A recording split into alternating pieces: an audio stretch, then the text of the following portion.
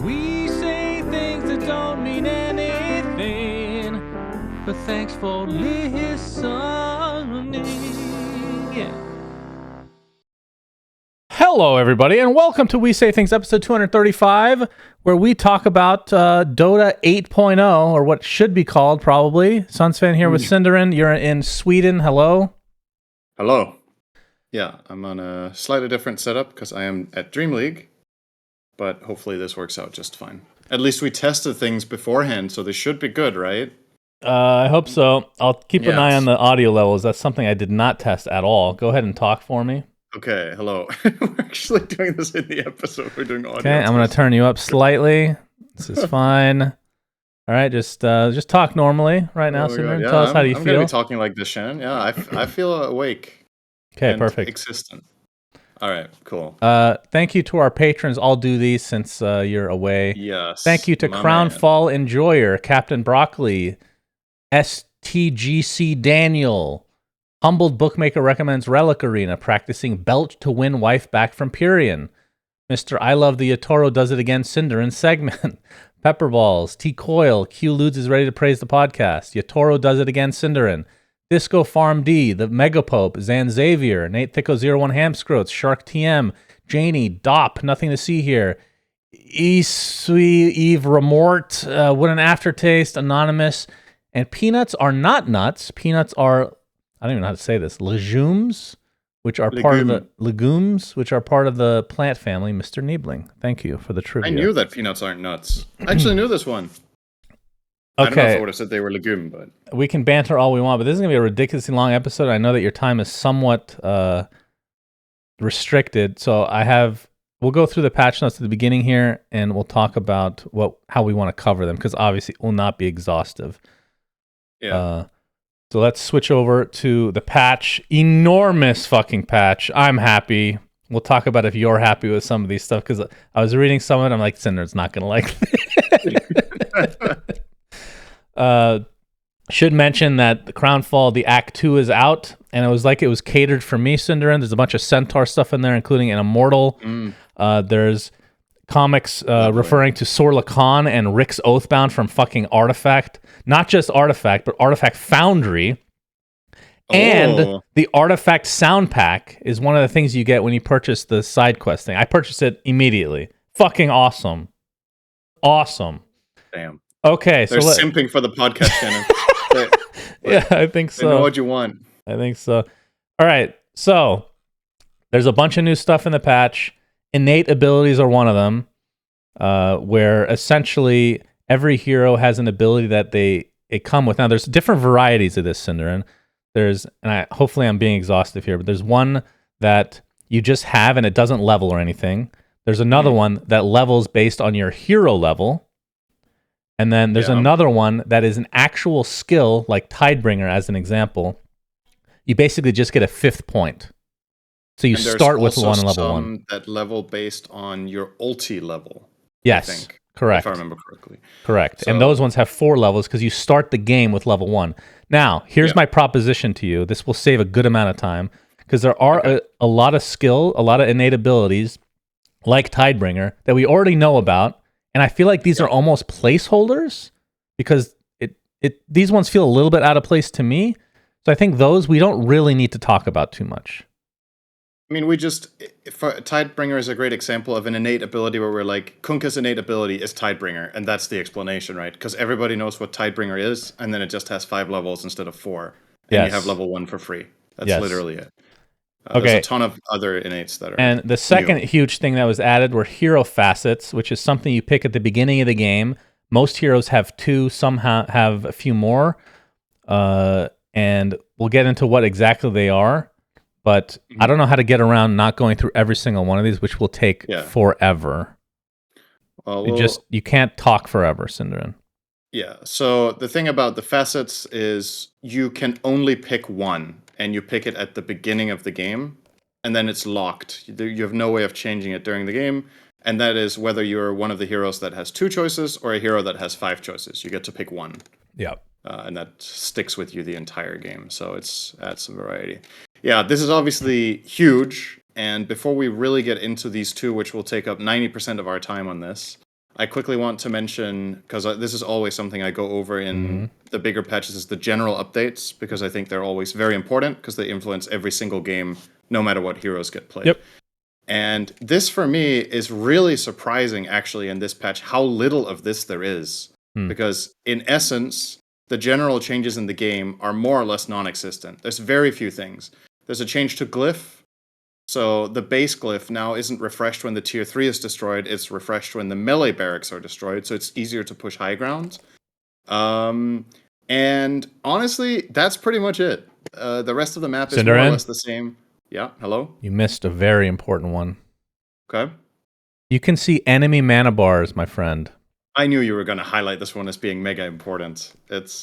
How many years have I talked about this, and how many times, and you've seen it firsthand, people shit on me, and here we are, and guess how many fucking complaints? 0, bitches! Okay, that's all I have to say. I like the way you said that. You should get passionate more often. I really like it when you're angry. Thank you. I appreciate that. Yeah, so what I was thinking could happen in this patch is obviously high ground was going to get easier. That was a given, and they've done that. Not too much, though. Yeah, it's a little bit. But there's no changes to Tormentors, no changes to Wisdom Runes, no changes to the jungle, no changes to the gold formulae, like how much gold you get for creeps, how much gold you get for the jungle, what do you get for breaking a kill streak, experience for kill streaks, experience for hero kills. Stuff like this, a lot of the time, changes in these big patches, and this time, they have not changed it at all. So, in fact, the game and the map is the same, but all the changes are on the heroes and on the items. So I just wanted to mention that because that's very unique, for better or worse. We can talk about that when we get to the end, whether we think that is reasonable that they did it this way. Yep. Okay, let's try to shotgun the items, the relevant ones, so we don't go over the very small things. First one, number 1, Roshan's banner. My boy. Has been reworked. And now it has a radius of 600 instead of 750, and it has a cast range of 1200 instead of global. So it actually needs to be near where you put it. And then it lasts 2 minutes instead of 5. But what it does now is it makes your creeps invulnerable if they're within the 600 radius. And that means if you're pushing high ground, you can put down the banner, and as long as the enemy team can't kill your banner, they can't kill the creeps. So that is quite crazy for certain pushes and for lineups. And I haven't tested this, but I was theorizing this might be crazy with Arc Warden.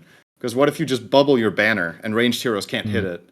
Yeah, I don't know if that's the case or not, but that was just an idea I had. Anyway, that's huge. It's too bad you can't. It doesn't benefit having more than one anymore. I'd love to see 5 in a game, placed at the same time. I mean, you can just place them back to back then if you have more than one. That's true. Keep your push going. They break one banner, you put down another one, and we have another one. Noobs. Okay, items. There's some number tweaks. Let's skip those. I'll say that status resistance was removed from a lot of items, but which I didn't notice. SNY, it says it does not have, or didn't mention it specifically, but it does still have status resistance, which is interesting. SNY has status resist, which is one of the only items that has it. Yeah. Right? So Sanj lost its status resist, Halberd lost its status resist, and instead they have slow resistance. And then Kaya Sanj also lost its status resistance. So Sanj and Yasha is the only version of the sword combination items that has status resist. However, the new one, which is really interesting, and I don't know what I feel about this just yet, is Yasha and Kaya gives 25% cast speed bonus, which is a new stat entirely. Well, that was part of Arcane Blink, right? Originally. That's true. It's actually, you're right. We have had it one time before. Which I thought was cool, so I'm happy to see it. Yeah, I think it's cool. So that's going to be interesting to see how heroes are going to use this and which builds can use it. Obviously, there's some heroes that really have shit cast points where it would be very useful, and others where it doesn't matter so much. Maybe this is really interesting on like a hero like Jakiro, right? Where you have terrible wind-up, but you have 3 really good spells. Maybe there's a build with this. Who knows? Okay. All right, on to the heroes. Everything else than heroes. There you go. That's the patch. Right. Do you want to alternate heroes or what? How do you want to do this? Okay, how about this? We do all the facets, and then we do the interesting innats, or innates, sorry. We do the interesting innates, we do every facet, and then some heroes are reworked partially with their skills. We can go over the ones that are interesting. But let's keep it at that, because there are obviously like 250 talking points already with the facets alone. Yeah, I feel like the innates are pretty quick, so I'll probably just read those anyway, but we don't really have to discuss them. Like Abaddon. Let's just do them alphabetically. Abaddon, his innate has a 10% faster respawn time. And his two facets, the quickening, every time a unit dies within 900 range of Abaddon, all of his cooldowns are reduced by 0.2 seconds. Dying heroes reduce cooldowns by 4. And his other facet it has to do with aphotic shield. The damage barrier is increased by 50%, but no longer does a burst of damage on expiration. Whenever damage is dealt to the barrier, enemies within 675 range take damage equal to 80% of the absorption amount. Increases duration and cooldown by 2 seconds at all. So it's kind of like when they have it on, it's almost like a blade mail type thing, but it doesn't ever burst. Very interesting. And then Curse of Avernus doesn't silence anymore, which is crazy. Yeah, so again, keep in mind with the facets, if this is all new to you, you get to pick one of these two. And importantly, you have to pick one. Yeah. You can't pick none, and we will get to why that's important later, because I would actually argue, potentially, there's one or two heroes that both are so bad that they're worse than not having them. Really? There's at least one hero. You could make the case for it on that one hero. We'll get there. So yeah, this gives you the option. I think most people... You're doing it again, Cinderin. You're doing it again. Move on. Moving on. Go ahead. Yeah, Alchemist. So he has Grieval's Greasy's innate ability. Cool, still the same. And he starts the game with two choices. He can either take 250 bonus gold to start the game, or he can get Mixologist, which decreases the Berserk Potion cooldown by 50% and Unstable Concoction by 30% for the duration of Chemical Rage. So this one is obviously primarily good if you have the Shard. So you're making the choice when you pick this in the start of the game that you want to go a Shard route. Very interesting to have the option of choosing extra starting gold on a hero. That's quite special. It's a ramp-up thing. Agreed. AA, innate ability. Ancient Apparitions abilities now apply frost stacks that deal 10 damage per second and a small movement speed slow for each stack on the enemy. You can choose from these two facets. One is Death Rhyme. Each stack also reduces target strength by up to 1.25 and improves with Ice Blast level. And the other one is related to Cold Feet. Deals Death Rhyme damage, which is your innate ability, to all enemies within 400 radius from the target.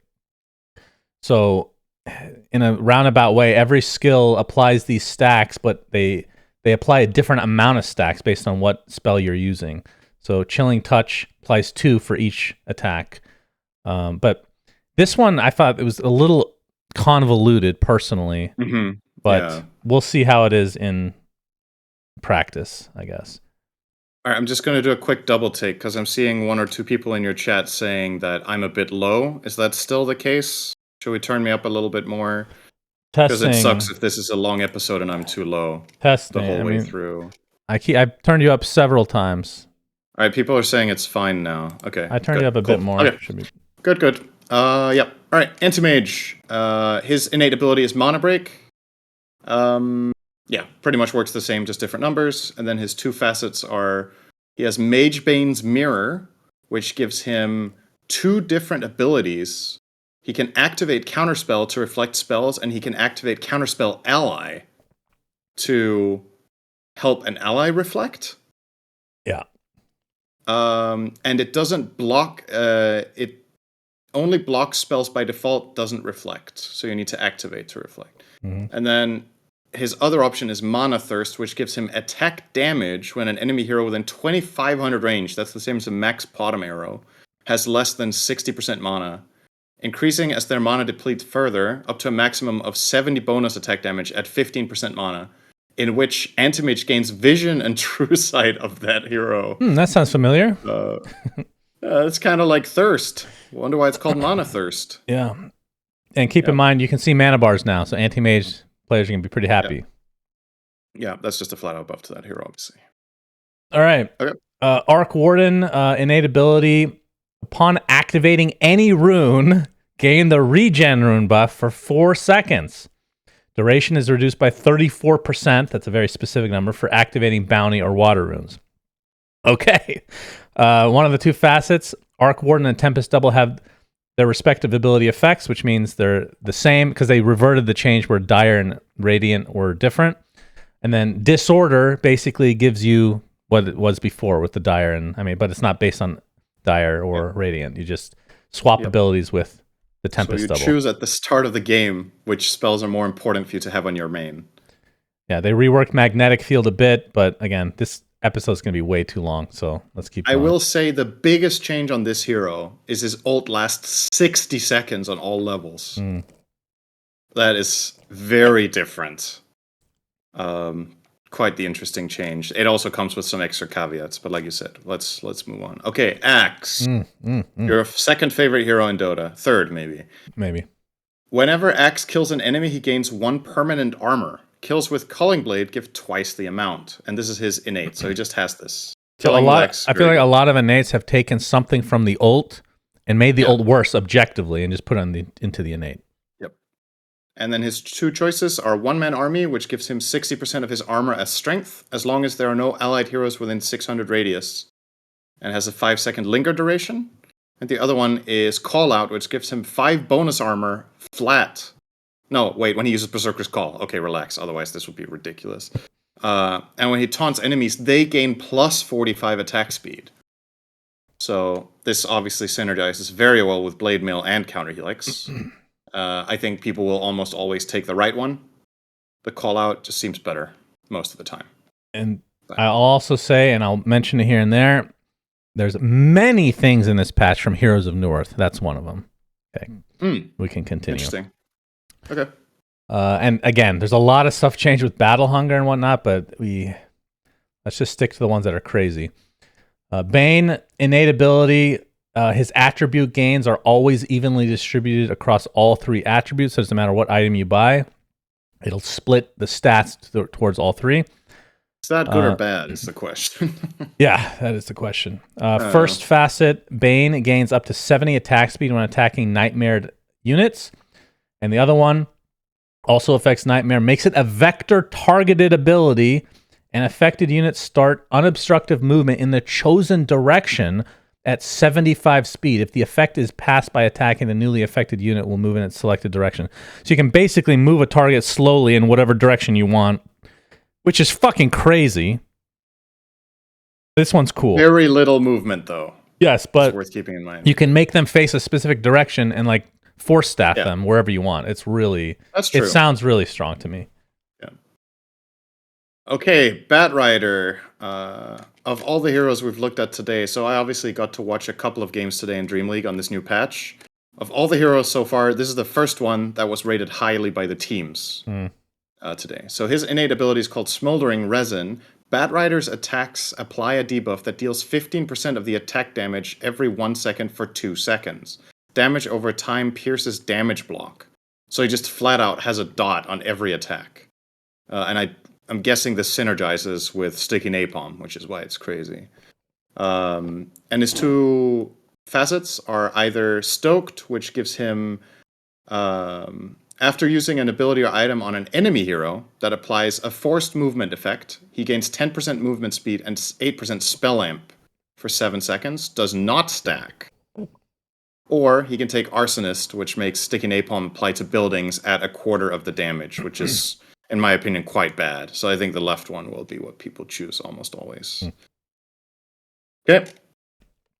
Beastmaster. Okay, this is one that we won't really talk about that much. Inner Beast is the innate ability. It just only works for him now. Yeah, that's the big change. Him and his summons. First facet, also Inner Beast related. Bonus attack speed from Inner Beast is increased by up to 5 per unit controlled by Beastmaster, that's currently under the effect of Inner Beast. And the other one, also relating to Inner Beast, can be activated to increase Beastmaster's attack speed by up to 40. While this effect is active, his attacks will apply Wild Axe's debuff of the current level. Lasts for 6 seconds. I tried this in a lobby. It seemed kind of crazy, but obviously you have to be attacking as Beastmaster, but still. Yeah. Pretty cool. I think that one is going to be the most popular one. Yeah, for sure. Probably. Okay, Bloodseeker. Lost 15 movement speed. I will mention that as a caveat, because that's, or as a little side note, it's a lot, so it's meaningful here.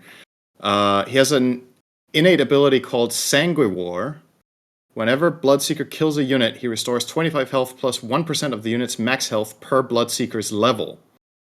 Restores for half values when denying, or if an ally kills an enemy hero within 300 range. This healing is amplified by Lifesteal Amp, and then he lifesteals less from creeps, just like a ton of other things in the game. His two facets are either Rupture related with Arterial Spray. When he attacks a ruptured target, Bloodseeker and the target get pushed 50 units in the direction Bloodseeker is facing. So effectively just boxing you and the enemy away. It's very strange. And the other one is called Blood Rush, which is a 50% move speed for 5-second activation ability with a 15-second cooldown and a mana cost of 50. And this does not give you move speed when this is on cooldown. So you're effectively, you're changing your thirst into being a burst of move speed, but then after that initial burst, you don't have thirst running in the next 10 seconds of the fight. Right. So that's quite interesting. It's like a hard commit. This is another one where they've taken an attribute from a skill, which in this case is thirst, and put it to the innate. So when we mention something and as innate and it sounds familiar, it's because they took it away from something. We just won't mention it. Yeah. Bounty Hunter, this one's interesting. So when getting a kill or assist on an enemy with a kill streak, Bounty gains 10% extra gold, okay? First facet is Shuriken Toss related. The Shuriken damages and slows all units it passes through, which I think the main use of this is to farm waves. And the other one is track related. Bounty Hunter steals 16 gold every time he targets a hero with a spell. Value depends on the current level of track.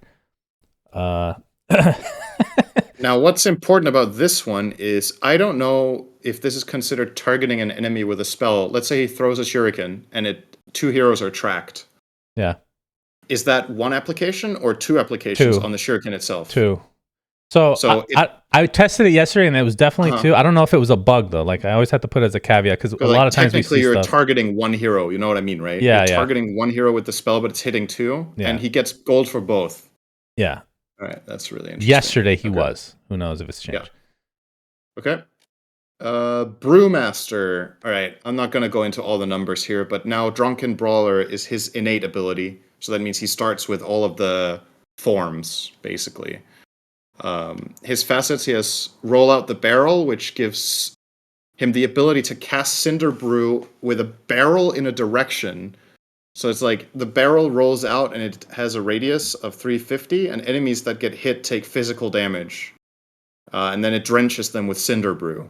So it basically just reimagines that ability. And the other one, Drunken Master, gives you... This is an old thing that Brewmaster actually had for a little while. When he is brewed up, he moves at a varying amount of movement speed between 20% slower and 50% faster. And this like alternates all the time. So overall, he is faster, but sometimes he's slower during the fights. Okay. Bristle... Warpath is the innate ability. So you start with one level of that. One of the two facets is Warpath related. Increases the attack speed by up to 20 per stack. Damage per stack decreased by up to 25. Damage per stack decreased from what used to be 25 at the highest level to 5 at all levels. And the other choice is Snot Rocket. Viscous Nasal Goo stack limit increased by 2. Armor reduction increased a little bit. Bristleback, instead of Quill Spray, shoots viscous nasal goo in a 900 radius whenever the damage threshold is met. You're essentially, for the most part, you're choosing between which Bristleback form you're getting, is the way I look at this, which is really wild. This is the one that I was referring to when I said there might be games where both options are worse than not having it. This is the hero. Yeah. I actually can't say when I read these for a fact that this is better. On all the other heroes, it's like they get something extra, you know, or they get some sort of trade-off that is clearly good. This one is like, yeah, it's really nice to get more attack speed, but at the expense of damage, it really depends what type of fights you're taking if you can hit enough times. Sometimes it's really good to have 2 hits that hit really fucking hard than 5 hits because you might not get to do all the swings, right? And then on the other one with Snot Rocket, it's very good. I mean, the Viscous Nasal Goo is literally just an upgrade, but I think it's not necessarily better to have the 900 AoE goo when you get hit in the back than having quill applications, right? So, and on top of that, he also got some other changes. So this one is honestly uncertain for me. Like, I can't say for a fact that he's better. Most of the heroes got improved, though. Okay, Broodmother gets a bit of a rework. She now has Incapacitating Bite instead of Silken Bola, so she's back to having that again now. Mm-hmm. Whenever her innate is called Spider's Milk, whenever she kills a unit, she and all units under her control receive a fully stackable buff that heals them 4% of the victim's health each second for 3 seconds. It's classified as lifesteal, blah, blah, blah. And now Facet, she has 2 choices. One of them is that enemies have reduced health regen in webs, and the other one is that Insatiable Hunger applies bonuses to all spiderlings under Broodmother's control in an 800 radius. Now, it doesn't say which bonuses. If it's the full amount, that sounds fucking crazy. Mm-hmm. So I don't know. Yeah, I don't know. Maybe that just is, but I mean, I didn't test this, and fuck Brood, so hopefully it's not good. Well, fuck Brood with her spider's milk, yeah. So it should mention Spinweb no longer provides health regen. I think that's an enormous change as well for laning stage for Brood. Yeah, true. Fair. My boy, Centaur, Rawhide, innate ability. Centaur permanently gains 40 max health every 2 minutes. Fuck yeah. This was also made for me. Counter-Strike is the first facet. Double edge related. Damage is increased by 25% of the damage Centaur takes in the last 6 seconds, up to a maximum of 100 bonus double edge damage. It resets once you cast double edge. So you can have a double damage double edge, which is a quadruple double edge, which you have with Grimstroke is like whatever double edge. And the other facet is horsepower. Centaur gains 40% of his strength as bonus movement speed. Does not stack with boots. Max movement speed cap increased from 550 to 600. I tried this yesterday. It's really weird because I'm so used to getting phase boots and all that shit. But you're fast. Like, you don't need boots. I mean, you literally shouldn't buy boots with this build. It's pretty interesting. Right, because it doesn't stack with them, yeah. Yeah, and then since it's my hero, Hitch a Ride, the Ags, we talked about all the stuff they could add. The person you put in your cart is invulnerable now, not just untargetable, and no longer ends when blinking or teleport. You can literally put somebody in your cart, TP away to Fountain, and they come with you. Fucking awesome. This is so much better with specific heroes. You can literally just make a teammate invulnerable and blink them into the enemy team. Yeah. Like, imagine that with certain heroes, right? Pretty obvious why that is ridiculous. That's fucking crazy. What can I tell you? That's crazy. So, 30 minutes into the game, Centaur just has another 1200 health. Wait, am I doing the math right? No, hang on. He gets 40 health every 2 minutes, so every 10 minutes he gets 200. So, 30 minutes in, he just has 600 more health, and his free boots. Sounds good to me. Okay, I'm sure that's fine. No worries, boys. Chaos Knight. Whenever illusions of Chaos Knight are created, there's a 50% chance that an additional 1 illusion will spawn. So this is kind of like old CK. With his ult always having, for many years, had a chance to make 1 extra. His 2 facets, one of them makes his illusions strong illusions. And his illusions within 1200 radius of himself have 20% damage reduction taken. And the other one is Reality Rift applies either break, disarm, or nothing at an equally weighed chance. The debuff duration lasts for 50% of the armor reduction duration. This was what everybody hated about Pango's Lucky Shot. And now it's an innate option on CK.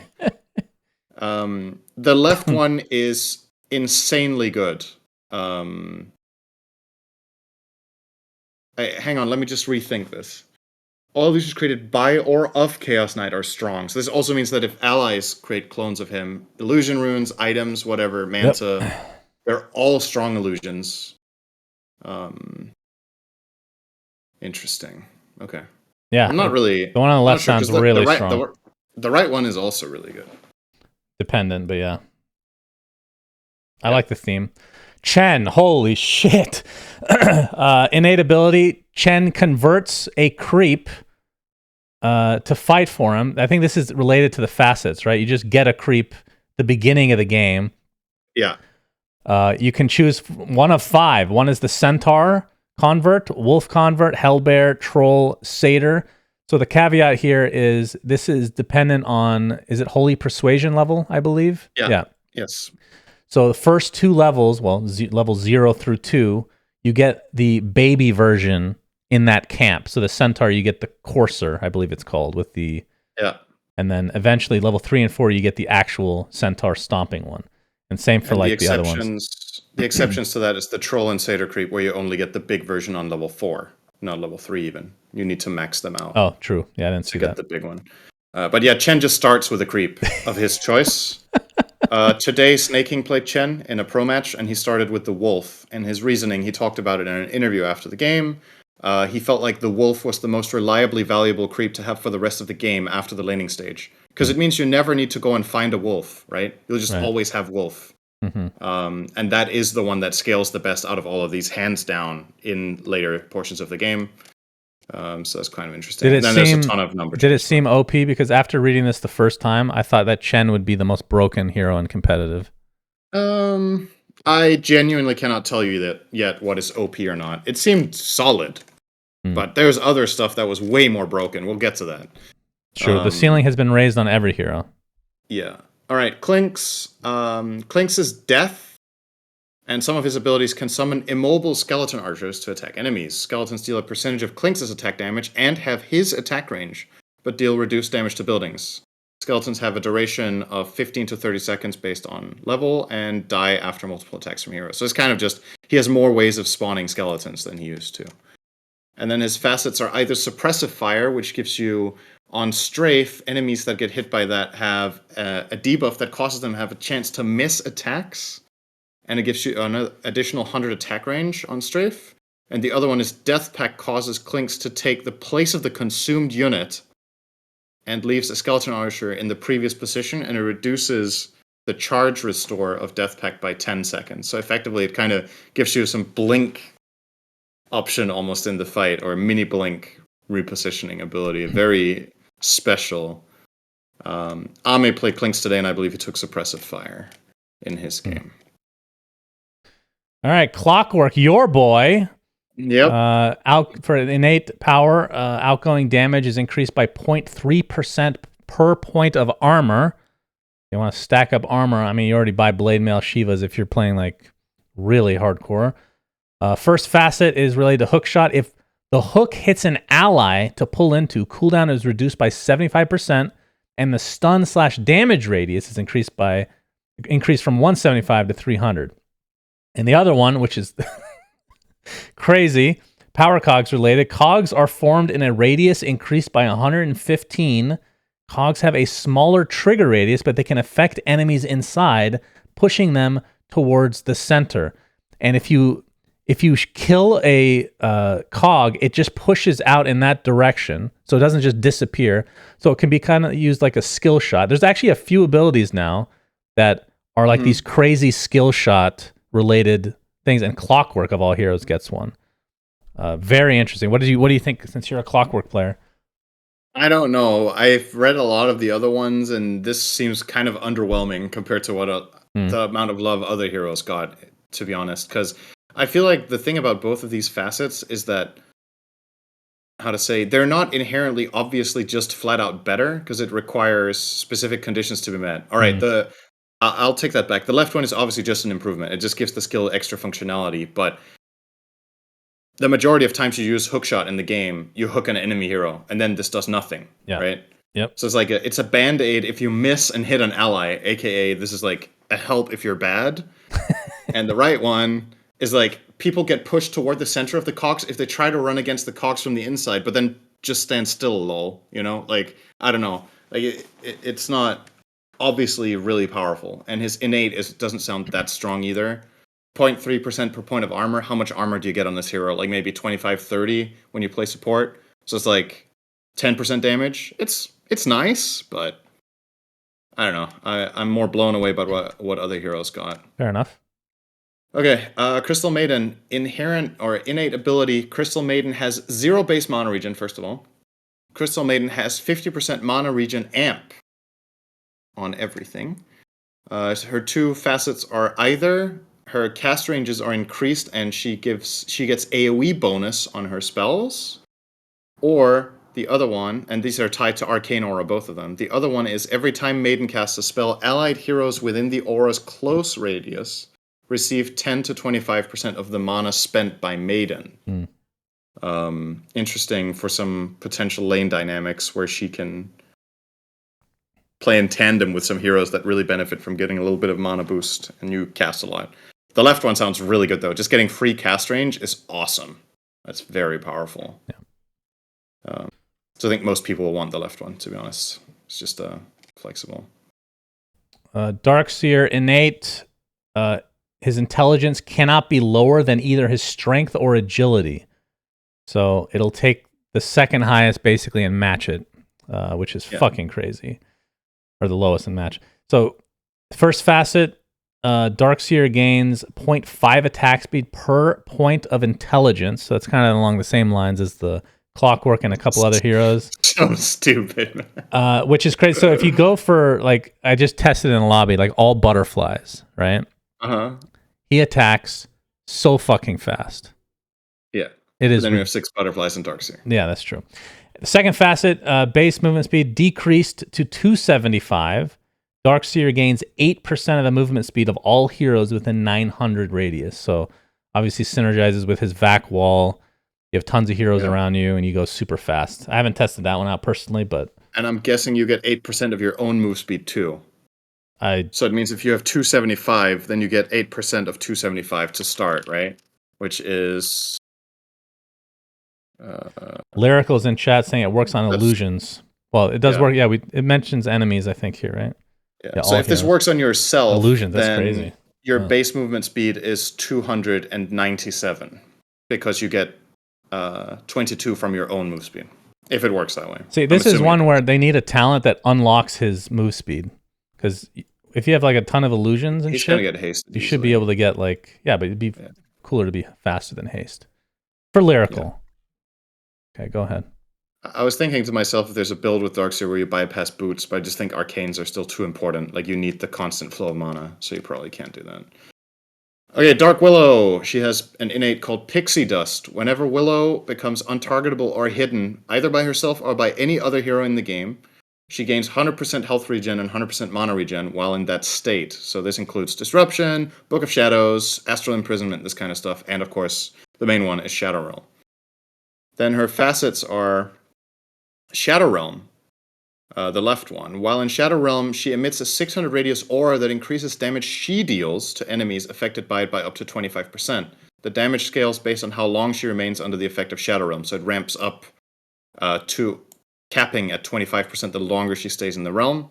And the right one is Bramble Maze related. It creates 4 additional brambles on the outer ring that last 50% shorter, and the enemies rooted by any bramble in her maze take 10% more spell damage. This one is fucking incredible. It is so good. This is like, so far in the entire list of facets we've had, this might be the single best one. It's at least top 3. Like, really? Okay. Crazy good, yeah. The interesting thing about the Pixie Dust innate, I'll quickly mention, you could obviously get some kind of crazy stuff out of, I believe, bottling and then casting Shadow Realm, for example. I'm guessing you get just the double amount of a bottle charge and of tangos, clarities, all this stuff. So there's some interesting lane interactions with that. That's interesting. Okay, Dawnbreaker, which I played yesterday. Innate ability. Whenever the sun rises, Dawnbreaker gradually reveals the entire map to allies over 4 seconds. Fog of War returns in 1 second after that. It's very noticeable. It lags the fucking shit out of my computer, and I have a 4090. All right, I have a beast. Holy That's sick, shit. though. Then it reveals it for longer than 5 seconds, because everybody's lagging. They get more time to look. That's and true. You just pause. It's funny, the first time this went off, we got a kill on somebody that was hiding in the trees that we had no idea was there. It was so good. The first facet is luminosity based. Whenever Dawnbreaker hits a target with a powered up luminosity, she decreases the cooldowns of all her abilities by 1 second. So that's similar to another one, I forget what hero lowered the cooldowns. And the other one, which is the one I tried with the healing build, Celestial Hammer. When the hammer is on the ground, it emits a weaker version of Solar Guardian in a 200 AoE. Its efficiency is reduced by 50%, increases the duration that the hammer can remain stationary for 4 seconds. So you can leave it on the ground longer. If you get like Holy Locket or Ags, it works. Like the evasion will just work in that area, which for high ground push is actually pretty interesting if you're going for that type of a build. Somebody's hitting the high ground, you give them 60% evasion and heal. Pretty cool. I thought it was really cool. This is really good for farming too, isn't it?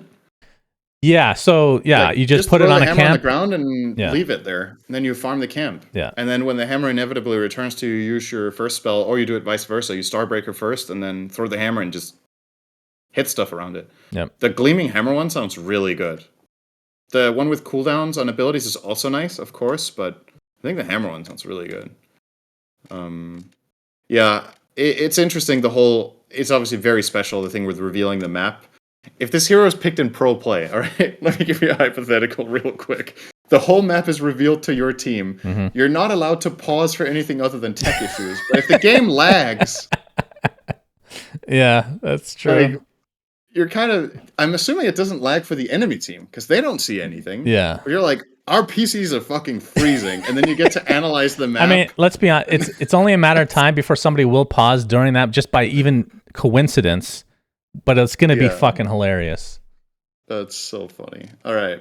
Dazzle. Would you look at that, Shannon? Yeah, your Weave boy, is your back, favorite. But unfortunately, it's in a watered-down, boring version, so we don't get the cool Weave. But his innate ability is you apply Weave to both allies and enemies when you affect them with any ability. Allies get increased armor, and enemies get reduced armor. It's really not like Weave at all, honestly. It's bad juju. They just took it off of that spell and put it as the innate. Kinda, because the old Weave was like simultaneously plus armor for allies, minus armor for enemies. And it was AoE. Yeah. Yeah. And each stack has an independent duration. So you can't just stack it indefinitely on allies. They will run out consistently. You can't just spam spells and keep giving them plus armor. His facets are Nothal Boon. Whenever Dazzle overheals himself or an ally, it grants that hero a physical damage barrier equal to the amount overhealed for 10 seconds. If the target already has a larger barrier, it will be refreshed instead of being added onto. So you can give your teammates a little bit of a buff heading into battle. The other one, Poison Touch. Every 4 times Dazzle attacks a target affected by Poison Touch, the target takes an additional burst damage from 25 to 100 based on level, and prompts additional Poison Touch projectiles to fire at enemies within 450 AoE of the target. The amount of additional units affected is equal to the Poison Touch number of targets. So that's, again, based on level. That one's kind of crazy for core Dazzle, to be honest. If you get to stick on your target, you can just turn this into like just full on, just poison the whole fight with it. Yeah, it sounds pretty crazy. Death Prophet, we get Witchcraft back, which was probably the most boring skill of all time in Dota, I want to say. For the innate, Death Prophet's occult knowledge deepens with experience, gaining 0.5% move speed per level and reducing cooldown abilities by 0.5% per level as well. First facet is silence related, applies the movement slow, so that's taken off the regular ability. And the other one's really interesting, Spirit Collector. Whenever a hero dies, Death Prophet traps their spirit as a charge for later use. This affects both allies and enemies within a 2,000 range. Can be disabled by break, blah, blah, blah. So what these do is casting Exorcism consumes all Spirit Collector charges. Okay, it's basically what happens is any charges that you have will be used to replace the ghost in your regular Exorcism, basically making them stronger, these individual spirits. So you could have an entire ult that's just stronger. I haven't checked in game if they look any different. No idea. But yeah, kind of interesting. Yeah. I wonder for new players or just players in general, when they get to choose between the facets, I think 99% will take the right one because it sounds fun. Yeah. And the left one is just, my silence slow is really cool. Okay, next, Disruptor, an electromagnetic repulsion. Whenever Disruptor takes more than 250 damage from enemies within 400 range, all nearby units are pushed to a 400 unit distance. 4-second cooldown, and the damage counter resets after 7 seconds. Very interesting against some melee heroes, obviously. That is hard to stick. His facets are Thunderstorm. Thunderstrike strikes all enemies within kinetic field. Fun fact, when you had the shard in the previous patch, it already did that, which was a bug. I didn't know that. Kinetic Fence. It replaces Kinetic Field with a new ability called Kinetic Fence, which is a vector targeted 1200 with wall that works exactly the way as Kinetic Field does. So you basically, instead of the circle, you can now build A fence. a tube with Refresher. You can place two fences next to each other and force people to only walk in one direction. Well, with the Refresher, you can build a box.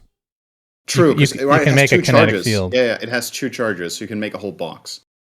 I love the concept of this spell. I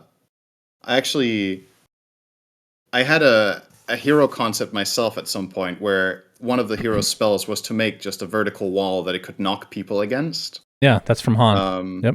I have not played Han. Yep. You got it from Han. Yep. But this might sound really crazy, and I think it's situationally crazy, but the trade-off is you now do not have an obvious synergy with your ult, which is a really major trade-off. You can't just catch people in the same way. They can run out of your ult because the fence doesn't encapsulate them. So see, I think eventually really they're gonna maybe change this to when you run into the wall, it stuns people or something like that. I think you have to add something like that. I mean, I like the concept a lot, but I don't think I agree. I think the trade-off is just not worth it right now. I think people will generally take the left one because they're more worried about the risk of not having the major teamfight impact than the utility of the right one. The left one is strictly just a buff, right? Yeah. So, okay. Doom! Level Pain is the innate ability. Doom deals 10% bonus attack damage to enemies whose level is lower than his. So this will incentivize even more Midas purchases, I dare say. First facet is Devour related. Replaces the 70-second cooldown with 2 charges with a 90-second restore time. So it gets the Midas treatment. Stolen creep abilities are upgraded by 1 level. And the other one, Devil's Bargain. Items sell back for 90% of their price, but buyback costs 15% more. This one is fascinating, Cinderin. There is an argument to be made that these are both bad. True. You could make the case that this is actually worse than having none of them. I think I would definitely try the Devil's Bargain and just like go very early game items, just stack up on bracers and shit or whatever. Try to get an early game item. You can just sell it. You get almost all of it back. That sounds cool. That sounds really cool. The buyback thing kind of sucks, but what can you do? Yeah, I think the right one is definitely going to be the choice for most people because it's cool to have 2 charges of Devour, but essentially you're losing efficiency, right? If you're good at using it. Because, right? I'm not missing anything here. You're just changing the cooldown from 70 to 90. Well, you get the abilities go up a level as well. Yeah, the stolen creep abilities, but is that worth sacrificing that much Devour gold for? I don't think so. I mean, if you're doing it off cooldown literally every time, then it's, I guess. Yeah. And I'm not saying you are, like sometimes this is going to have dead air, but I do think over the course of an entire game, this is actually a lot of the time going to be worse than not having it. Okay, Dragon Knight. Innate ability Dragon Blood. Very cool. He has health regen and armor, and that increases per level of his hero. And they are multiplied by 1.5x while he's in dragon form. And then his 2 facets, one of them is Fire Dragon, one is Corrosive Dragon, and one is Frost Dragon. And now this means that at the beginning of the game, you choose how Elder Dragon form works. Do you want to have the splash damage? Do you want to have the poison attack with armor reduction? Or do you want to have the AoE slow and health restoration reduction? Keep in mind, they work in some capacity during melee form now. Yes, they work in, I think, half effectiveness when you're melee and full effectiveness when you're think about like the Fire Dragon as a melee, you get 50% cleave. I mean, this is level, it's level 3 ult, but still, you get cleave as a default thing, level 1, 20% cleave. That's wild. But the trade-off is that you lose the ability. The dragons are worse now, right? Objectively. Yeah. Am I missing something? No, I think you're right. The main thing that they did to compensate is that Elder Dragon form now gives 20 plus 40 damage per level of the ability. So in level 3 Dragon form, you get 100 damage, which is a lot, of course. Mm-hmm. But the Dragon form itself is also nerfed significantly. This one's hard to wrap your head around how much better or worse this is depending on the situation. Black Dragon no longer gets magic resist is huge as well. And even though it's the same icon as Dragon's Blood, the skill is actually called Worm's Wrath now. Wait, what does it do? I don't remember. But I guess, what does Black Dragon do then? Do you get all 3 forms then, or do you still just have the one you chose plus what? Flying movement? I don't know, Well, actually. you get splash damage, right? So that's not. I mean, that's the range form of cleave, and more range. Is that it? Maybe. Improves attack modifiers of the chosen facet. So Axe just improves your one version that you have. So you just become a stronger version of the same dragon, and you get flying movement. So Worm's Wrath provides and improves attack modifiers that chosen dragon forms. Wait, so this passive only helps your dragon form? Am I reading that right? Oh, both human and dragon form. Yeah, it's both. Yeah. Okay, it doesn't give any numbers though, so we actually don't know what. No, the numbers are already on the abilities above. It's the exact same. It's just the melee form you already read. Oh, it's just called Worm's Wrath. Yeah, I got confused because it uses the same icon as dragons. Okay. Yeah. Okay. Yeah. Interesting. Okay. Drow Ranger Precision Aura is an innate ability, so it gives allied range heroes within 1200 range bonus agility based off of Drow's current agility, and it starts at 1% and it levels up with her, so you can get, I believe, 30% at the very end of the game, theoretically. First facet, and she gets double bonus herself. Yeah. Drow Ranger deals 20% more damage with attacks from high ground, so obvious synergy with her shard, Glacier. Yeah. And then the other one is multi-shot. Drow Ranger can use items and move during multi-shot with a 40% movement speed penalty while aiming at the initial target direction. Very interesting. Both sound good. I think Vantage Point is, on average, just better. You think so? Yeah, just because of the shard? No, also, if you think about the types of fights Drow takes, right? There's going to be fights where you're on the high ground. Maybe you can also farm creeps where you're standing on the high ground, they're on low ground. You know, there's like different positions on the map where you can take advantage of this for efficiency reasons. And the multi-shot perk is irrelevant for farming. It does nothing except in specific types of fights. Maybe I'm underestimating it. Maybe it's really cool to proc multi-shot and just walk forward toward the enemy, for example. Maybe that's useful. Don't know.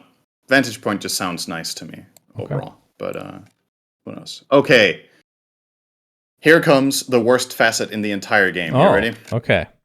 Earth Spirit. So first of all, his innate ability is Stone Remnant. And it improves with his level. So it's the same innate as before, essentially.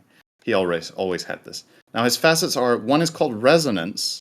Stone Remnants have a duration of 60 seconds. They have 7 charges with an additional 1 max charge gained every 5 hero levels. You restore 1 charge every 18 seconds, and they cost 0 mana. And on top of that, you get Magnetize in a way that each Magnetized Stone Remnant gives Earth Spirit attack damage. Does not stack.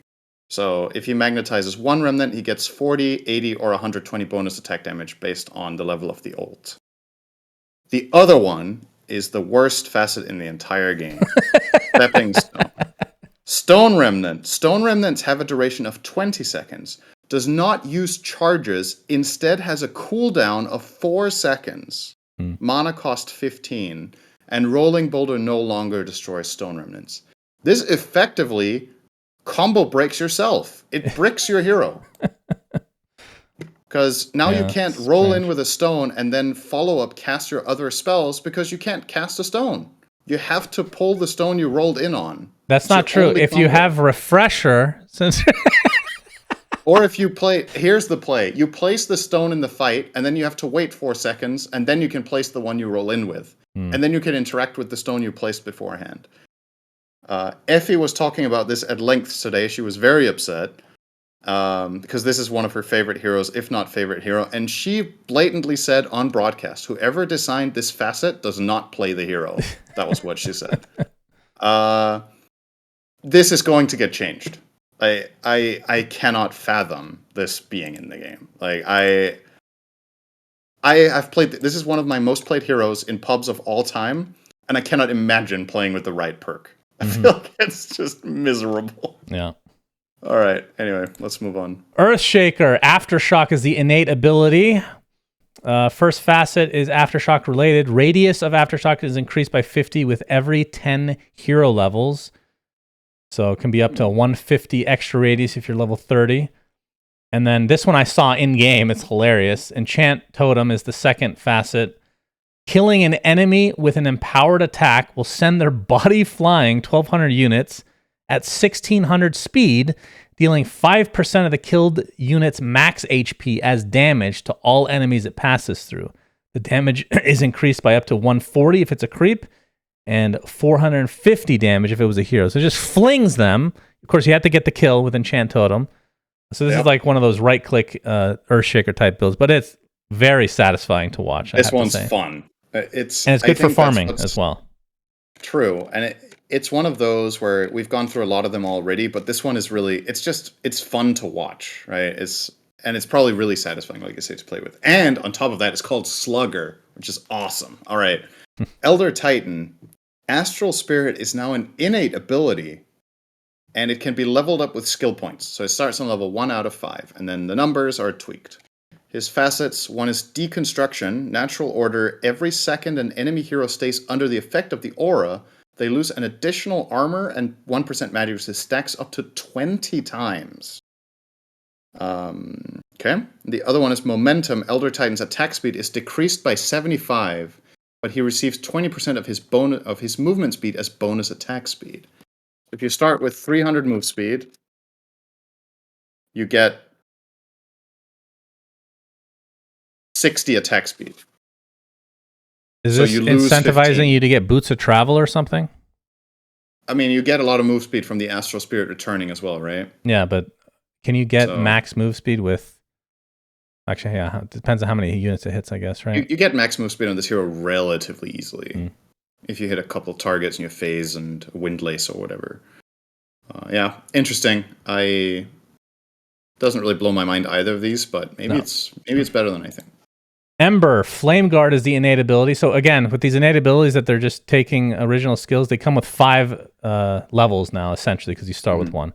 First facet is Sleight of Fist related. When connecting with 2 or more enemies, the enemy closest to Ember will be attacked a second time with damage reduced by 40% at the end of Sleight. So you hit that unit last.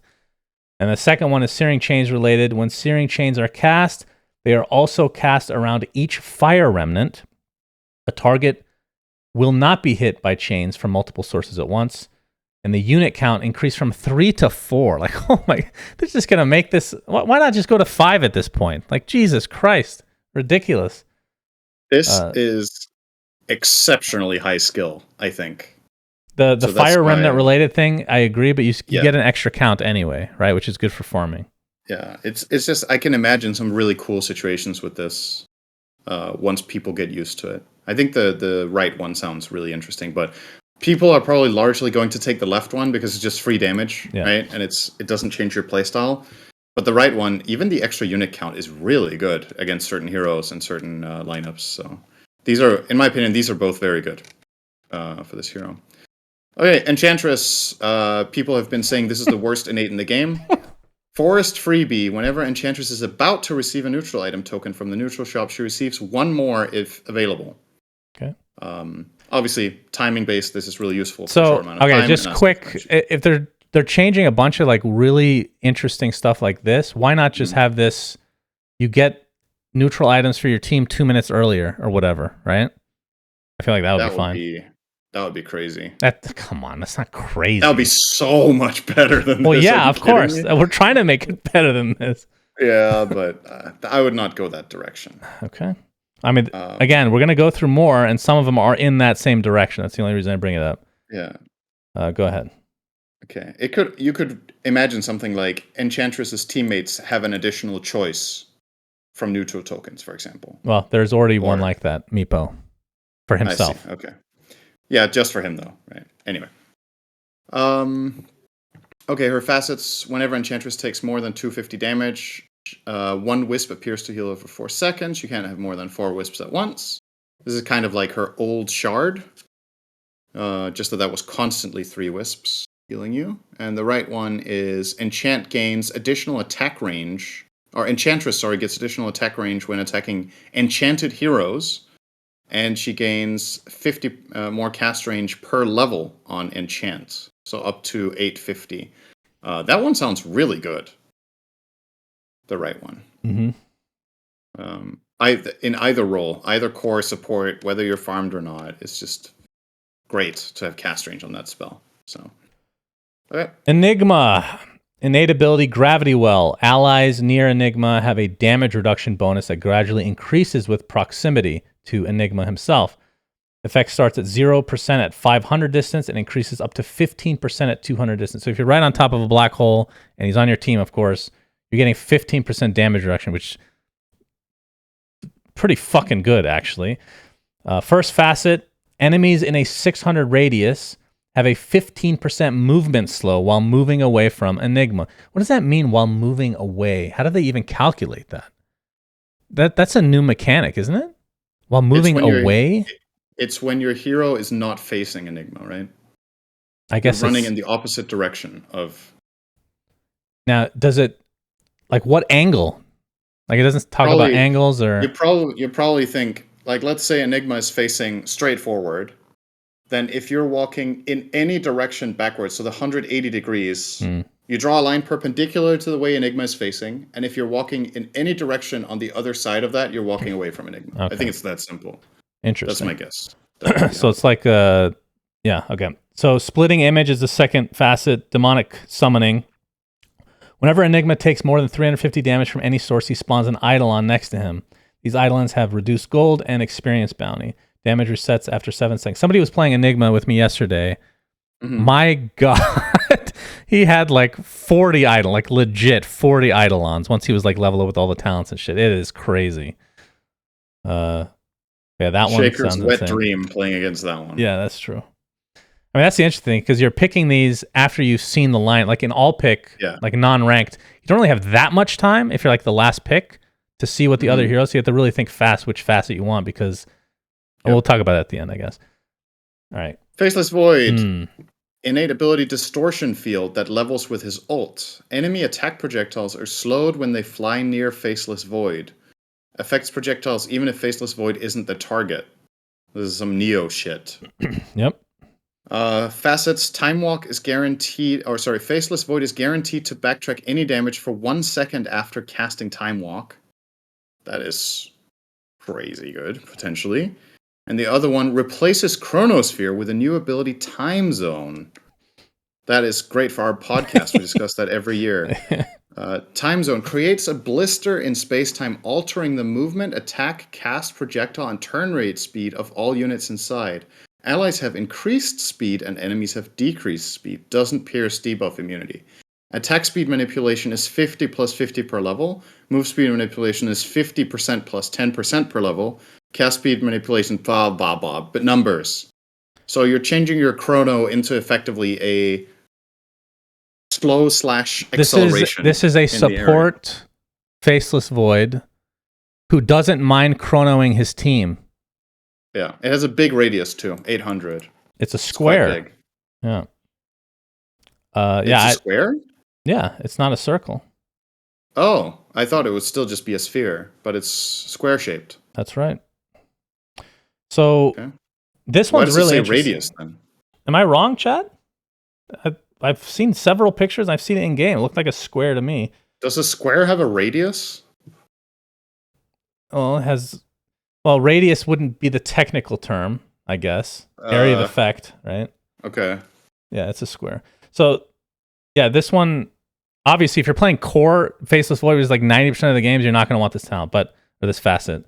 But it is actually a really cool idea, because this takes some things from like Han a bit, where you can chrono your team and they can still move and all that, but you're getting buffs now, which is really interesting. I think this could have potentially been an Ags for the hero instead, and then tweak the numbers. If it's Ags and your core Faceless Void, you literally... Oh, you mean in addition to Chronosphere? Yeah.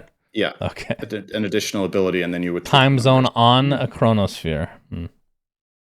Grimstroke. So this one's interesting. Innate adds an effect to Grimstroke's attacks that causes enemy heroes to leave a trail for 4 seconds, where you gain vision over them, but not over their surroundings. So it's like a mini...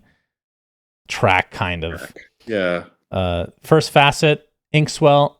adds the new Ink Ink Explosion State. sub-ability, allowing Grimstroke to manually trigger Ink Swell. So they've taken that out of the base ability, obviously, and put it into the facet.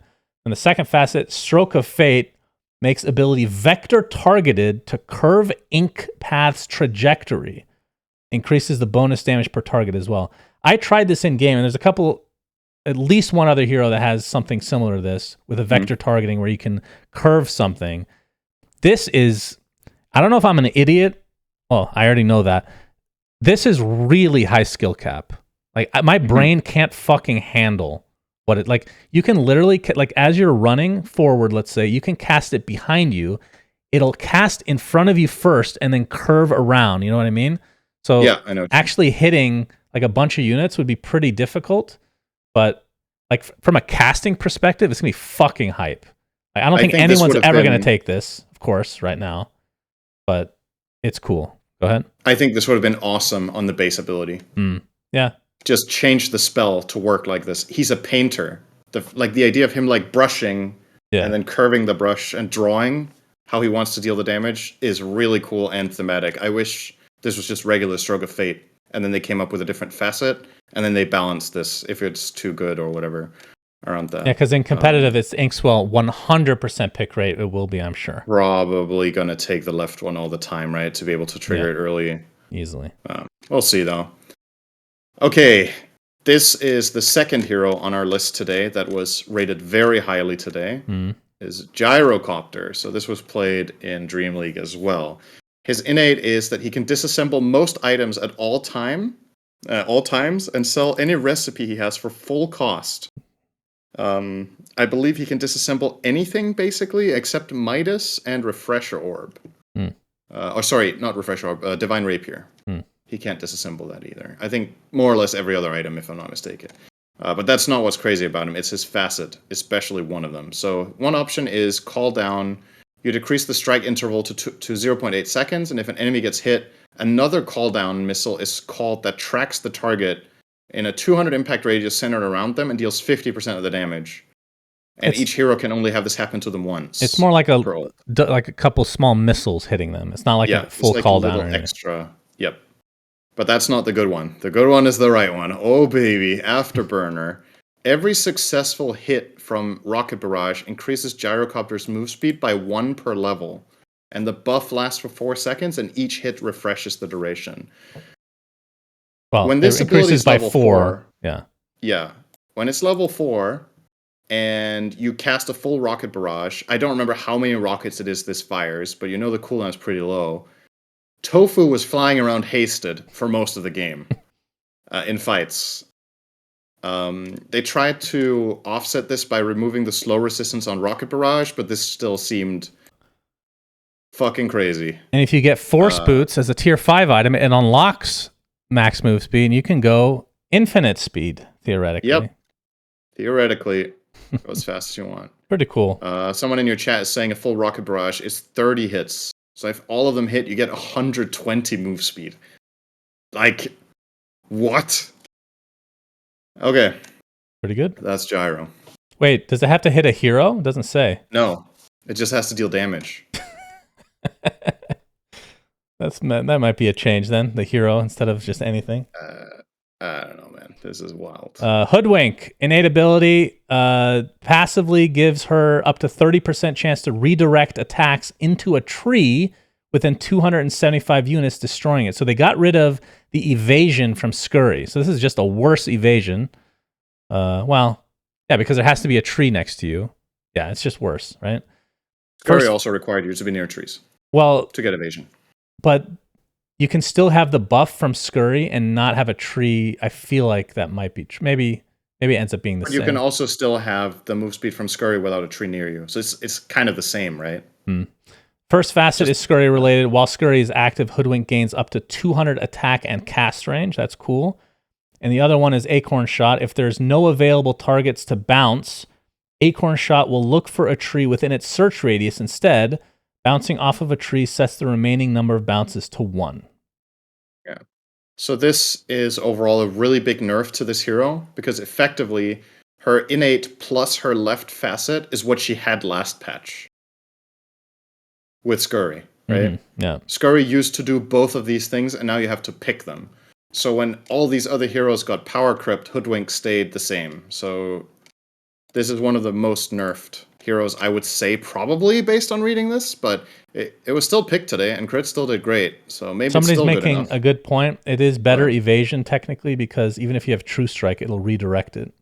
that's But true. you are Yeah. destroying trees, which you want to be next to with Scurry theoretically. But So it's so. But I would argue for the most part this is one of the more nerfed heroes of the patch, but it might still be very good regardless.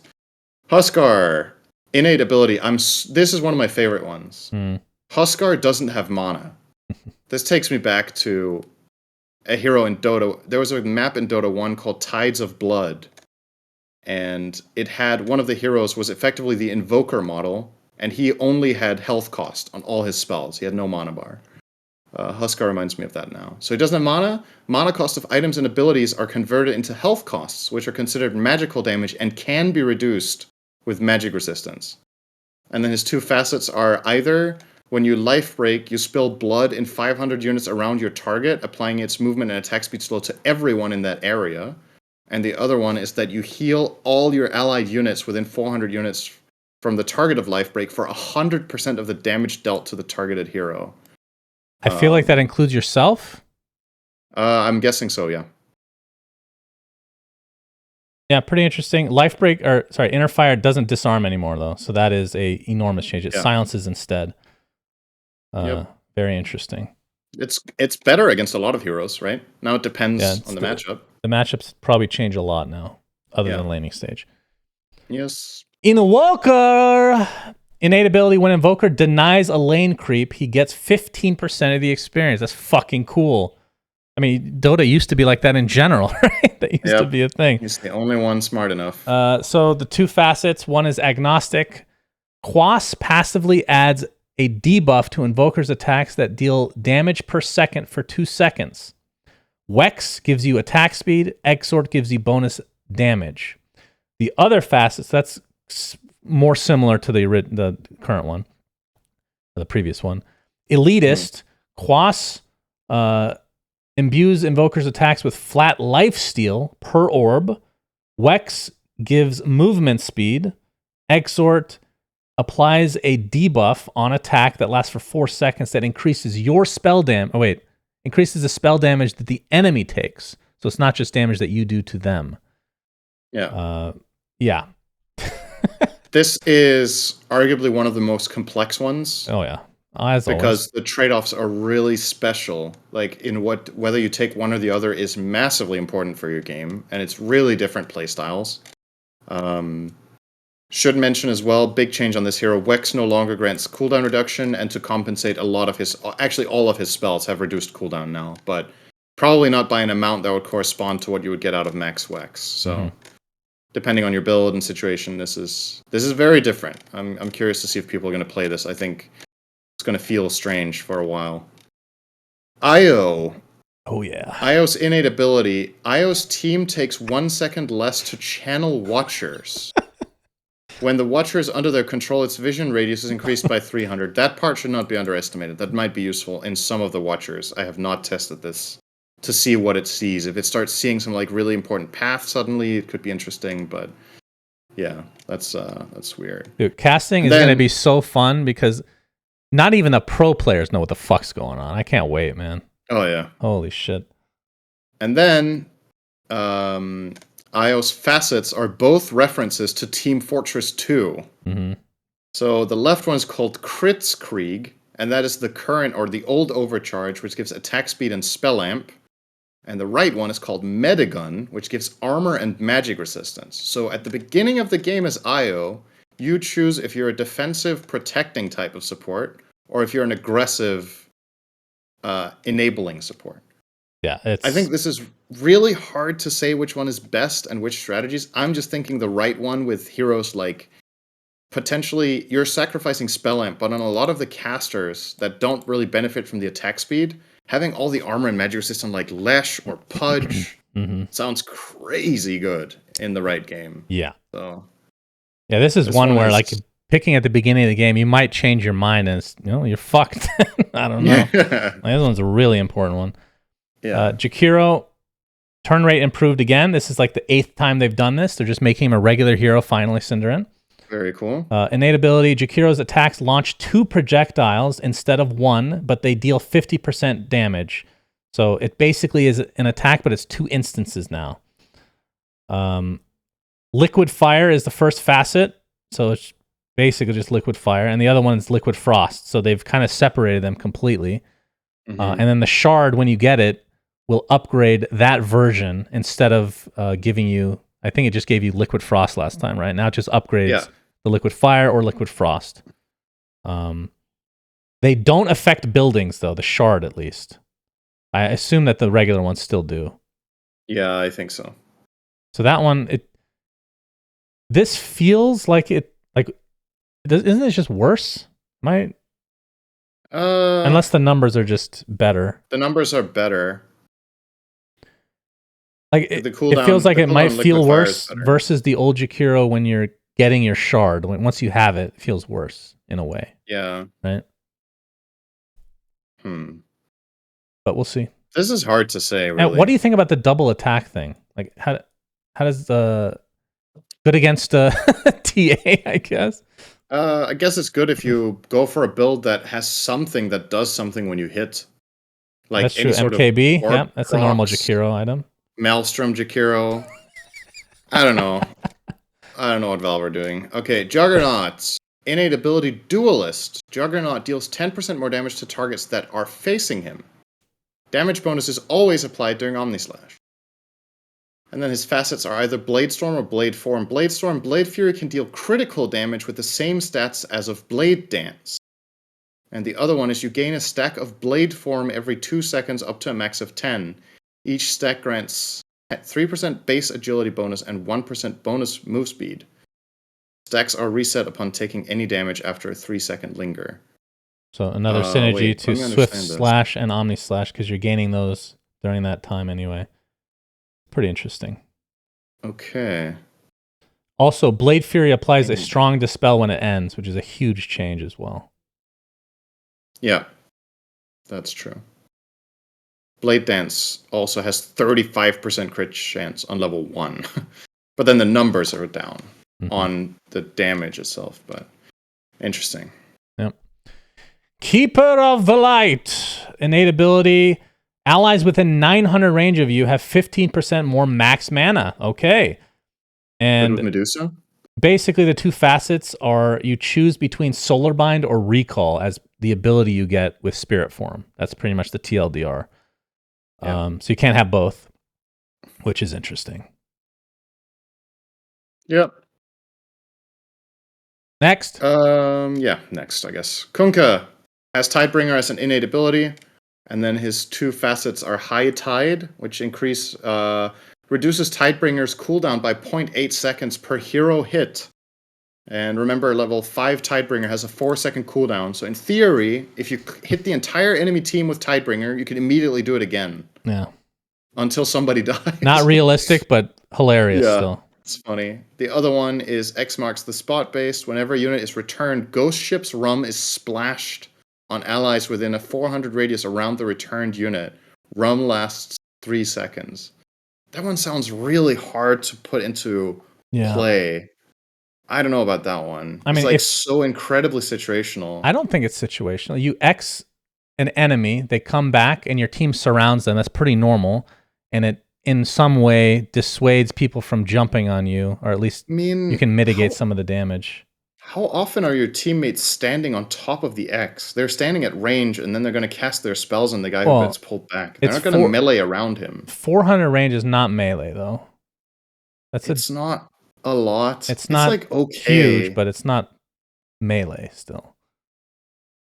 I think the problem Kunkka has with this is that the way Kunkka is played right now, I think neither of these is particularly good. Like, people don't play on Tidebringer that much. Yeah, that's true.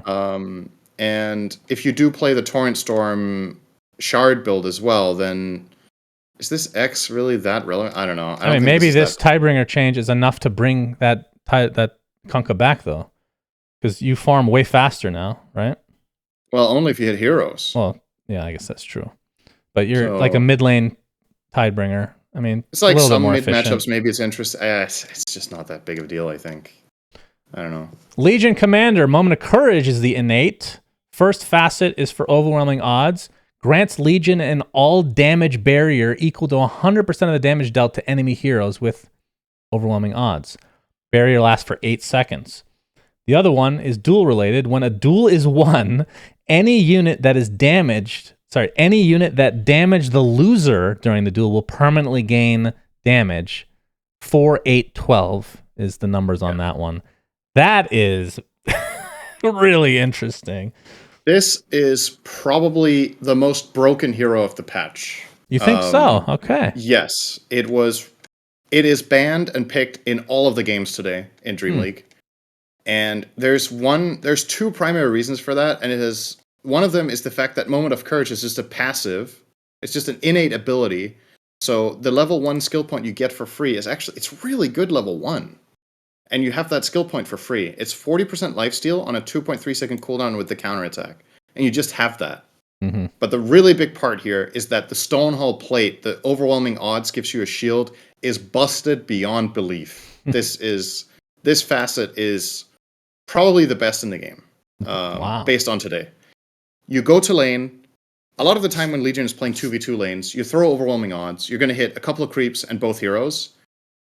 The shield that you get, the barrier, makes it impossible to trade with this hero. Mm-hmm.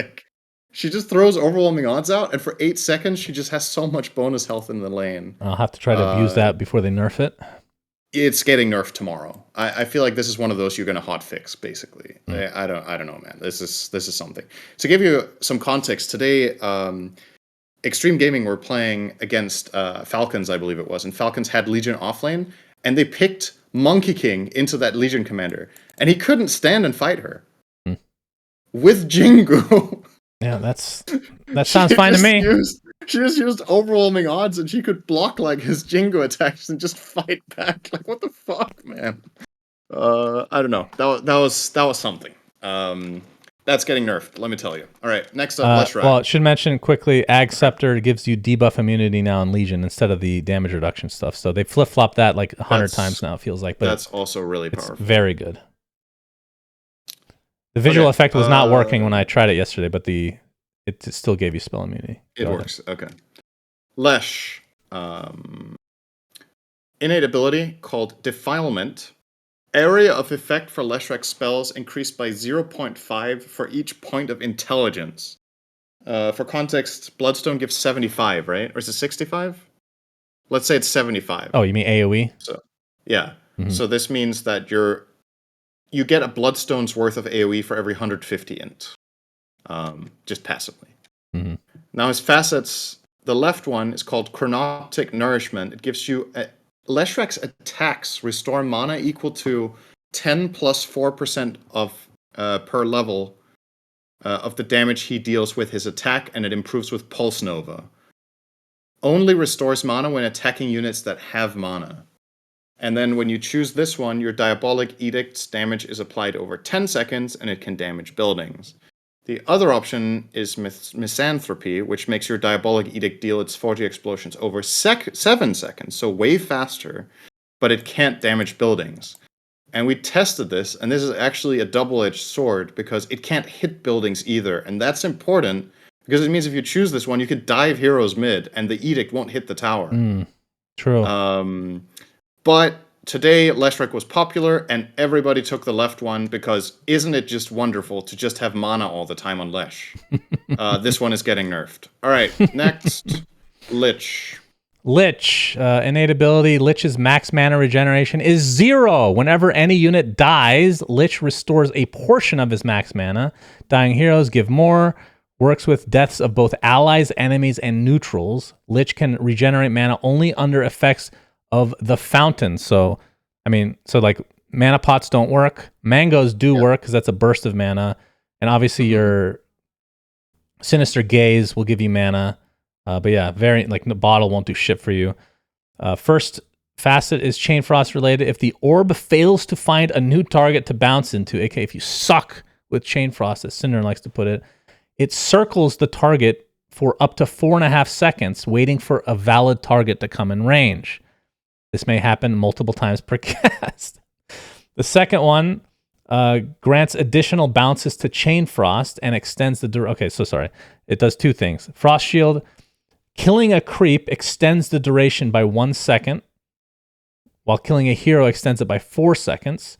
And then also for Chain Frost, killing a creep adds 1 bounce, killing a hero adds 3 bounces. Pretty wild. Yeah, I believe today Lich was picked and they took the left facet, and we pretty much unanimously agreed among the talent group that that was a grave error and you should take the right one. The thing is, the left one sounds kind of appealing because it's like you're just instinctively thinking, man, it sucks when I cast Chain Frost and it stops bouncing. But the problem is the type of situations where that happens, a lot of the time the Chain Frost is already so far away that it doesn't matter that it circles. It's just not going to find a new target. Right. So, and it's up to their discretion. Once people get used to that, like they're not going to run into any enemy. You can counterplay it. You know, the other one is just good all game. It just makes your spells better, so that it's better in every situation. And I feel like this is something that players are going to always prioritize most of the time anyway. Yeah. Is to select the facets that benefit them constantly over the ones that benefit them situationally. Because what if the situations don't arise? The payoff needs to be really good on the situational ones to be worth it. Okay, Lifestealer. Feast is now an innate ability. It's passive and it levels up with your level of Infest. Yeah. So there's a lot of distance between your Feast improvements. His facets, one is Corpse Eater. He gets +2 max health per unit killed. This includes denies, I guess. It doesn't say enemy units. It does so include every denies. last hit I played this on yesterday. heroes, neutrals, lane creeps. Does it work with power cogs? That's a good question. I don't know. I should test that one. If this works with all sorts of random shit. It's the old Shadow Fiend killing cogs in the fountain at the beginning of the game, right? To gain souls. Yep. And then we have the other option is Unfettered. Replaces Rage with a new ability called Unfettered, which descends into a violent fury. It gains 50% magic resist and status resist during Rage.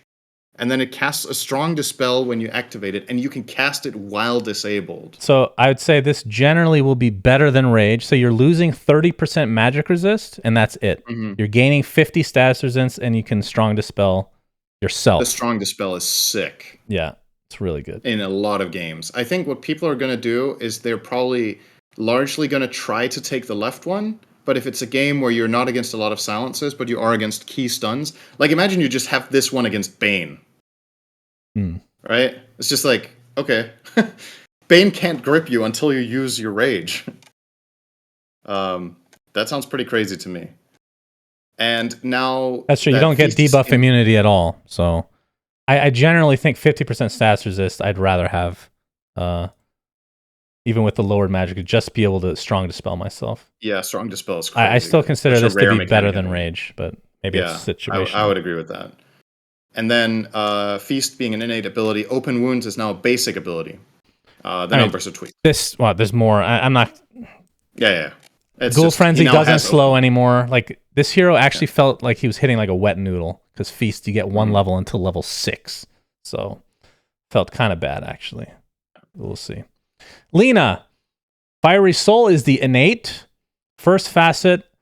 The supercharge that you used to get for Laguna blading people, where you get 12 Fiery Soul stacks for 5 seconds, is now the first facet. Second is Slow Burn. Impact damage from Lena's abilities is decreased to 60%, but each ability applies a stackable 3-second debuff that deals burn damage every second, which sums up into 65% of the original ability damage. So the ability over time will do 125% damage.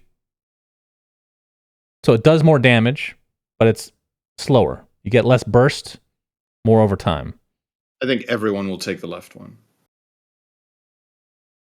Because a huge part of this hero's identity is bursting. And when you take the right talent, you don't burst. So what's the point? Then you can get counterplayed by dispels, by BKB, by heals, everything, right? Like if you see how Lena's played in pro games, it's either you're playing the right-click build or you're playing the Malrine style assassin with Ags, where you just one-shot people. And I feel like with either build, you take the left one. The right one might be like really niche in some edge cases. I don't know. I'm not convinced. All right, it's been a reasonable patch so far. Now it's time to smoke a bong together. All right, Ice Frog has been hitting it with Slacks. They took turns, and Slacks was like, "Wouldn't it be funny because this hero is called Lion if he was actually a lion?" So his innate ability, he gains 20% debuff duration and 20% spell amp for 90 seconds after respawning. That's to hell and back. And now the thing I was referring to is coming up in a second. One facet, mana drain deals damage equal to 100% of the mana stolen. This is kind of similar to what he used to have with mana drain. Now it doesn't deal damage by default anymore. And the other one is called Fist of Death. After casting Finger of Death, Lion switches from range to melee attacks with a fixed 250 range and gains 40 plus 30 damage per stack for 20 seconds. Enemies killed within 3 seconds of being punched will add Finger of Death stacks. Attacks with during melee buff also have a 50% cleave damage with 650 distance. What the fuck is this? That's fucking awesome. It's so This random. is so random. It is so awesome. This is the kind of shit I love. Green room. I was joking today in the green room that 3 years ago we were all like, "What the fuck is Pocket Ricky?" Today this would have been a normal change. Like people would just been like, "Oh, Ricky can jump into an ally. Oh, okay. I mean that's kind of cool. I guess." Now it's fucking Lion starts punching people. What's going on, dude? The only thing they could do to make this better is to actually turn him into a lion, right? His model. I mean that's what I'm saying. That's if this next. stays, he will morph. Yeah. He will shapeshift, and it will become a cosmetic. So cool. That's so funny. I don't know, man. It's fucking what a meme. I mean, All the best change is that Mana Drain doesn't do damage by default because everyone's taking this facet. Let's be real. That's fucking great. Lone Druid, the Spirit Bear is the innate. First facet is, I mean, both of them kind of relate to the same skills, which Spirit Link and True Form. First one, shared armor from Spirit Link is increased by 25%. Lone Druid's attacks heal Spirit Bear as well as the other way around. And Lone Druid transforms himself, providing with bonus armor, increased blah, blah, blah. It's the same as before. The other one, Spirit Link, for Spirit Bear's attacks, heal Lone Druid, but not the other way around. And True Form transforms the Spirit Bear, increasing its armor by 12, reducing its BAT, and has the lower cooldown on Entangling Claws. I have no idea what even to think about this one. I'd leave this to a Lone Druid expert to explain if this is... Wow, this is so difficult to understand what's better. Yeah. Because it's like, I don't play this hero very much, so maybe that's why it's not obvious to me. Maybe players are going to be like, "You're an idiot, it's obviously this one." But sacrificing your ability to protect your hero with True Form, but what you get in return is a monster bear. So it's like, it's very glass cannon and high risk, but the trade-off here, the bear is a beast with the right one. It's been a long time. Is Ag still the leash thing where you get untethered? Yes. Okay, if you get that, then right? The second facet's better, right? Am I tripping here? I think you still get... Yeah. Huh. Alright, this one's hard to gauge. Let's move on. Okay.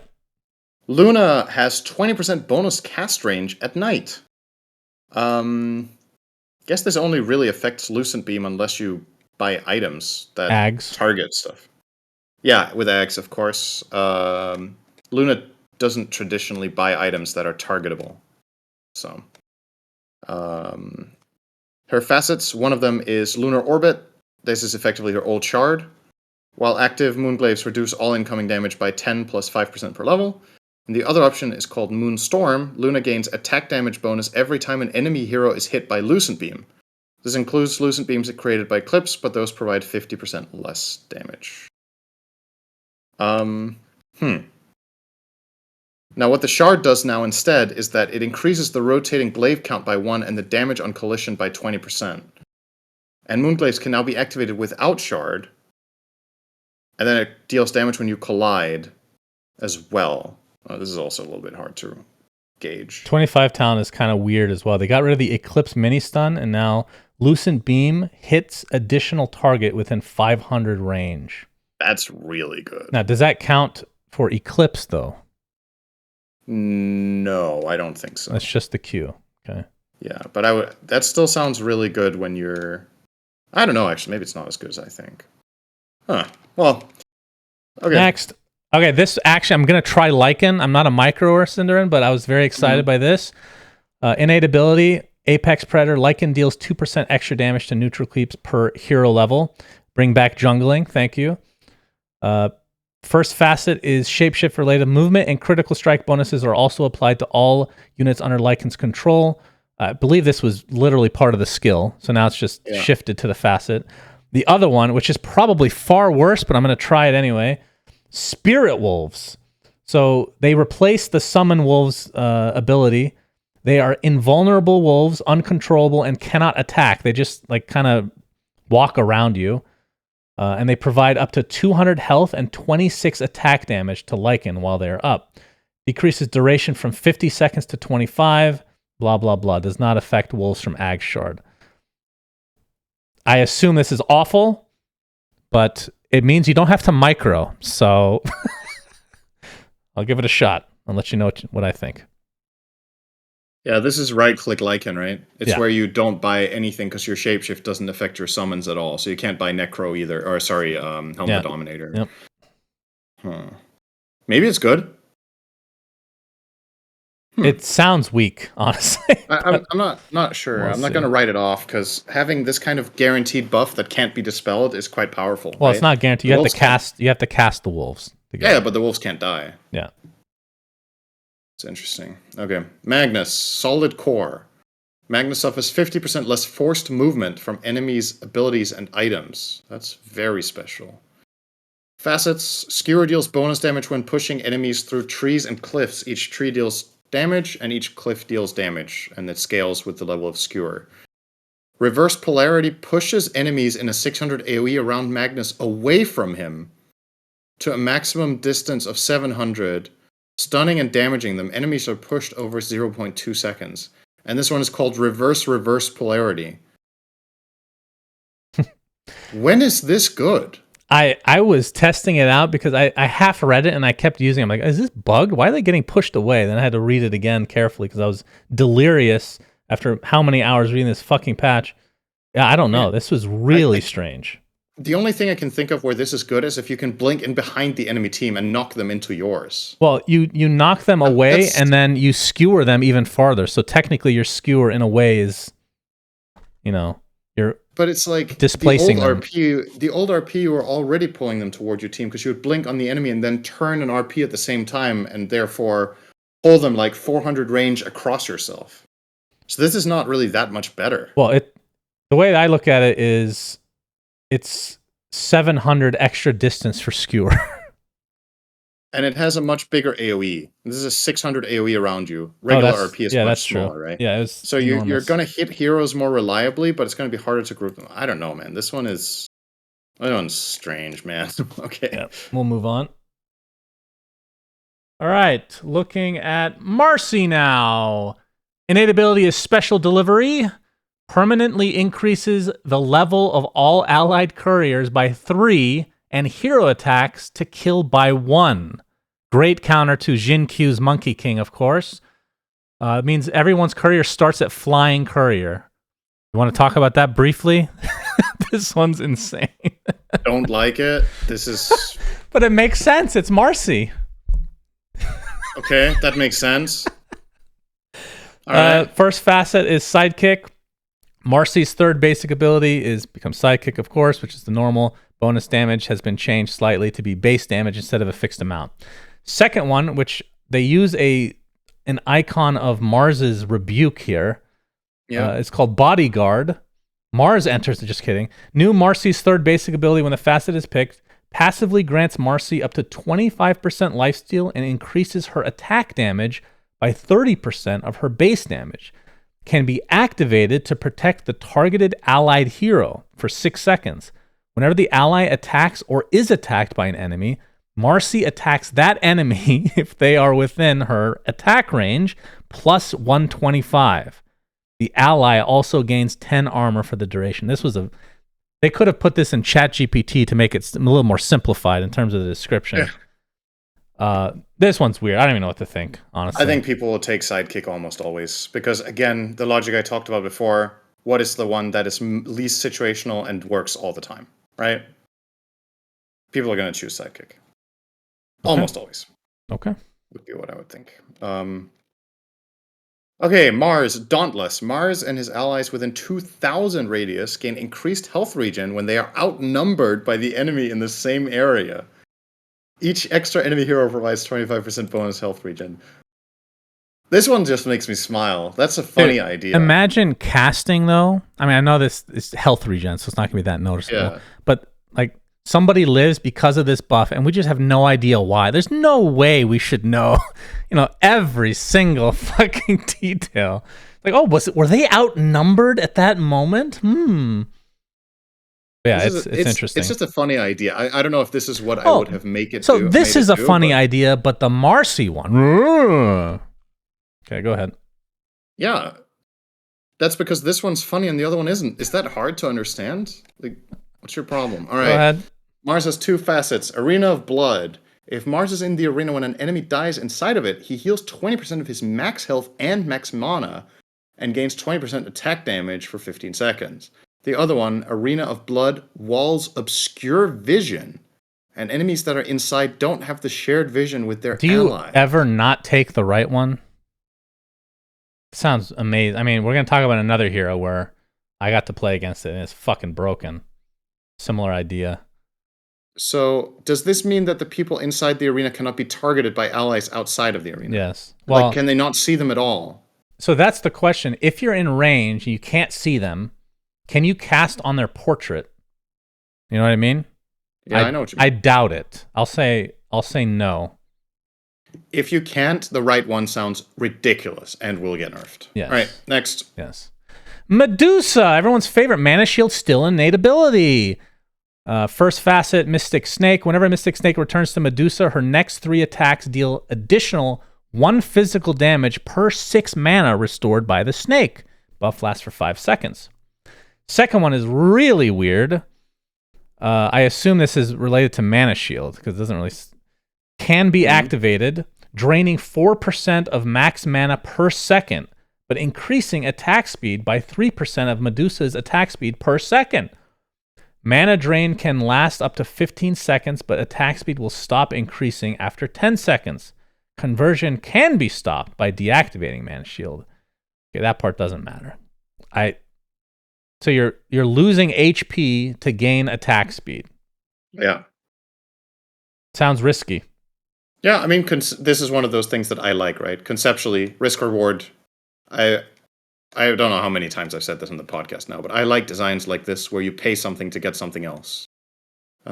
Which is why I loved Old Oracle and why I don't like the way they took that hero and took out the fun aspects, which was making really crucial decisions of, am I going to sacrifice this aspect to gain the other one? So conceptually, I like the idea of this. I don't know if the numbers are right. I don't know if it's the right hero to do it on, but I don't mind this exploring sacrificial spells more. I think they're very cool in games in general. Yep. Okay, Meepo. Sticky Fingers. Meepo receives an additional choice when activating neutral item tokens. That was what we were talking about earlier with Ench, if that would be something. Facets. Divided We Stand. Increases maximum level from 3 to 4 and changes the level requirement from 4, 11, 18 to 3, 10, 17, 24. So you can have an extra Meepo, and he gets the first one a level earlier, and then the subsequent ones another level earlier as well. The other one is Pack Rat. Meepo can equip any item in the neutral item slot with the exception of boots and items that are dropped on death. Meepo's clones gain full bonuses from the item with the exception of 3 primary attributes. When Meepo or a clone uses an item in the neutral slot, all other Meepos have this item go on cooldown, reduced by 50%. Alright, next. I love that one because that was a 25 talent prior. Yeah. So you get to do it right away. That's fucking cool, man. It's just hard to wrap your head around stuff like that. Yeah, I'd have to see somebody actually abuse it to see how I feel. These are great changes, though. Marana, innate ability, Healing Lotuses are 20% more effective on Marana and her allies. Lore friendly. Anybody watch the Netflix special? Facets, number 1, you get Moonlight Shadow, so no change. Second one, you replace Moonlight Shadow with Solar Flare. The sun starts gradually increasing her attack speed and damage by 16 per second, reaching its maximum after 8 seconds. She also gains bonus daytime vision with the same gain per second multiplied by 3. Marana's allies also gain the buff, but at half effectiveness. I tested this out. Please let Marana come back as an actual right-clicking core that doesn't suck dick. This is the first. I don't know if this is enough. That's really it's cool. It's fine if she wants to suck dick, but she also needs to be good. Oh, fuck. I'd focus on that a little bit more if this wasn't a 4-hour episode. Sorry. I mean, you're giving up Moonlight Shadow, which is the biggest Netflix thing. Show, right? Yeah, she sucks some dragon dick, actually, I'm pretty sure. There you go. All right. But you're giving up Moonlight Shadow for this, Cinder. That's crazy. It is. It's a big trade-off, but this skill also sounds really good. I like how drastically different these two choices are. Like, it's really a totally different hero. Whether the numbers are right, whether this is good or not, don't know. But I like that they're trying to play off her like solar thing going on in. But you don't like Marcy Blood, right? playing off of her lore. Okay, got it. Her lore isn't that she's fucking got. She helps people with couriers and shit. Yeah, that's actually part of her lore. Okay, Whatever. Go ahead. Monkey King, very popular today as well. Mischief is remaining as an innate ability.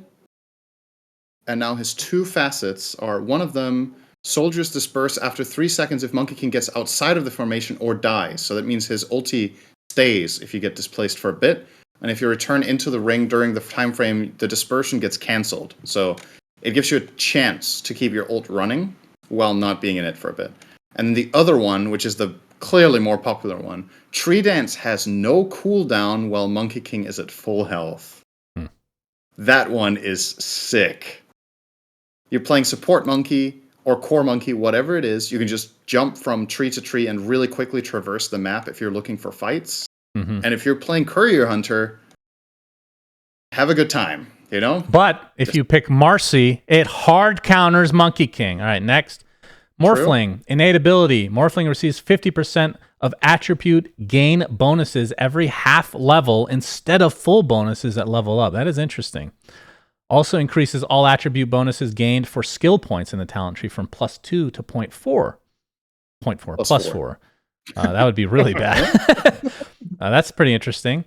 2 facets, ebb and flow. Ebb, hero's main attribute is agility, and adaptive strike in strength mode knocks back the target. Flow, you guessed it, hero's primary attribute is strength. Makes Morphling's current agility to strength ratio affect his cooldown speed, ranging from 50% faster with 175% agility/strength ratio to regular speed with 50% agility/strength ratio doesn't affect items. Morph, replicated abilities are also affected by increased cooldown based on agility and strength ratio Morphling had before replicating.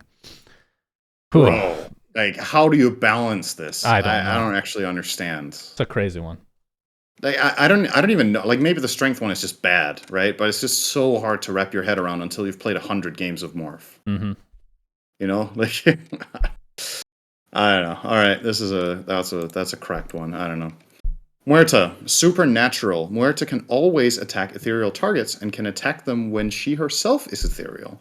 When attacking ethereal targets, all of her attack damage is dealt as magical damage. So she just constantly has the old Revenant's Brooch, basically. Yep. Dance of the Dead. Whenever a hero dies inside or within 200 range of the calling, its duration is refreshed, the circle expands by 100 units, and another Revenant is added.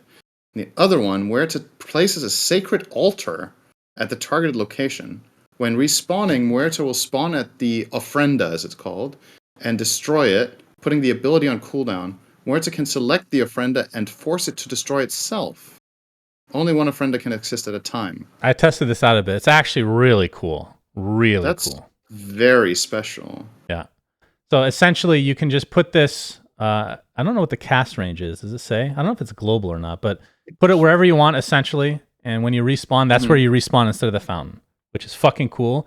But if you think that enemies are surrounding you, you can just kill it while you're while you're still dead. So I think no this is way downside. better than the calling one. I think people are always going to take this one. Yeah. The calling one is way too niche. This one works all the time, all game. It's really good. Okay. Naga Siren, innate ability, Eel Skin.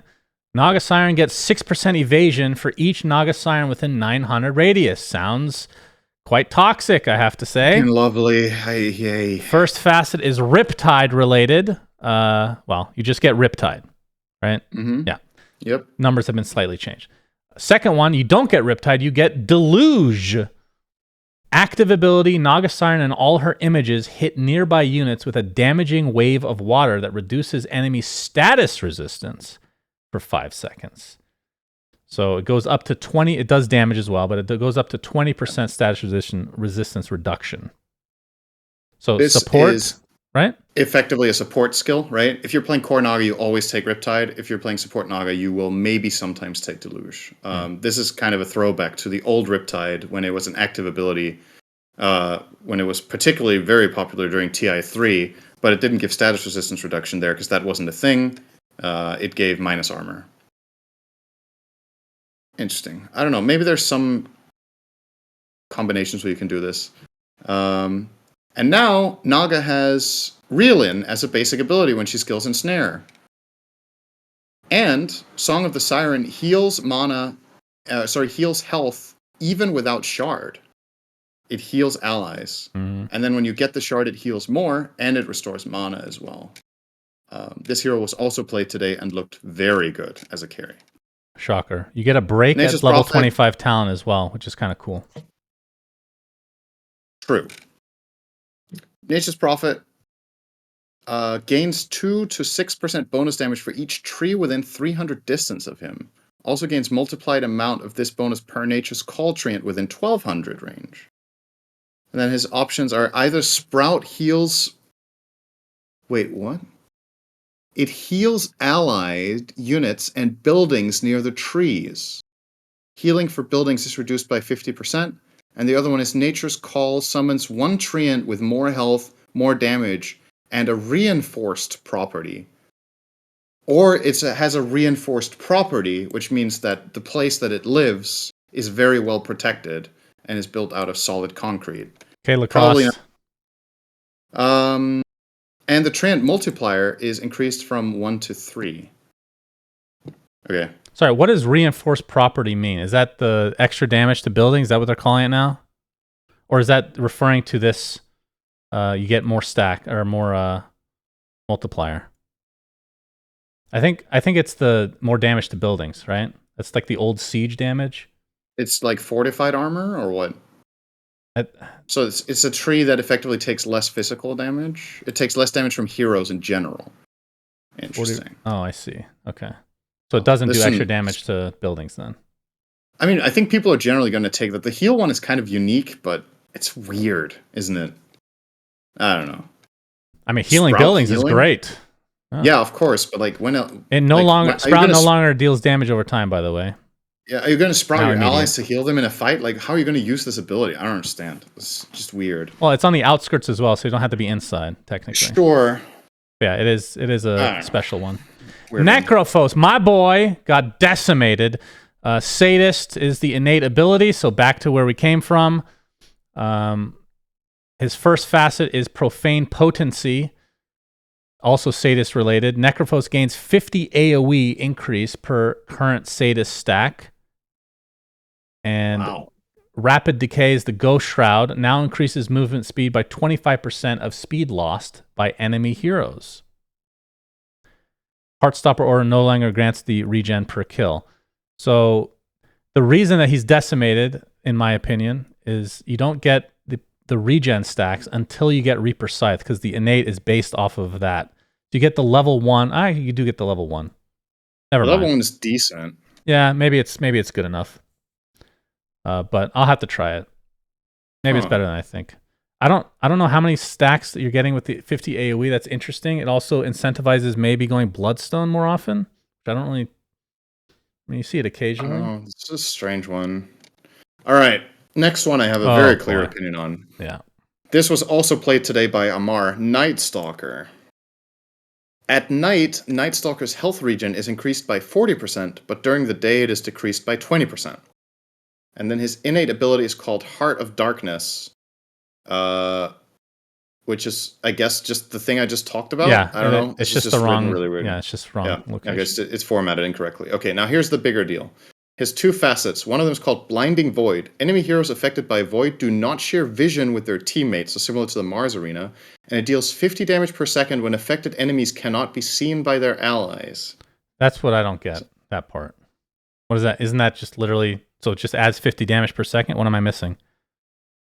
They don't share vision with their teammates, so they can't be seen by their allies. They do not give vision to their teammates, but that doesn't mean their teammates cannot see them. You know what I mean? They and their team don't share vision. But you know what I mean now. Yeah. Okay. The other one is called Night Rain. This is the really interesting one. The day-night cycle of the game is reversed. Nighttime duration increased by 15 seconds, and daytime duration decreased by 15 seconds. So effectively, it's night more of the game, and the laning stage happens during the night. Yeah. So this which is one do you really think is better, by the way? I have a very strong opinion. No, I'm asking you, which one do you think is better?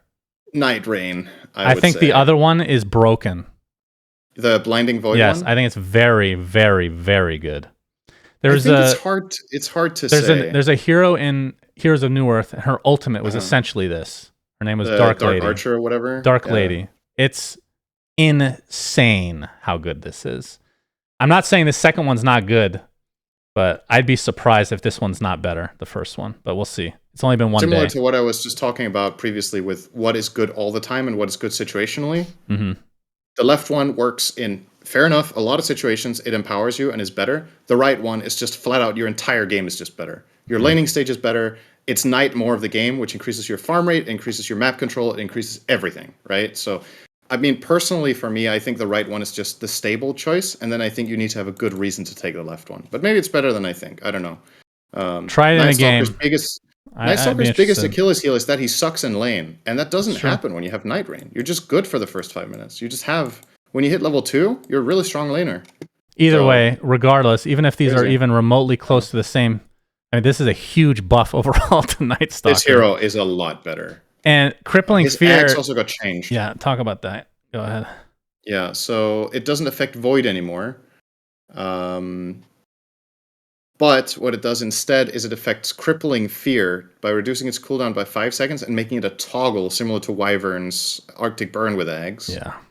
It costs the regular mana to activate, and then it costs Night Stalker a percentage of Night Stalker's max mana per second to activate. That means you can have Crippling Fear on constantly as long as you have enough mana. It's insane. And it synergizes with the Shard because you're gaining HP and mana via that, so... Pretty cool changes to Night Stalker, I have to say. The fact that we're even arguing which one's better is probably a good sign, I guess. All right, Nyx Assassin. Nyx, his innate ability, he can sense invisible heroes in a 400 radius. Wow. That's kind of cool. Very situational. It is situational, though. First facet is mana burn. Nyx Assassin's abilities and items all mana burn 30% of the current mana of affected enemies. When I say the number, I'm just using the max number. Triggers only on spells that deal 100 damage or more before reductions. Effect scales with the level of Vendetta. Other facet is Vendetta related. Grants unobstructed pathing and movement speed for the first 10 seconds of Vendetta. Max move speed. Huh? And max movement speed. Right. Did they get rid of that talent? They did. So now the 25 talent it breaks Vendetta, or Vendetta breaks. So these are both very good. I think a lot of the time people will be leaning for the left one, but the thing about the right one that's interesting in particular in pro play is that it opens a new avenue of using Nyx with a smoke, where you smoke, and when you feel like you're approaching the enemy team, the area where you're anticipating they're in, then you cast Vendetta. And your Nyx becomes a mobile ward that is hasted and opens the fight for you. That is really powerful, but obviously the mana burn is also great. This hero was played today, and it took the left one. Unfortunately, he ran into a hero that we'll be meeting later in this list that fucked him over. Can't wait. One more thing I want to mention: Mind Flayer can target creeps, and they die if they have mana. So you can one-shot any creep in the game except Ancients. And I believe this makes Nyx a new potential counter to Ench and Chen, and it makes him able to get experience in lane in a similar fashion to Pudge. And it was actually Jingqiu playing this hero, and he skilled Mind Flayer level 1, and he was just killing jungle creeps to get faster level 3. Wow. So that's cool. Kind of interesting way of enabling the hero and giving him more avenues to farm. Okay, Ogre Magi. Dumb Luck is his init, no longer increases multicast chance by default. So now his two facets are either he has Fat Chance, which gives him 0.05% extra multicast chance per point of strength, or Learning Curve. Ogre starts the game with 0 ability points, but gains 3 ability points at level 2, and regular ability points for the remainder of the game. Level requirement for all abilities and talents is decreased by 1. This one is fucking hilarious. By the way, it just goes to show, I mean, I know they've been working on this patch for a long time, and it shows why. Just little attentions to detail, like the talent tree. When you hover it, it has the levels in the vertical form, 25, 20, 15, etc. For him, they made it correct in that's the number 1, because, I mean, we've seen how often they update tooltips, for God's sake. But they made it the correct number for Ogre, but they made it seem like Ogre, in Ogre style, just plastered it on like a child writing like a drawing, like with crayons or whatever. Really, really funny. This one's weird as fuck, though. Let's be real. I think Learning Curve is really good. Yeah, I mean, I would agree. Like, you don't have suck level 1, but then you're great. Yeah. I'm trying to see the downside. The downside doesn't seem like much of a downside to me, honestly. No, I don't think so. Because you're super tanky anyway, right? You just need to find level 2. Yeah. And then you're much, much stronger. Ogre mid. Yep. Do it. Okay, next. Great in turbo mode, by the way. Go ahead with Omni. No, I just did Ogre. Did you? Oh. Yeah. Okay. Omni Knight, he gets degen aura back. Everybody loved that ability. That's his innate. Oh, yeah. Fantastic.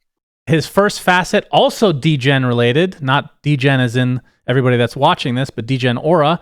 For every 0.5 seconds that an enemy was under the continuous effect of degen aura, Omni Knight's damage to that enemy is increased by 1% up to a maximum of 20%. Effect resets if the enemy leaves the aura. So this one, I always think back to like core Omni Knight, not like what we've been seeing in fucking offlane, but mid from back in the day. You get Sange Yasha, he used to have Mame. This would have been really good. I mean, that's the first thing I thought of for some reason. Second one is Healing Hammer. Whenever Omni Knight's abilities deal damage to an enemy hero, Omni Knight gains a heal over time for 5 seconds equal to 30% of the damage dealt. So support build versus core build. Well, I would argue both of these are core. I guess it's true. None of these changes make Omni Knight a better support, and I don't think he's good enough as a core. So effectively, he's had his cases as a core. It's like a mid hero, for example, and sometimes as an offlaner where you go like this. Wow, why am I blanking on the name of the item right now? My goodness. You're talking about the Echo Saber upgrade? Yeah. Harpoon. Yeah, you go Harpoon and Shard, right? I guess if you go that build, I mean, maybe, but okay, so I guess what I'm trying to say here is this hero has already been a situational core pick, and in all those situations, he's now better. But in all of the should we pick him support or not situations, I feel like this doesn't help at all. Okay. So it's kind of, I think this is a bit of a shame because I find this hero to be an iconic support in the game, but he just hasn't been a good support in quite a while, and this didn't help. So that's a shame. I was hoping that he would become a better support. Okay, Oracle. I had someone play this yesterday. This is so weird. Okay, so his innate ability allows Oracle to predict and announce to allies where the next power rune will spawn. Did anybody pick that today? No, I don't think so. You're kidding. I thought this would be an insta pick for pro. I don't think he was played today. And then his two facets are either Clairvoyant Curse, which increases his spell amp by 0.5% per hero level, or Clairvoyant Cure, which increases his heal amp by 1% per hero level. Honestly, pretty boring, considering what other heroes got. But the innate ability is hilarious, and that makes up for it. I feel like they could have been more creative with this. Like, if you want to go crazy, which you've done with a lot of the other heroes, Oracle deserved a little bit better than this. This is literally just flat amounts. Does Oracle look like he likes to have fun, Cinderin? Look at that fucking face. That's true. Okay, next. It's like you in Dota, as a Dota hero. Outworld Destroyer. A little wordplay here. Ominous Discernment is his innate ability. Outworld Destroyer gains 2 extra mana per point of intelligence. So another one of those. Just a little twist on there. Obsidian Decimator is the first facet. Relates to Essence Flux. When Essence Flux restores mana, it also increases OD's maximum mana by 4% for 7 seconds. And then the second one is Overwhelming Devourer. Astral Imprisonment and Sanity's Eclipse apply mana allergy. So they have taken mana allergy basically out of any of the base skills that had them before. Yeah. And that heals you when they spend mana. Yeah, it's kind of like the Pugna Netherward, except it's healing you. And if you think the left one sounds crazy, where you gain a lot of max mana when you get Essence Flux, they did compensate for that by making Arcane Orb do less damage at all levels. So don't know how much better this hero really is than before. It's hard to crunch those numbers or rather, just figure it out instinctively. You need to crunch the numbers. Okay, Pangolier, your favorite hero after Centaur. Yes. Innate ability. Whenever an enemy hero within 1,200 units attacks Pangolier, they have their chance to proc random on-attack effects reduced by 40%. Okay, I might be dumb. This feels really random to me. Can you explain in what's it like? I can understand like somebody range bashing or something while you're rolling. Maelstrom? Well, yeah, but what does it have to do with Pango? Like, there's no connection that enters my mind. Like Marcy with the couriers. That's funny. There is a connection. There's lore with Marcy. She's good with couriers, Cinderin. There's nothing also with lore Pango. with Pango. Okay, and it is? He is very random, so this is random. Okay, go ahead. This is Lucky Shot, but for you, okay? Facets, double jump, shield crash. Pangolier can double jump, activating shield crash again while in mid-air, increasing the damage dealt and resulting barrier by up to 30% based on the total amount of time spent in the air. And the other one is Thunderbolt. Rolling Thunder increases roll speed by 115 and improves turn rate, but reduces the duration by 2 seconds. So good. Feels so good. I don't know about the shield crash. I wonder, can you have a teammate toss you in the air? I'm going to test this after we're done. Like, does that count as total time in the air? Like, who would do that? Like your team, like you shield crash. Can you toss a shield crashing ally in the air? Yeah, but who would toss you? Tiny on my team. Well, but when you're tossed, you can't cast spells, so then you're going to land before you can use shield crash again. That's true. I don't think you can gain this. There's got to be a way to insta-give somebody with shield crash. I think if I read this, I feel like the left one is almost always better. But I don't know. The Rolling Thunder one feels incredible. Having faster Rolling Thunder is great, but you lose 2 seconds on it, and it's actually not always better to be faster with this spell. That's the problem. It's not just faster. The turn rate is insane.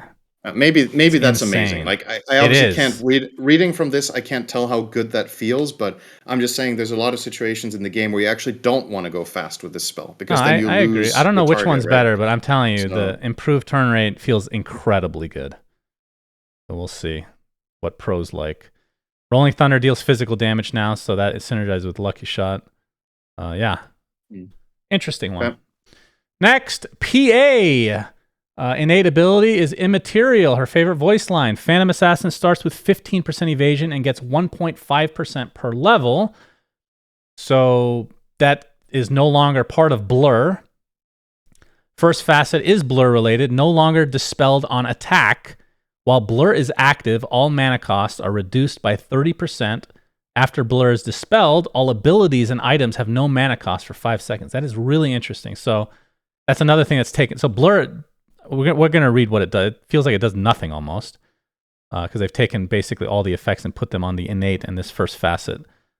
Okay. That's interesting. And then the second facet is Coup de Grace. Crit damage is increased by 100% at the highest or at all levels, in fact. No longer has random procs.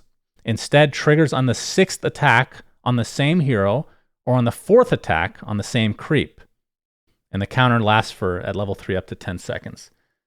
So Blur doesn't give evasion, no longer makes her invisible, no longer allows her to attack without dispelling Blur by default unless you get the first facet. Mm-hmm. So it's just a smoke-ish kind of thing? Is that right? It's a throwback to Dota 1 where she had this like black silhouette under her. When she had Blur maxed out, she was just a black circle. I haven't seen it in game yet, but I remember back in the day, she was literally invisible and you would only see her crits. Remember that? Yeah. Completely transparent. Yeah, I don't know what to think about this. Blur seems really weird. These suck. Yeah.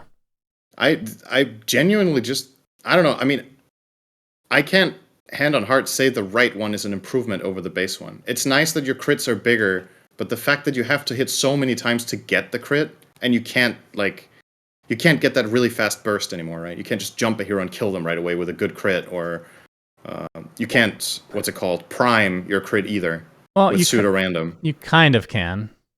You hit the same unit 5 times, and then you can technically crit another hero, but that's really weird. No, it's on the same hero.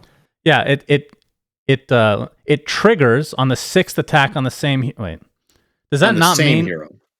That's why it's so bad. Wait, what does the attack counter mean? That means you have to attack them within that time frame to get it. You have to hit the exact same hero 6 times to get a crit, and if you don't, you can't crit at all. Yeah, that's kind of bad, actually. I don't know. These sound really bad. Yeah. Like, I think take the left one and accept that your hero's shit instead of breaking it with the right one. Yeah. The right one, my gut right now says this is the second hardest hit hero by this after Earth Spirit's right one, which is still worse.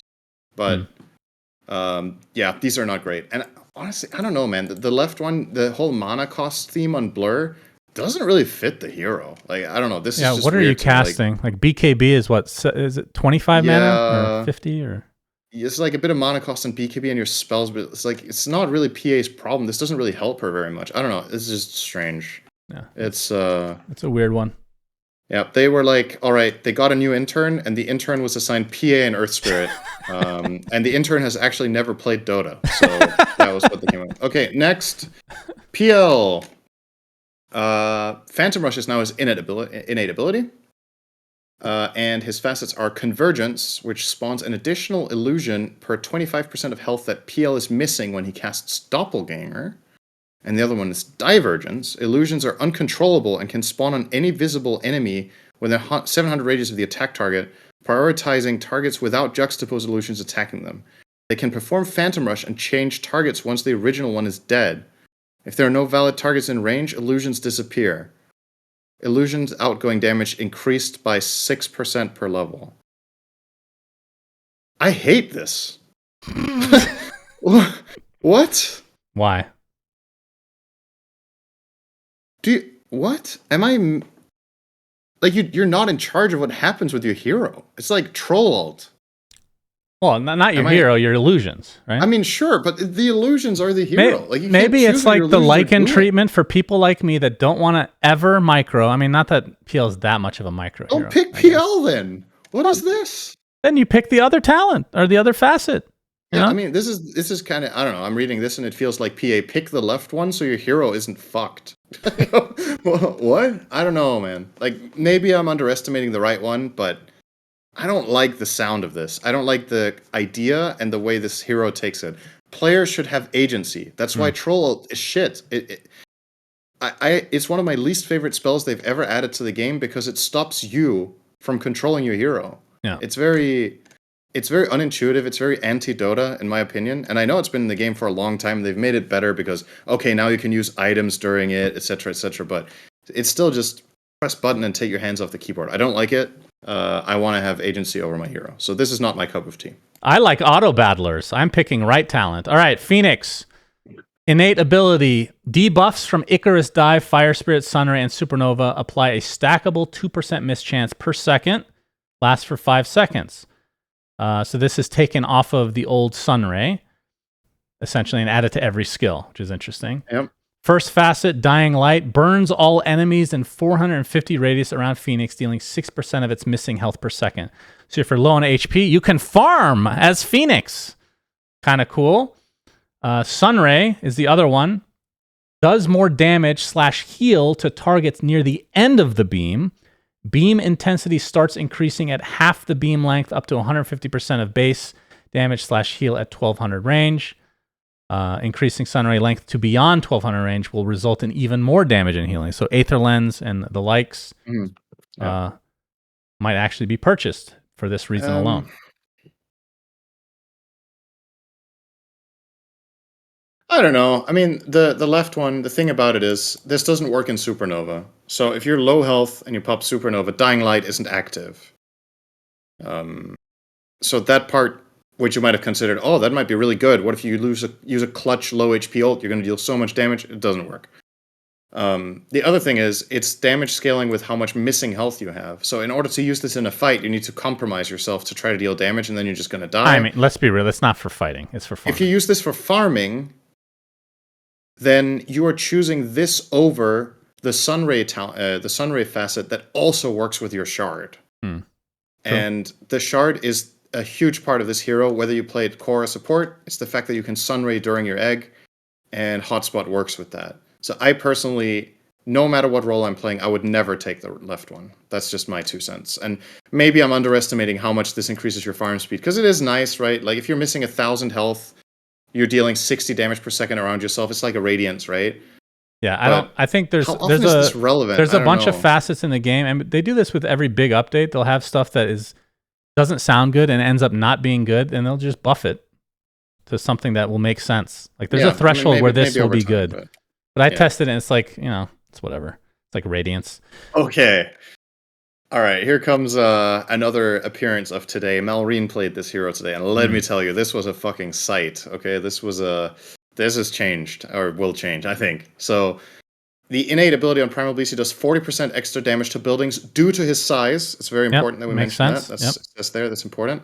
Get the lore right, unlike Marcy. Facets. Romp and Stomp Trample. Gains passive component that increases movement speed of Primal Beast by 4%. You just have more move speed all game. And then if you activate Trample, you gain 6% movement speed bonus to all allies within 1200 radius and yourself. The other one, when activated, each stack of Uproar provides 10% AoE bonus. So what Malrine did was he went Bloodstone, and then he went the right facet. So when he activated his 5 stack of Uproar, his Trample was fucking huge. And his ulti was huge. Yeah, that sounds awesome. And even the rock throw would be really good in that scenario too. The rock throw was really big. This is, I don't know. I think conceptually this is interesting. I think the number is fucked. I think it's way too high. Like there is no way, man. That's awesome. You don't give this. I gotta play some Primal then. All right. That was wild. And his build was something along the lines of he went. I think he went Blade Mail because he was against some really good matchups, and then he went Eternal Shroud. And then Ags. And he would activate his Bloodstone and then use his Ags Uproar. And the Uproar was so enormous, right? He was just healing so much. That sounds epic. Crazy build. Love it. That was fucking insane. Puck. Innate ability restores 2% of its max health and 2% of its max mana every time they disjoint an attack projectile. Disjointing spell projectiles restores 3 times as much for both. Very interesting. Should mention the agility was lowered by 8, which is gigantic. First facet, Jostling Rift, is Waning Rift related. Can knock back enemies up to 150 units or pull them by the same amount if you alt cast it. So that's interesting. That was part of the. Was that a talent for Waning Rift? At some point, it's been a little bit of everything, hasn't it? I don't remember. But now you get the choice of either, which is cool. And then the one that I was kind of referencing earlier with Grimstroke was Curveball, which is Illusory Orb. It's a vector targeted ability. The orb's path can be curved in any direction.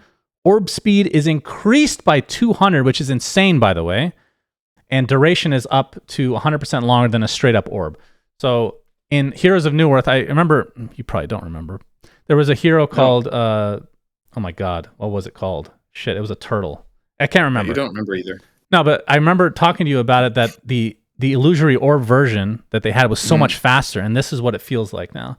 Except this is vector targeted now. So like I said earlier, if you're walking straight forward, you can cast it behind you. The orb will go in front of you first and then curve behind you. It's fucking insane, man. And there's some crazy plays. You can make basically a circle out of it. It's bubbles. Thank you, chat. That's the name of the turtle. Makes sense. Very cool. This is high skill cap again. Similar to the Grimstroke, you select how the spell works as you cast it. You can't dynamically change it while it's going. So you need to commit to the curve immediately on cast. I committed to my curve a long time ago, but yeah. Yeah, all right. I don't know. This might be really good. It might be... I think the main thing that's appealing to me when I read this is actually not the curve, it's the moves, it's the travel speed, I think. And the fact that the duration is up to 100% longer. I don't know what up to means. Like, how does that work? You go way farther. It's not just the speed. No, it's like the speed, the orb moves at a constant speed, right? Well, so the curve, it's like it slows down a bit when it's curved. I don't know how to explain it. Like it's almost like there's this slight delay if it's changing directions, it feels like. I will say this one, it sounds really cool and it's high skill cap. I think most people will suck absolute dick with this thing, but at the very least, especially Marana, like dragon dick in that case. The orb speed being faster is really good, but it's a fairy dragon. I think it being no comment. This being vector target just makes it harder to use, I think, for the casual person. But it's awesome. Right. Sounds awesome. Yeah, I feel like we're gonna see some cool clips with this, if not. Oh yeah, 100%. Okay, on to Pudge. Yeah. Flesh Heap is an innate ability. Pudge permanently gains strength anytime he kills an enemy hero or whenever an enemy hero dies within radius, the same as before. It levels with his ult, so it's harder to get levels in Flesh Heap.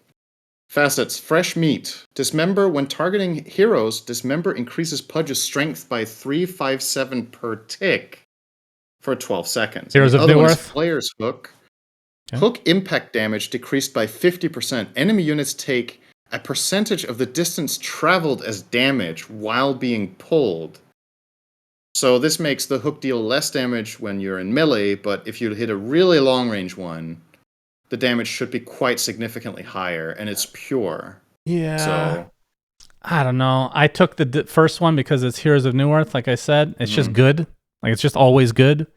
The meat hook, like you said, melee range. I didn't try it to see what the melee range felt like, but like, I can't hit a hook to save my life, Cinderin. So this would be a really bad facet for me. The right one might be interesting if you have a reason to do multiple damage instances, right?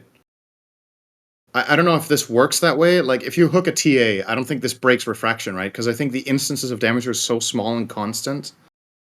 Just like Rupture doesn't break refraction either, right? Does it? Wait, why are you... I'm so confused what you're talking about. What does this have to do with instances of damage, the right talent? It's just they take the damage while being pulled. So I'm assuming it's like a constant string of damage numbers that come as you pull, right? So if you have something that has synergy with many damage instances, then this matters. I don't think you take the travel damage at the end of it. You know what I mean? I don't think you take the damage when the hero arrives. It's like Rupture, I think. So maybe this has a use or something. While being pulled. Pudge's new ability is called Meat Shield, that then replaces Flesh Heap, and it kind of works the same way as the active of Flesh Heap did before. Yep, you just don't get strength. Yeah. All right. Pugna. Innate. Pugna can use any spell and item while channeling, with the exception of ones that also require channeling. Very cool and amazing quality of life for Pugna. I will say the Nether Ward, I didn't think it was working, but then I realized that the cast range of it is fucking garbage. So it just has to be literally on top of you for you to continue life draining. Maybe that's something they'll actually add later. First facet for Nether Ward, Pugna restores health and mana to equal 25% of the damage Nether Ward deals. So it's like mana, what was it? Mana allergy kind of. And the second one, Rewards of Ruin. Whenever an enemy tower is destroyed, Pugna permanently gains 1.5% spell amp. How many towers are in the game? There's 3, 6, 9, 11. 11 times 1.5. What is that? 16 and a half. Okay. Is that good? It's something. I mean, it's just it's a flat improvement, right? I find the left one quite appealing though in the right game. Restoring health and monitor yourself when people cast spells around you sounds quite powerful if you're playing core. I think it's like a way of sustaining yourself. If you build a build on Pugna with like some serious beef in it, like Octarine Core plus BKB or whatever, maybe this is kind of cool. But I think the coolest thing about all of this is the innate. It means that you can cast Life Drain, and then when people run away from you, you can blink after them. Yeah. You can actually just follow enemy heroes with your drain. That's true. I guess, I don't know, maybe there's some other thing here that's interesting to use while you're casting Life Drain. Spells and items. So you can Life Drain an enemy hero, and then it gives you the luxury of not having to cast Nether Blast first, you know what I mean? There's going to be situations where you just want to decrypt Drain right away, and then you can still blast them if they're in range. So yeah, this is probably the best quality of life change that Pugna has ever had. Feel really nice, I think, to play, actually. I'm surprised. So nobody played this today? I thought this would be one of the heroes that people would... I don't think it got played. Not in any of the games I saw. I mean, Thompson's going to be over the moon about these. He will want to play this, yeah, I'm sure. Okay, Queen of Bread. Whenever an enemy within 1,200... It's what bread is called in French, Shannon. You won't get it. Okay. Whenever an enemy within 1,200 range deals spell damage to Queen of Pain, she returns 10% of the damage dealt. Only spell damage. Innate is called Bondage. Yeah, of course. Why not? Oh yeah, didn't you watch the names anime? For all of these are great. Yeah. For the Queen of Pain. So 10% spell reflect, essentially. And then her facets, one is Succubus, gains bonus spell lifesteal that increases with proximity, starting with 12% at 800 range up to 18% at 300 range. And the other one is Masochist. Spell amplification increased by 15%. 22% of spell damage dealt to heroes is also inflicted upon Queen of Pain. Damage to illusions is not reflected. Damage reflected is before reduction. Damage reflected is non-lethal. Reflected damage can be negated by the debuff immunity. So, I mean, my first thought, Cinder, and you correct me, how do you make this one work? It's Queen of Pain. Like, I remember back in the day, you used to buy, like, for a short period of time, you remember the Blade Mail days? I forget what actually made that good. It was a spell lifesteal. Something around spell lifesteal. Yeah. But this one's so weird. I love it conceptually. The numbers might just be off. But I think this if you love something, that means its current form is fucking garbage. That's what I've learned. I'm not saying it's good in this current version. I'm saying I love the concept.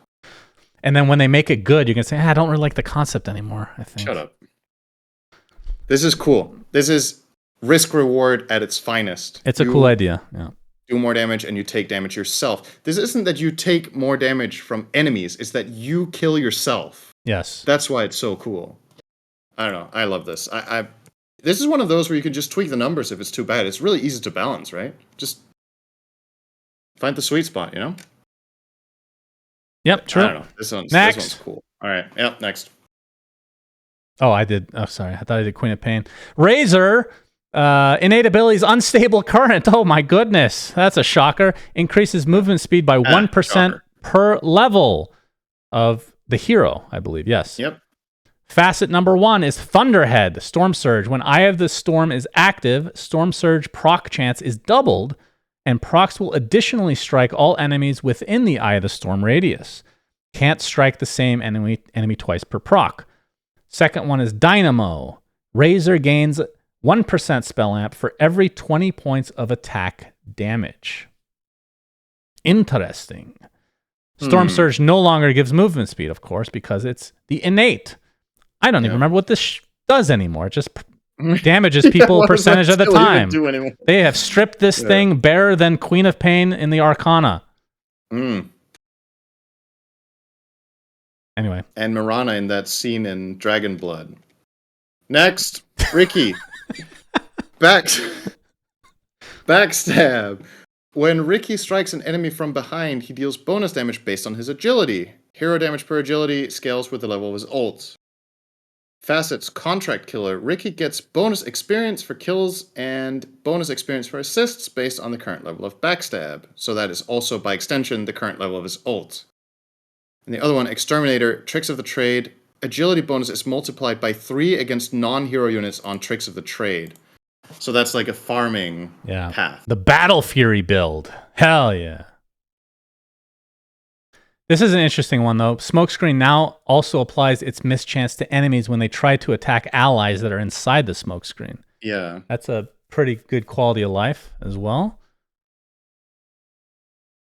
Yeah, a lot of these ones for Ricky, the first two, the innate and the first contract, these are stuff that he already had as part of his kit. So they've just repurposed them in a way. I think this hero is just going to be bad, right? It already wasn't great. It was like very situational pick, at least at higher levels. Don't know. Maybe some numbers here because of the change to Tricks of the Trade and stuff. Maybe it's better than I think, but not impressed. Okay, next. It's you. Nope, I just did Ricky. Fuck! Why was my memory so bad? Rubik! Innate ability, Spell Amp also increases Rubik's base attack damage by 100% of its value and magic resistance by 50% of its value. First facet is Frugal Filch. Both of these are spell steal related, by the way. Decreases the mana cost of stolen spells by up to 60%. And the second one is Arcane Accumulation. Every time Rubik casts a spell, he gains 25 AoE spell radius amplification for 20 seconds. That's a new one. That's a new mechanic. I mean, we've added the AoE to Dota, but you gaining that temporarily as a buff is new. Multiple instances of this buff stack independently. That sounds... I mean, obviously these are... Or the second one especially is somewhat dependent on what you're stealing, but sounds really cool. Huh. I think the right one sounds really, really interesting in certain situations, but it's really hard to balance too. Like this might just be one of those things where you play core Rubik and he casts a lot of spells with Octarine, and all of a sudden his spells just cover the screen, right? Yeah. I don't know. I mean, they stack independently, so the buffs cannot reach infinite amounts, right? They will run out over time, but I don't know. It's very... It has the possibility to make really epic moments and like crazy stuff. And I do also want to add that just his innate ability is just free magic resist, right? Like as much as we can meme on the attack damage being irrelevant, at least the magic resistance is relevant every game, and he just gets it for free. So that's pretty good. Okay, Sand King. Caustic Finale is now an innate ability. Thank God. He has now gained a new skill called Stinger, which is area targeted, where he performs an empowered tail strike within 200 range, attacking enemies in a radius, dealing bonus damage and slowing them. And it does more damage to people that are very close to you. Okay. Facets. Sand Shroud. Sandstorm makes Sand King invisible. Sandstorm radius increased by 125. The other one is Dust Devil. Sandstorm. Sandstorm follows Sand King with a speed equal to 70% of his current movement speed. When Sand King casts Sparrow Strike, Sandstorm recenters on Sand King's new location. It's pretty cool. I like the changes quite a bit. Obviously, you're not invisible in that second one, so... How good is that? Well, I mean, he has a lot of talents that increase the damage and all that good stuff of Sandstorm. You always get Ags on this hero. I think Caustic Finale being innate has always felt like it should have been the case. It feels weird, but Stinger as an ability is, I mean, if you look at the numbers, like, it's not that good. But when you combine it with Caustic Finale, his farming speed increases dramatically. Means you don't need to use Sandstorm every time. I like the changes. I don't know if it's good yet, but especially Dust that Devil second might facet. actually be quite good now that I think about it. Because there's one of the really big luxuries about this is that it enables him to farm quite a bit better, right? Like you can cast Sandstorm in a jungle camp, and then you can just move it with you. Yeah, to the next camp. You don't really have to wait for it. And like it says, if you're on the edge of it and you burrow, it follows you completely, so you don't lose the Sandstorm. It's really nice. There might be some ways of playing this where you make like 2 big stacks and Sand King can farm them both in one rotation. And in fights, if you don't have invisibility, it's obviously not great, but at higher levels of play, people will generally have detection anyway, so then that aspect of it is not as valuable. Interesting. Okay. Shadow Demon. Shadow Demon's attacks apply a stacking debuff that amplifies damage taken by the target by 2% per stack. Debuff duration is 8 seconds, which is refreshed with every stack. This is attacks only that amplify this damage. Facets. One of them is on Disseminate. When applied to an enemy, they lose 15% of their current health, regaining half of it after the effect is lifted. If the target is an ally, their current and max health are increased by 15% instead. The other one is Shadow Servant. If an enemy hero is killed by Shadow Demon or dies within 1500 range from him, an illusion of that hero is created. Illusion deals damage depending on the current level of disruption. The illusion disappears when the hero it was created from respawns or when Shadow Demon dies. No illusions are created if killed by Shadow Demon after his death. Interesting. Yeah, I don't know how to feel about the Shadow Demon changes. Yeah. Was he picked today at all? Because this was a semi-popular hero like a month ago. It might have been picked one of the games. I don't remember. Okay. Well, we'll move on to the other Shadow creature, Shadow Fiend. Necromastery is the innate. No longer has a shard upgrade. First facet is Presence of the Dark Lord. For every enemy hero killed nearby, Presence of the Dark Lord further reduces armor by 2 for a minute. And then the other one is Shadow Rays. Consecutive hits on Shadow Rays applies a stacking 10% movement speed slow and 10 attack speed slow. So I think all three of these were parts of the hero itself and now have been repurposed in a way. And now Shadow Rays is its own facet. So you're losing that if you take the armor reduction one. So it does feel like you're losing quite a bit. But you get a new skill called Feast of Souls. Shadow Fiend gains up to 70 attack speed for 8 seconds. After the effect is done, you lose 5 souls, essentially. Mm-hmm. So it's kind of like the old shard. The old shard, you'd use a soul, but you'd crit, right? Yeah. This one, you're gaining a lot of attack speed for 8 seconds, and you lose 5. So, interesting idea. Tough to say for any of these heroes. I feel like I genuinely feel like power creep has overtaken this hero, and that's the problem. And it's the fact that all of these new items and all of these new abilities and all the buffs other heroes have got, honestly, Requiem isn't a good spell anymore. Cinderin? And you forget about Kaya Yasha. Yeah, but then you cast faster. You spend 4k gold on Shadow Fiend on an item that doesn't give you any staying power in the fight. I don't know. Like Kaya Yasha, Cinderin. It's a shame, because for me, this is one of the most iconic heroes the game has ever had. It's true. And he is just so hard to play on the pro level. He specifically only gets picked when he has a good lane matchup, and even in those games, it's a flip whether he does well or not. Because if he dies twice, the hero just sucks. And this doesn't solve it, I think. Also, the new ability he has completely pigeonholes him. It's a right-click ability only. You can't use this for anything if you're playing caster SF, right? So I think it would be cool if Feast of Souls does the same thing. Like, in addition to attack speed, you also get spell amp for that time or something, right? Or animation speed. Okay, well, you want that plus Kaya Yasha and just an instant. If you want to make it a mechanic, I mean, fix the values then, right? Yeah, that's interesting. If you want to implement, if you want to introduce that as a concept, the whole cast speed thing on a wider level, then this would be one way to do it. I don't know. I just think it's a shame we don't see this hero very much, because I've always found him very enjoyable to play and watch.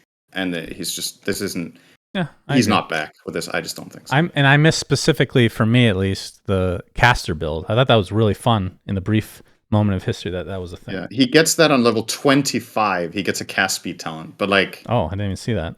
It's just, I mean, you're not picking Shadow Fiend for level 25. You know, that's not the point of the hero. So, okay, next. This next one's hilarious. Holy shit! Did I do Shadow Fiend or did you? I think I did. You did. Okay, go ahead. Foul play. Whenever Shadow Shaman takes lethal damage, he survives as a 1 HP chicken with movement speed increased by 10%. Applies strong dispel upon transformation and provides 0.75 protection from all damage. You're hexed for 3 seconds on a 90-second cooldown. The cooldown is reset upon dying.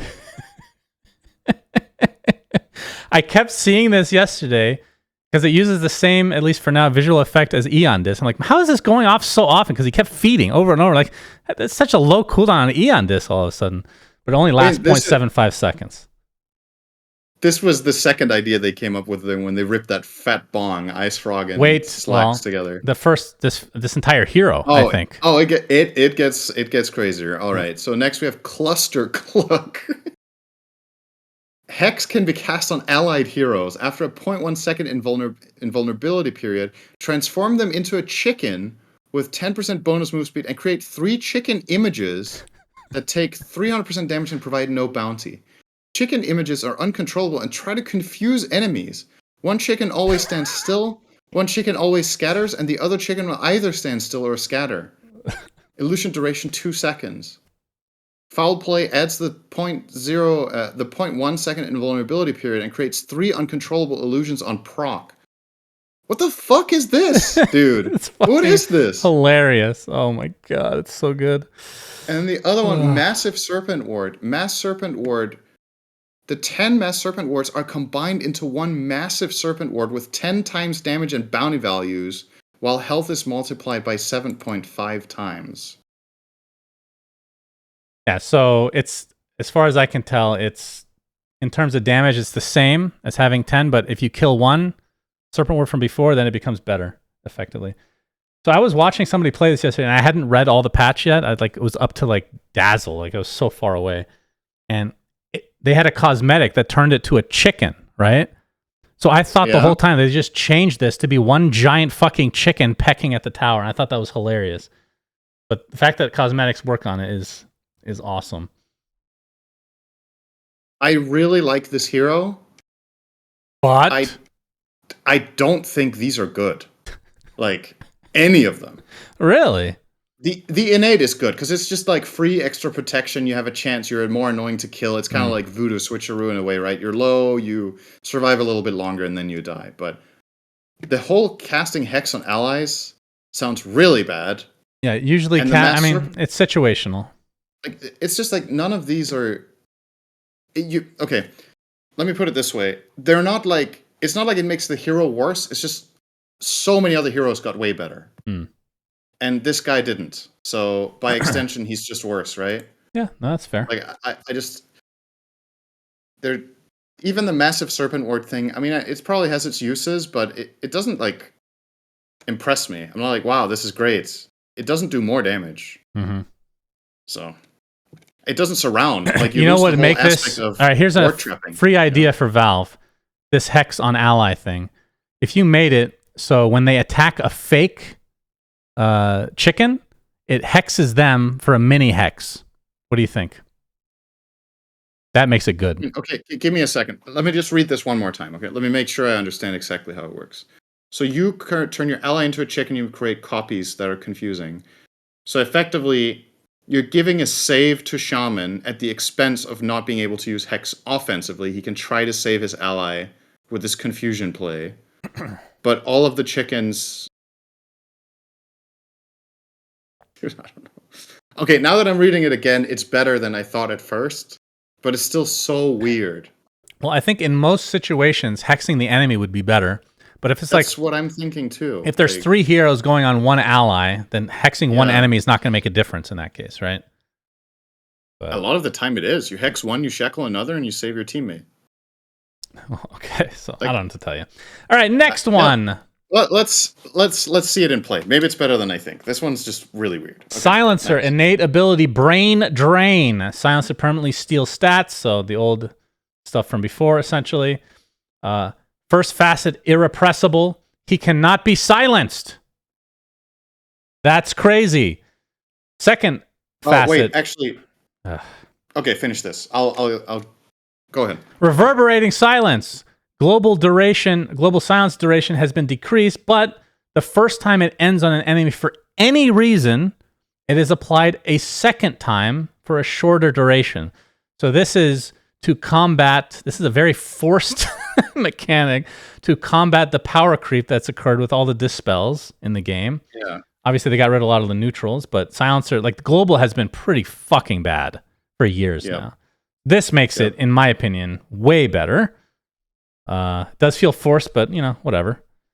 They've also reworked a lot of the skills here. So Arcane Curse is like the old Arcane Curse, right? Where you movement speed slow and deals damage. Damage over time. When they cast something, they get silence. Then Last Word has been completely reworked as a passive. Enemies within 1200 range of Silencer are slowed. So it's like what's Omni Knight's thing? Degen Aura? Yeah, Degen Aura, and they take 50 damage per second for each silence debuff they currently suffer from. See, this one would be more interesting if it was just debuff in general. But the fact that it's just silence alone is kind of weird, but it is what it is. What do you think? I don't know how good the reverberating silence is, to be honest, the second cast, because the duration is so short, right? Like if you use this and somebody mantas it off, and what do you get? A 1.5 second silence out of that? And the trade-off is that you silence every other enemy hero for less time? Don't know. And the other one, Silencer cannot be silenced, is kind of funny, right? It's like gimmicky, but I don't know what do you how mean often less? it's very good. Wait, what did you just say? I don't think it works. I think it's individual for each person is the way I'm reading it, right? Yeah, but the basic global silence is worse. When you take the right facet. That's what I'm saying. Wait, why is it worse? What was the old duration? Way higher. It was like 4, 5, 6. 4, 5, 6? I mean, I think now it's 3, 3.5, 4. It's way worse. But it applies again. Am I right? It applies again. No? It doesn't matter how it ends. Yeah, but only to the first person. No. Wait, why are you saying that? The first time it ends on an enemy for any reason, I feel like this is individual. Oh, so okay. Everybody in the game, this is the way I'm reading. The way I was interpreting it was the first time this ends on any enemy, they get reapplied, and then it doesn't get reapplied. If that were the case, that would be pretty bad. I think it's. Yeah, that's what I was reading. So now, okay. Yeah, because this is effectively the same amount of duration. Yeah, I mean, I think you just take that one then. If it is considered individually for every hero, then. Well, you take this if you're support. You take the one on the left. If core becomes a thing. Yeah, if you go Mask of Madness or something. Ooh, that's really good. It works with Mom, the left one. But I don't know. It's gimmicky. Okay, what I wanted to say before you start on Silencer, I want to very quickly backpedal a little bit on Shaman. It's winning me over slowly, but only the left one. The Massive Serpent Ward is shit. The left one, the Cluster Clock is interesting because there's a couple of aspects of it I didn't consider. First of all, it's a 0.1 second invulnerability. That means if you hex an ally, you combo break. You can break channeling abilities.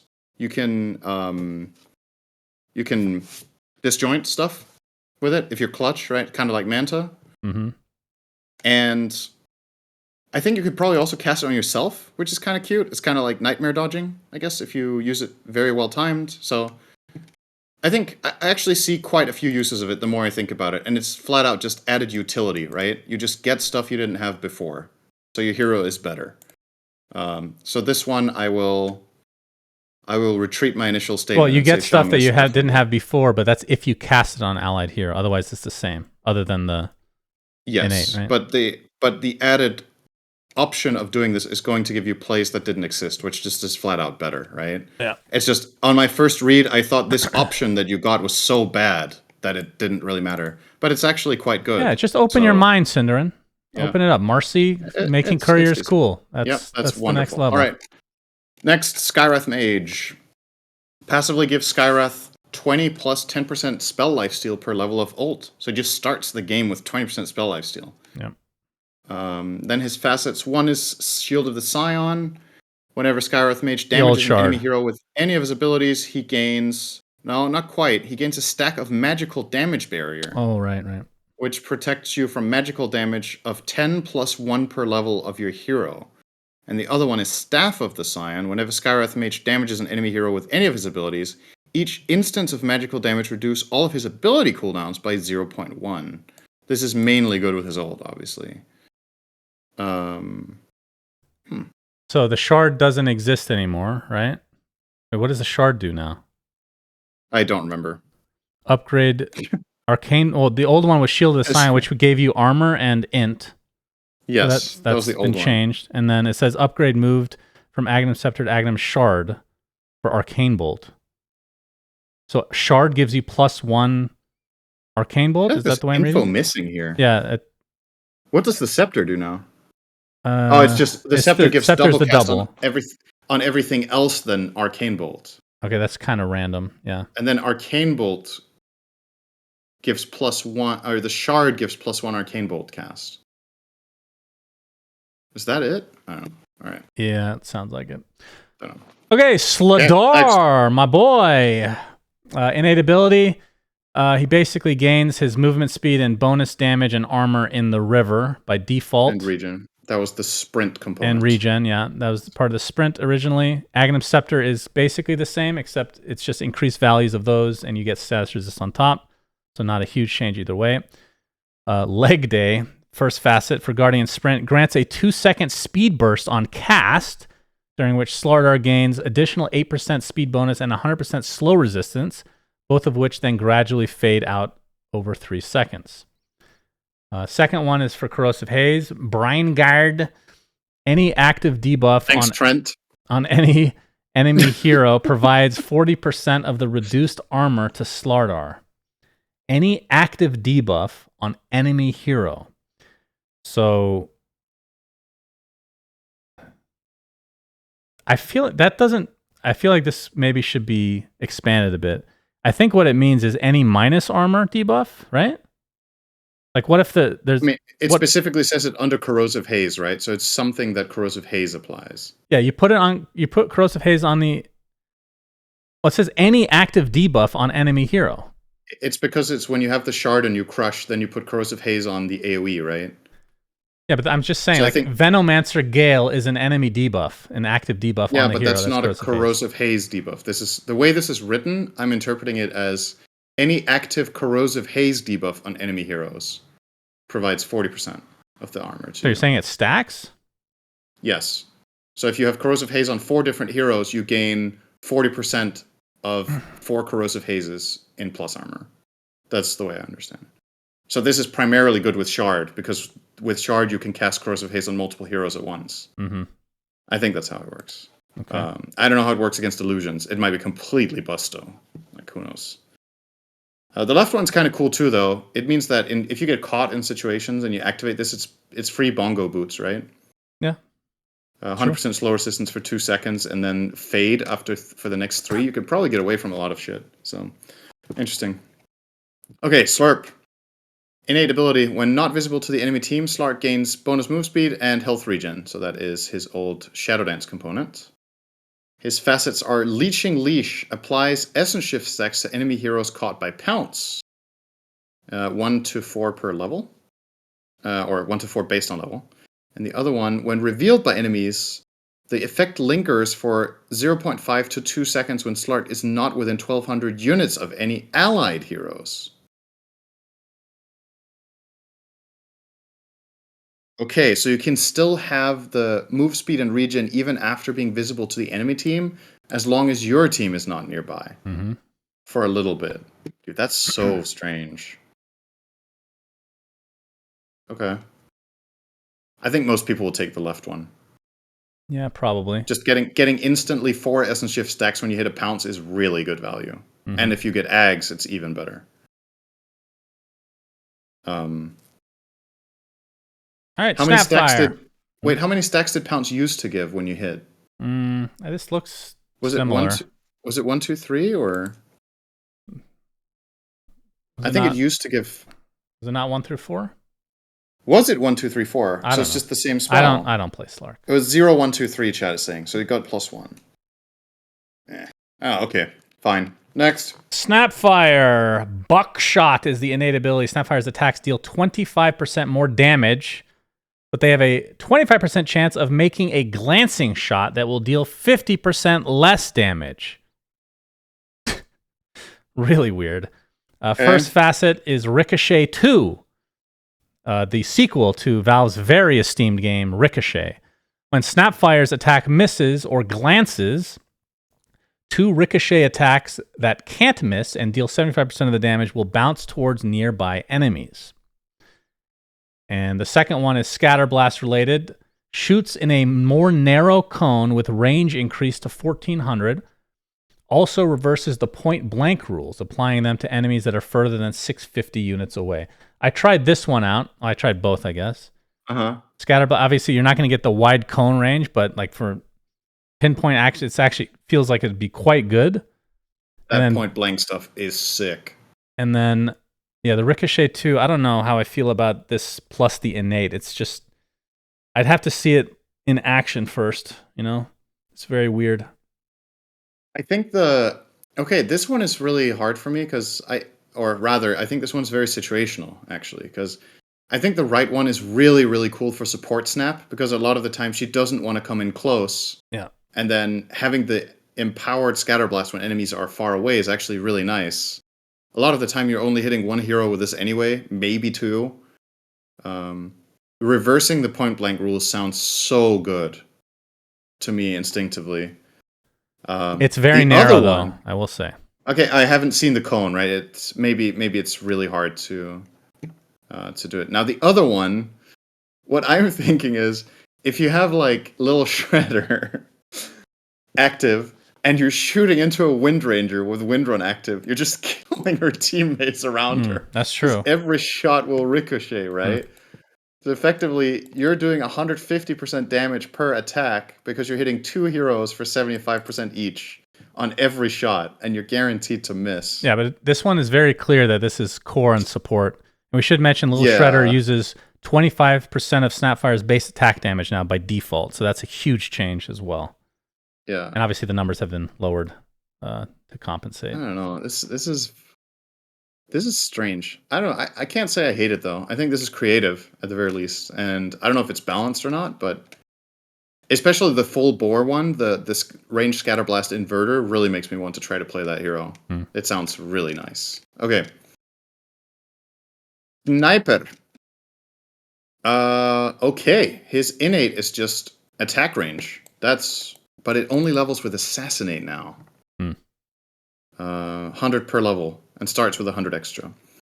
Facets. While take aim is active, sniper isn't revealed in fog of war when attacking enemies. Okay. Do they see the projectiles though? They must see the projectile. I'm sure. And the other one is shrapnel. Duration decreased to 1 second, but the damage is multiplied by 4, and the movement speed is multiplied by 2. It's called Scattershot. So this one, I don't know if they changed. Makes shrapnel a nuke. Oh, they actually did change the charges. I was going to say that sounds insane with the old 25 talent. This is similar to the Heroes of Newerth sniper. It's after using it, it doesn't feel nearly as good still, but it's an interesting idea because a lot of times you just have these extra charges of shrapnel that you're not using, So being able to use them in semi-quick succession sounds helpful. And why the take aim one is give armor. Oh, does it? Oh my god, 20 armor! Oh, for when you activate it, dude. Okay. That is just not the hero. Okay, like come on, don't give sniper armor. What is that? I mean, they took away everything else from. I mean, when you think take aim, you think attack range. That's literally not part of the skill anymore. You got to add something. Yeah, I don't know. This is so I cannot qualify this hero right now. I can't say at all how good it is. I'm just lost. But I don't like the take aim redesign. I think that makes no sense. Anyway, all right, next. Spectre. Innate ability, Spectre and her illusions permanently have phased movement. First facet is for Desolate. Deals 40% of the damage if the target has only non-hero allies within range. So abilities damage is applied to Spectral Dagger as well, which I think was part of the Spectral Dagger from before. So a little bit of that old school stuff. And second one is Twist the Knife for reality. Cast Spectral Dagger of the current level on the Haunt's target and decreases reality cooldown to 1 second. Also makes illusions persist even after their target dies. So the Spectral Dagger part is just taken from the reality ability. So if you take the first facet, it just becomes worse. But it does add some other aspects to it. So kind of interesting. I feel like this hero, compared to some of the other ones, not that big of a buff, if you will. She's effectively kind of getting stuff that she already had as facets, right? Yeah. Which is what happened to certain other heroes, and those, in my book, are, just like you said, are the ones that got buffed the least. Okay, Spirit Breaker. Innate provides the hero in your team with the least experience points with a buff that increases their experience gain by 50% until they reach the level to match the second least. Can apply to Spirit Breaker as well. Oh my god. Wait. That means you can roam. Yeah, it's what I'm trying to get at is what if the two lowest level heroes on your team are both level 5? Who gets this then? Well, technically... None of them? Oh, what do you mean? One of them will have lower experience. Like, in actual, like, the numbers But of it says experience? they get the buff until they reach the level to match the second least. Is it just also within the same level? Oh, I see. Then it just doesn't do anything at that point until... That's what I'm wondering. Yeah, it just gets them up to the That's low... how I think it works. If any hero in your team is under-leveled, they get a buff until they're the same level as the second lowest, at which point this does nothing until somebody gets under-leveled again. Yeah, pretty much. Right? I think so. Okay? I mean, it's just a nice buff, right? It's just really great for your team to have, so... It's really random, too. It's super random, though. Bull Rush makes charge bonus fade out over a short duration after the charge ends based on how long the charge lasts. So you can keep going fast after you connect if you've charged far. Mm-hmm. And the other one is Nether Strike. Enemy receives a debuff that increases the distance of forced movement applied to them by Spirit Breaker and his allies by 100% for 6 seconds. Dude, this has some sick synergies. Right? Tell me. I was just thinking Force Staff, so... You charge an enemy and then you displace them with Force Staff or with Pike or whatever. It's just like... huge distances. There's other forced movement abilities as well, right? Does Skewers count as that? I guess not. If you vacuum someone, do they end in the center of the vacuum or do they get pulled further? Yeah, those are weird. I guess they still end in the center. I don't know. Maybe this is like gimmicky. It sounds quite fun though. Greater Bash no longer deals bonus damage to creeps. All right. Rip. Next. Well, Planar Pocket's also the Ag Scepter now, and it no longer just stops working after blocking one spell. So that sounds that's quite good. Like quite the difference. And then the old Ag Scepter, that was the charge speed and cooldown, right? Yeah. So now they've compensated a bit with, Sounds like it would be less fast charging than. I don't know. Which makes me a bit sad, but we'll see how it works out. Next. Storm Spirit, innate ability, Storm gain. This is old Bloodstone. How about that? I'll just say that. Yep. Old Bloodstone, you gain charges. Lose charges when you die. When you kill stuff, you gain mono regen stacks. First facet is for Electric Vortex, applies a debuff on affected enemies, making them trigger an overload explosion on them if they attack within the next 6 seconds. And then the one that sounds cool, and maybe it's just garbage, but Static Remnant becomes a point-targeted ability where the Static Remnant will slowly walk to the area in which you cast. Pretty hilarious. The vision radius decreased dramatically with that, though. But because you could use that to just walk into the trees or whatever. Very interesting. Was played today by Extreme Gaming. Really? I'm pretty sure XM took the right facet and never used it. You're kidding. I think he self-casted every time the whole game. Oh, muscle memory. I'm pretty sure about that, at least. I don't know. I think the Shock Collar one, the one with the overload explosion, is quite interesting when you have Ags. Then you pull in many heroes with Vortex, and they can make like a really big explosion if they try to attack after that. Yeah. So I think that's kind of cool. Honestly, I would probably advise taking the left one over the right one, and then if you do get to your Ags, it's awesome. And if you don't, this is still going to situationally be useful. After you've pulled an enemy, they might take some extra damage or whatever. Because like the right one, I think, is just really hard to use. And losing the vision is actually kind of shit, I think. Yeah, I think so too. So, I don't know. All right, Sven.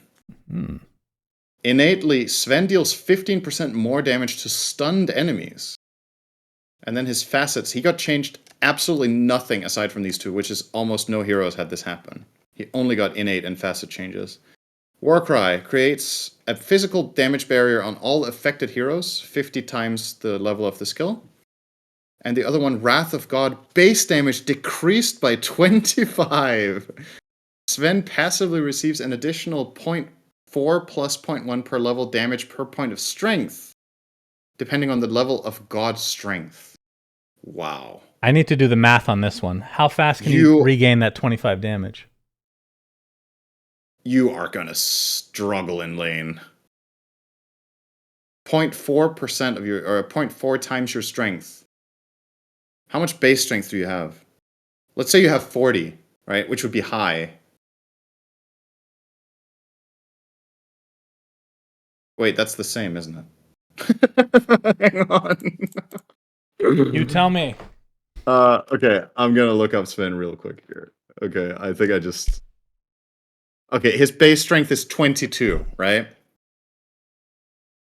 So that means he has 22 times 0.4. That's 9 damage from strength on level 1. So he has 16 less base damage. That's a killer, man. That is so bad. I mean, obviously, this gets really good over time when you get there. But yeah, you get to late game, you're a beast. Yeah, but how many CS are you going to lose? And that's going to slow down the acceleration of everything. Yeah, who knows? I don't know. I think at a pro level, you just can't take the right one. All right, techies, innate ability, still the minefield sign. Facets, he gets 3, 1 for each techie. Is that the term for it? Squeeze scope. Techies gains 1 attack range. Oh, wait, I should mention, his attack range was lowered dramatically from 700 to 550. So with the first one, you gain 1 attack range for each point of attack speed. Lean's secret sauce. Sounds very sexual. Blast off damage and self-damage is increased by 15% of Techie's max health, and the self-damage is now pure. Wow. And Spoon's Stash. Techies can use and benefit from backpack items as if they were in their inventory. And I guarantee you most people will pick this one in pubs for the foreseeable future. I think it's the best one. The fact that you lose your range is huge, though. That is an enormous I don't know how much attack speed you have on level 1, because this... If you take the squeeze scope, you might have the same attack range. Like, heroes have a lot of attack speed level 1, right? You don't have 0. Right, but... I don't know how much he has. The blast off one doesn't sound great either. I mean, it's nice to do more damage, but you're doing pure damage to yourself. That hurts. Yeah, but if you take any of these other two, your attack range is 550, and that's not changing unless you get... Yes, that's correct. Hurricane that's the trade-off. Or whatever. The thing about the blast off one might be kind of crazy. It's 15% of your max health in extra damage. Go all hearts. I don't know. It's like a life break. These seem a bit memey to me in general. Yeah, this one's the stash one's the most interesting. I don't know if how crazy. Might have some uses. I don't know. You can fill up your inventory with branches and still use your backpack, right? Okay. TA. This one was very popular today. I think it was banned or picked every game as well. So this was a big winner today. Psyblades is now an innate ability. And now her facets are Void Blades. Spilled enemies have their movement speed slowed by 5 plus 5% per level of Psyblades for 3 seconds, or Refraction grants a damage instance every time a shielded instance gets consumed. That one's so good. And then, Refraction no longer grants damage block instances, it grants multiple instances of a health barrier. Whenever a barrier is fully consumed, the amount of shield instances will decrease by 1, and a new full barrier will appear as long as there are instances left. Instances decreased by 1. Yeah, she just... I think TA's win rate today exploded. I think it was like up 8% in Immortal. Or something like completely ridiculous. So yeah, she was just... So I was testing... they probably fixed it. I was testing this yesterday, and it was still doing instances, as far as I could tell. Like, I would have a huge crit, and it would still only take off 1 barrier. Is that... Or 1 stack. Is that how... The way it makes it sound is but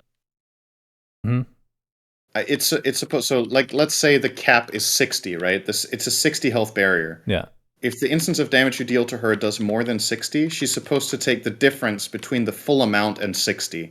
So if you hit her for 100, she's supposed to lose a barrier and take 40 damage, right?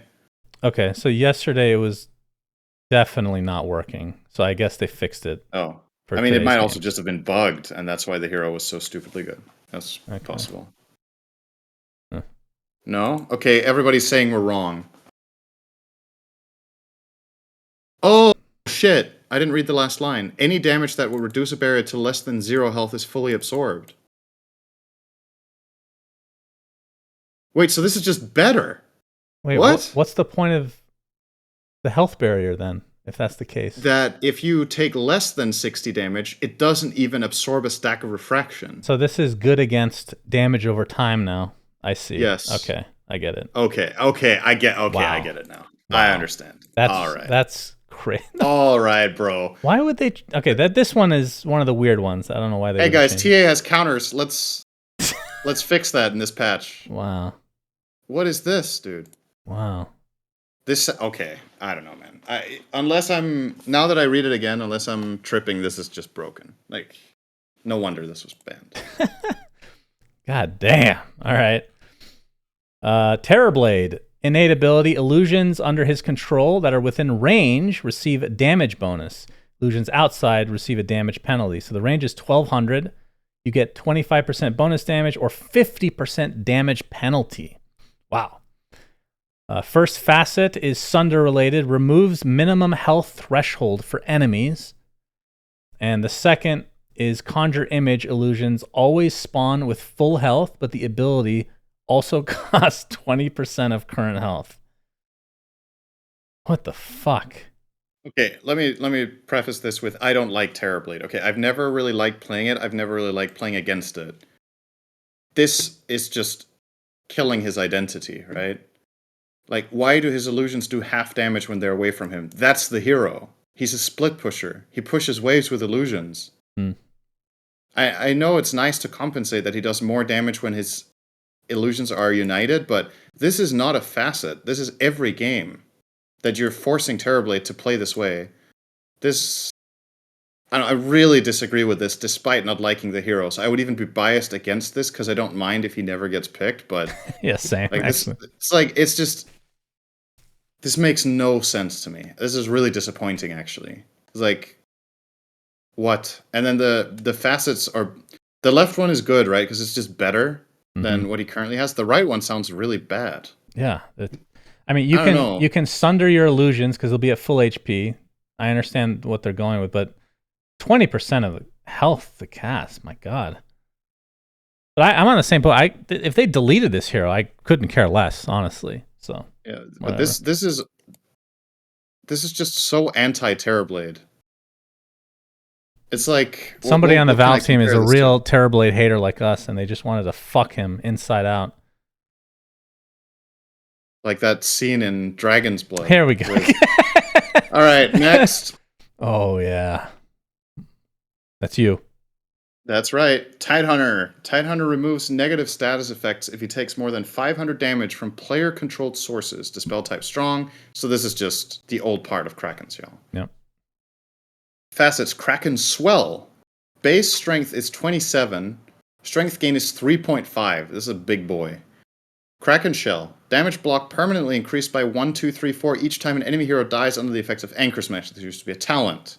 Tidehunter doesn't get stacks if he's dead. The other one, Krill Eater. Base strength is 22. Strength gain is 4. Base attack range decreased by 50. Attack range is increased by 5 every hero level.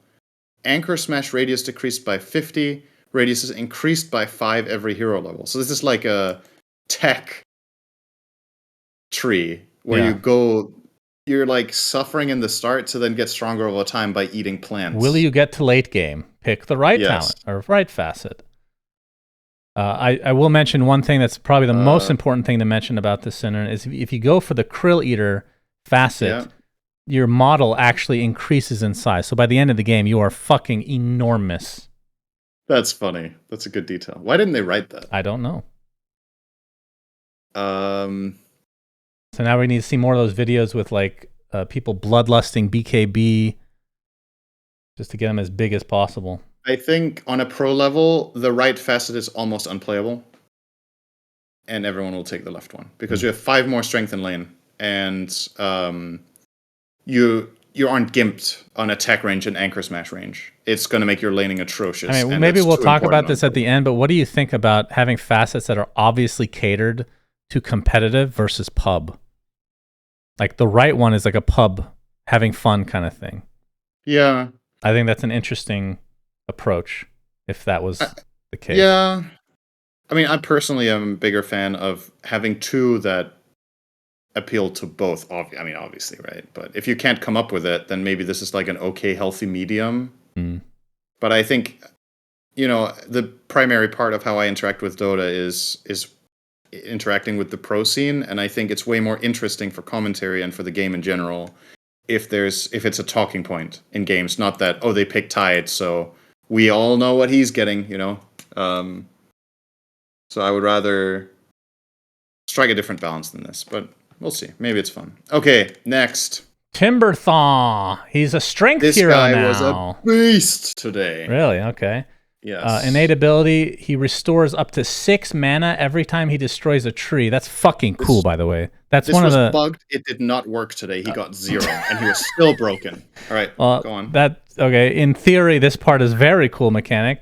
Shredder is the first facet. Timber Chain, when Timber Saw collides with the target tree, it shatters, sending 10 splinters in all directions up to 700 distance. If they hit an enemy, they deal up to 80 damage and are slowed up to 60% for 0.75 seconds. And the other one is, I tried this in game, it was so weird. Grants Twisted Chakram ability when leveling up Chakram, which launches a smaller, uncontrollable Chakram which flies in an infinity sign in the selected direction. It deals up to 200 pure damage to any enemies on its way, slowing their move speed by 5% for each 5% of their missing health. Slow duration is 2 seconds, etc., etc. I'm just going to take a guess, Cinderin, because I didn't watch the games. Did they take that talent or that facet? Oh, yeah. Because that sounds way better than the other one. Yep. So it was Malrine playing Timber, and he took Twisted Chakram, and he went Atos first. And he just ran around and cast Atos on a target, and then he would cast Chakram, Twisted Chakram, and his other 2 spells, and just kill people. and awesome. This was even with, like I said, exposure therapy. His innate ability was not working that game, so it would have been even better. He didn't even get mana for breaking trees. And he just, similar to his Primal Beast build that I talked about earlier, he obviously went Eternal Shroud, just got mega tanky, and effectively just had free damage that he never used to have in the early mid-game. So he was just a complete monster roaming around the map. Now, the only trade-off here is you lose the 25 talent with the second Chakram. So if you do get to late game, I think the hero is worse because Twisted Chakram is not as good as his second Chakram is. But for playing early mid-game tempo, and considering this patch has shorter games so far in the pro scene, this was wild. It got banned second game. So okay. All right. It's cool. Yeah, he owned that game. Tinker. Okay. Heat-seeking missiles is deleted. Heat-seeking missile ability replaced by March of the Machines. He got 20 movement speed. New innate ability. Tinker gains 1% item cooldown reduction per 4 int up to 60%. Facets. Repair bots. March of the Machines applies a non-stacking heal over time when robots pass through allied heroes.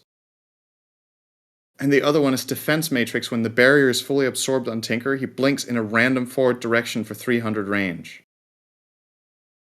Laser gets more cast range. Thank God for that. It's back to being playable. That skill, sorry. Let's wait a second. Let's hold a judgment on the hero. No longer has an AoE by default. Okay, there's a ton of changes here. Bro, what is this hero? So the biggest change is Rearm no longer resets cooldowns of items. I think that deletes the hero, does it not? This is one of those that is breaking my brain just to think about it. And I just want to see it. Which we might not, because how do you play this hero without resetting your item cooldowns? How do you play this hero without missiles? Dude, he has March of the Machine and Laser. I mean, how does he kill anything? March of the Machines for farming, right? way better at farming now, just like he was back in the day. But I mean, not really. Yeah, yes, he is better, but now laser doesn't have AoE damage, so now you have to get March to farm. Yeah, and therefore you can't get rock. I don't know. Maybe I'm overthinking this. I think this is the worst Tinker has ever been. it could be the case when I read this. Like, actually, just the worst. But the you think hero it's has more ever for been. the heat-seeking missile and not the rearm? Is this not the biggest nerf? Oh in the yeah, I entire mean patch? that's just the reason I'm not putting more emphasis on that is that that's the obvious one, right? It's like this was okay. literally Tinker was all about rearm, right? And that I'm trying to wrap my head around. Okay, he loses that, which is fucking huge, and he loses rockets. What does he gain? Like, I mean, this is the Terrorblade treatment. Somebody at Valve just really doesn't want to see this hero. They weren't seeing it anyway, though. I'm not complaining. Okay. Let me ask you an alternative question. What is this hero good at? Farming. What role do you play it in, and what's the payoff? The role is farmer, and then the game ends with you farming while your ancient dies. Role? Mid? No. Mid? Like, where does he go? Like, what does he do? Mid... Okay, mid if you don't gank ever. Like, I don't know how you play this hero without blink, refreshing blink. Like, that's literally the identity. I can't picture a different playstyle, you know? Okay, I think we just move on and say F to Tinker, and he will maybe come back someday. Okay. I know a lot of people don't give a shit. Yeah, I'm one of them. For me, this hero has already been borderline dead in Pro Dota for like a year and a half. So yeah. This was not what I was expecting for him. But Tony, innate ability, Craggy Exterior is back, except it's not really Craggy Exterior. Enemies that attack Tiny get a stacking debuff that decreases their attack damage by 5% per stack with a max of 10. If you do the math, that's up to 50% attack damage reduction. Lasts for 5 seconds, but they refresh the duration with each attack. Debuff immune enemies, blah, blah, blah. Okay. First facet is toss related, crash landing. Increases landing radius from 275 to 450. Landing deals up to 40% more damage to enemies in the target area and slows their attack speed by up to 40 and their move speed by up to 35%. Slows for 2.5 seconds. Does not affect the unit that's tossed. So it doesn't really affect your Avatos on a single target at all. Like, literally no difference as far as I can tell. And the second facet, Insurmountable, Tiny receives 25% of his strength as slow resistance and 10% as status resistance, which the Grow no longer has the slow resistance at all. Feels like people are just gonna take the right one because that always works in every game, in every situation. And the left one requires you to toss something onto a hero. And a lot of the time, Tiny either tosses a hero onto itself or onto his own team. And in both of those instances, the left one does nothing. So I think it's a creative idea to try to make Tiny some sort of combo toss enemy onto other enemy. But in reality, it's really hard to play that way at a high level. So, don't know. Not really sold on that. I should say, just to finish off on Tinker, someone in your chat wrote, Tinker has a 33.6% win rate. Right now on Dota Buff. That is atrocious, and that really fits the vibe I was getting when reading. Unfortunate for Tinker. He will get buffed a lot in the next patch, for sure. Okay, Treant Protector. Nature's Guise remains the innate ability. Okay, he now has 2 facets to choose from. One is Primeval Power, plus 5 base attack damage per hero level. Or Sapling, Leech Seed can be ground targeted, planting a tree and damaging and healing all enemies. This must be damaging enemies and healing allies in the effect radius for the duration of the ability. Damage and healing is halved for creeps when the ability is ground targeted. If the tree is cut down, it regrows again with the next pulse. So this effectively just gives Treant a way of using Leech Seed without getting close to the enemy. Yeah, I mean, that skill's definitely good. It's really... I think that's nice. The Primeval Power one, I don't know what they're trying with that. This hero will not be an attacking core valve. It's not happening. I mean, you're talking about competitive. You know, there's more to Dota than competitive, Cinderin. Yeah, there will be plenty of Mask of Madness, Assault Cuirass, Treant Protectors in my pubs. Troll Warlord. Innate ability is Berserker's Rage, so he gets 5 points in it now. facets include Insensitive, Fervor. Each stack grants 1 armor when Troll Warlord is in melee form. That's pretty big. Other one, I just fucked that up. Battle Trance grants 30%, that's a bad influence, grants 30% of its attack speed bonus to all allied heroes globally. Does that include Troll? I don't know. Probably not. If it does not, then this is kind of supportive. I mean, not support per se, but it's very dependent on your lineup if you would want to even go for this. And I feel like most people would go for the armor anyway. Oh, never mind. I just brain farted. Okay, yeah. If you have another core that right clicks, then this could be insane with the right lineup. But I think most people take the left one. Again, similar logic. It's always going to be useful. Whenever you play melee, this is just going to make you better. And it also helps you farm, right? In terms of taking less damage whenever you're doing anything in melee form. So if you're farming stacks or whatnot. Oh my god, I didn't even... Right? Can you jungle? Level 1? I'm not even kidding. Can you jungle level 1 with this hero? You can't jungle level 1 with any hero because the jungle doesn't spawn. But otherwise you could. Once you start... Like, I'm serious though. Can you go jungle? Like when the... You probably could sustain it with Tangos and Berserker's Rage, but it's not worth it. We'll see. Somebody will make it work. In the pub. I mean, it's very fitting for Troll to do that. So yeah, why not? His voice lines are based around being a troll, and he has really bad int. So that should have been his innate ability. Creep spawn at 0 minutes. Yeah, just you wait. That's coming up. All right, Tusk. Passively slows. So he has Bitter Chill. And this is the old component of Tag Team. He just slows enemies in the radius around him by 10 plus 10 per level.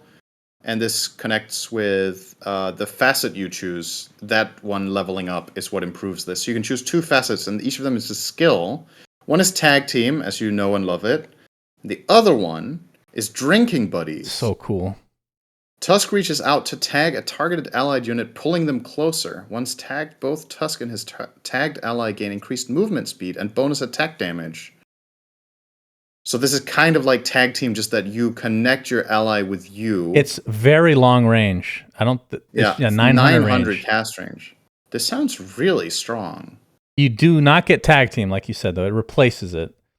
But... And I want to see what... And the visual effects are really good as well. You both get 25% move speed and bonus damage for 5 seconds, right? So... It's like you boost you and your ally's speed instead of slowing the enemy. It can also just be used to connect to an ally to snowball, right? It doesn't have to be used for any other aspect. So it's almost like a mini blink. It's like Geomagnetic Grip, the old one, where you just pull an ally to you, right? Well... It sounds really good. Wait, does it... I think you go... Wait, hold on. Pulling them. Oh, wait, it does pull them. I was trying to remember. You pull your ally closer to you. For some reason, I thought you went to them. Okay. I think this is actually really good. And the only the way I see it, the only real trade-off is that you don't have the slow that you have on Tag Team. You still have comparable damage, and you guys are faster. I think Drinking Buddies is just almost always better.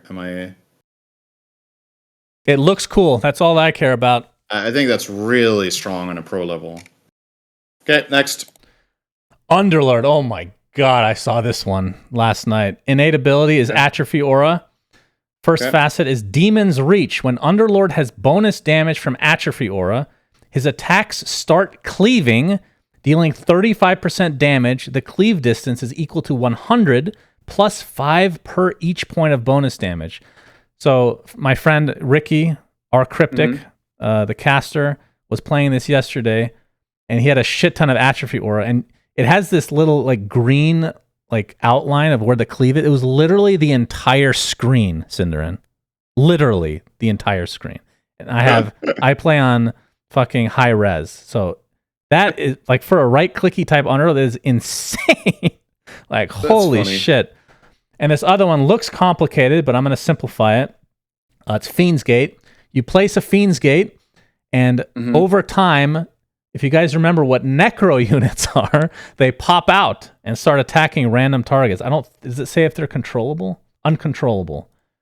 So it just adds Necro units, which I assume are the exact same as before. So one of them burns your mana and you can see invis units. Like just that alone is crazy. Yeah. But there's a delay on them, and they come out periodically. Very interesting, I have to say. And I assume that the Ags, is it the Ags that's still the same with the Pit of Malice being cast with Fiend's Gate? So that synergizes to some degree with that as well.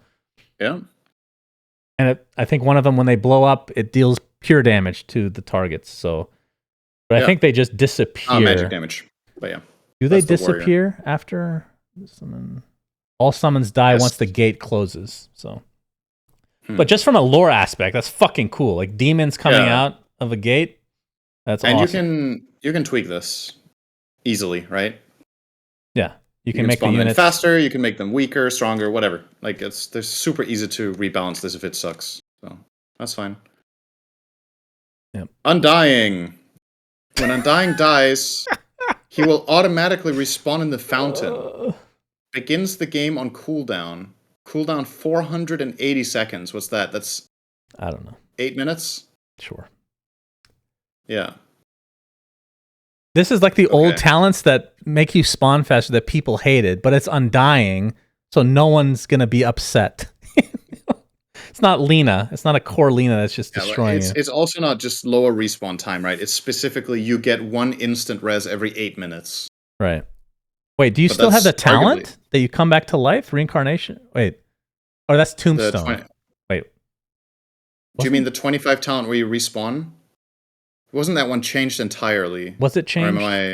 Yeah, I feel like it would be weird to have both. Maybe you're right. Okay, so his facets. While Flesh Golem is active, Undying's attacks will spawn a zombie chasing the target for 15 seconds. Does not work on Roshan. All right, Fogged is in chat saying, bro, they added Rotting Mitts back. You can solo Rosh again. All right. Always read the fine print, guys. It literally says it doesn't work for the one thing you want. That was a cool ability, though, I have to say, or an addition from before. And the other one, Soul Rip. When Soul Rip is cast on an allied hero, they gain 10% of Undying's current strength for 10 seconds. Yeah, that sounds like what people would probably take, I assume. Yeah. I mean, the zombie one was actually pretty decent, though, in competitive. Maybe it was just for Roche, though. I don't remember. Yeah, that was a really big part of it. I don't think either of these sounds particularly great. Really? You don't think Soul Rip? That sounds good. Oh, what's 10% of your strength, though? Yeah, but you use Flesh Golem, you're gaining strength, right? Yeah, but what's 10% of your strength then? I don't know. Like 80? So you give 8 strength. I mean, it's something. It's not bad, right? But it's also not like... I'm just comparing it to some of the other shit that's on here, right? Fair. It's good, but not outstanding, is my... But, again, if you max Soul Rip, the cooldown is actually quite low. So maybe it's, I can see it. Somebody explain how the Tombstone... So the zombie vision range has been decreased from 1,400 to 900. Does that change anything with putting it on cliffs? The Tombstone has the same vision, I think. The zombies coming out do not... Oh, okay. The zombies have less vision, but the Tombstone has what it used to, I think. Okay. Ursa. That's what I'm guessing. Innate ability. Soul Rip one's actually really good. Huh. Okay. Anyway. Ursa. Innate ability. Maul. Ursa gains 1.5% of his current health as damage. The old school Ursa ult. Yes. Hell yeah, that put a smile on my face. They brought it back. First days. Facet is Grudge Bearer. A lot of puns. Enrage. 5% of damage absorbed during Enrage is converted to damage. Buff lingers for 5 seconds after Enrage expires. So, do you get it dynamically as it's coming, or does it give you that at the end of Enrage? I'm assuming you... It says it's absorbed during Enrage. I don't know. I think you get all of it after Enrage expires. That's my guess. I feel like that would be kind of bad then. I feel like it might be dynamic. It might be insane with the shard. That's true, actually, huh? If you're in Enrage a ton of the time, Fogged is saying this in chat as well, the Octarine shard build that some people were going on Ursa, right? We just keep enraging all the time. This builds up. Yeah, that's true. Might be really good, actually. The other facet is Bear Down. Duration of all debuffs applied by Ursa is increased by 20%. So Nullifier, I mean, just his Fury swipes alone will last longer. Bash. Anything? Oh yeah, Abyssal, damn. Just the stun, like yeah, that's crazy. These are both very good. Yeah. I think this is a big buff to the hero. He got a nerf on mana cost and overpower though, which should not be overlooked. That's actually quite costly now on low levels, so maybe. But I think these are both very good though, the facets. Okay. Venge. Whenever an enemy hero kills Vengeful Spirit, they get a debuff until their next death, causing Vengeful Spirit to deal 10% bonus damage to them. That's very random. I feel like this used to be a talent or something, wasn't it? It was something weird, similar to this. So. But, and then the facets, one of them is Avenging Missile. Base attack time is 1.7 seconds, so it changes her attack time? I think her base attack time was always 1.7, was it not? I think they're just putting it there because the other one changes okay, yeah, this is the base one. Yeah, okay, this is the... Venge is the same, and then Magic Missile damage is increased by 0.75 for every last hit or deny the target enemy has. Yeah, this one's really, really strange. What? Dude. So like, carries take a shit ton of damage. Well, do some math. Do math. I mean, think of one of those late game situations where carry has like 500 to 1,000 CS. What's the damage? If they have 1,000 CS, your Magic Missile deals 1,000 fucking damage. Well, it's 0.75, Cinder. Yeah, for every last hit. Yeah. Oh, you're saying 750 plus the Magic Missile regular damage? Plus your base, right? Yeah. It's like 1,000 damage. Yeah, it sounds absurd. It sounds something. Okay, and the other one... So, Soul Strike, your base attack time is 1.5 seconds, so you're faster. Vengeful Spirit's attacks fire traces of her soul that punch the enemy on contact, making her attacks have melee behavior. A lot of so that means you can get Basher. People have been buying Battle Fury, Cinderin. Battle Fury. Wow, that is even like things like Scotty, you're getting the melee benefits, so it's just better. Honestly, this might be quite good. Carry Venge with Battle Fury? I think both are actually good. The person that was playing this yesterday that was in my pub, this was terrible, but in theory, this should be good. And both of them sound as a carry, she's a pretty good laner when she gets some easy early attributes. You'd go like double Wraithband into a Battle Fury, and you farm a lot. By the way, I just realized the innate ability with the Magic Missile thing. If the carry kills you, you're just going to do 10% more damage on top of that. Oh, yeah. Yeah, I think you could do 1,100. That's good. I mean, some of the ultra late games we have in Dota right now do reach 1,000 CS on the carry, and that genuinely will make every Magic Missile you fire 1,000 damage on that hero. Yeah. That's... I don't know. If I'm playing support, I'm taking the left one, and I'm telling my team we're going late. That's right. Yeah, the games right now are not as long, but it's the concept of that. Imagine going against okay, I know we're not quite at the end, but do you think that when you're picking this competitively, this could be like a counter to somebody like Alchemist, as an example? Somebody that just flash farm, like Naga even. Somebody just gets a shit ton of last hits in a game. I mean, I think you just take this on support Venge every game, right? No, I mean, but picking Venge to counter that hero, even though it wasn't really a counter to Naga before. You know what I mean? I don't know. Like, it's interesting. Sounds really good. Yeah. I wonder, I guess if you have the shard still has the bouncing stun, right? Then I guess the secondary target takes damage relative to their CS, not to the primary target's CS. Right. Otherwise, it would be really busted. Yeah, easy peasy. But, okay. Anyway, Bananamancer, latent toxicity removed, Poison Nova removed. Innate ability for Veno is Poison Sting, which is upgraded by Aghanim Scepter now. Venomancer's attacks deal 15% damage of his base damage per each of his debuffs on the target. But at the same time, Poison Sting is also a regular ability that you can level. It's not only... Yeah. Okay, never mind. Those. First facet, Patient 0. So Noxious Plague. The plague spreads 2 times, but the initial damage for all spreads after the first one is reduced by 100%. Wait, the initial damage for all... The initial damage for all spreads. Oh, for all spreads. It spreads as a noun. The way that I read it is, interesting. And this one sounds hilarious. Plague Carrier, just in time for... it's been a few years now since COVID, I guess. Plague wards can be cast on allies, attaching a ward onto them. While attached, wards are untargetable and die one at a time whenever the unit they are attached to receives up to 250 damage. Wards attack the same target that the attached unit is attacking. How long do they last? Until the regular expiry time, I guess? No, well, I think that, or if they take this much damage. Or if they break. Yeah, of course. If they get broken, but if they don't get broken, I guess they last until they expire on your hero, right? Latent toxicity was the shard. That shard is now for Venomous Gale. So if they dispel Venomous Gale, they take 300 damage and are stunned for 1.6 seconds. So basically built into Gale now. Wow. Can you cast this on yourself? I would assume so. Why not?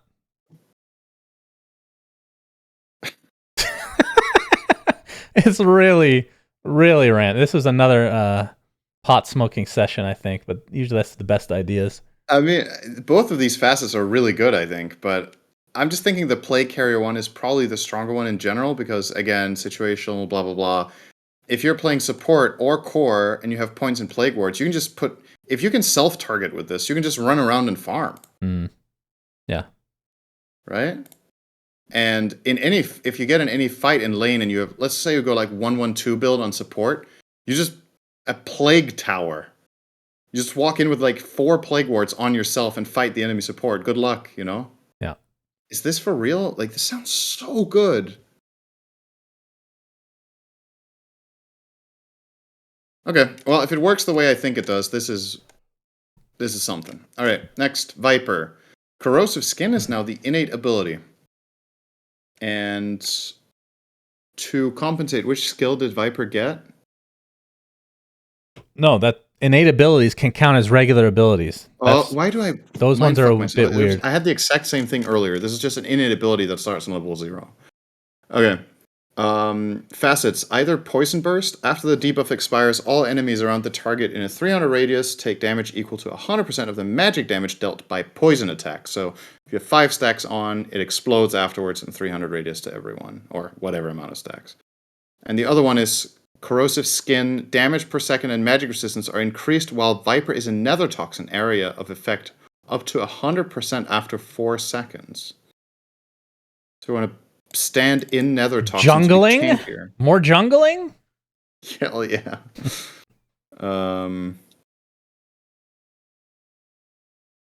You should be able to farm really fast with this, shouldn't you? Just level 1. No, wait, never mind.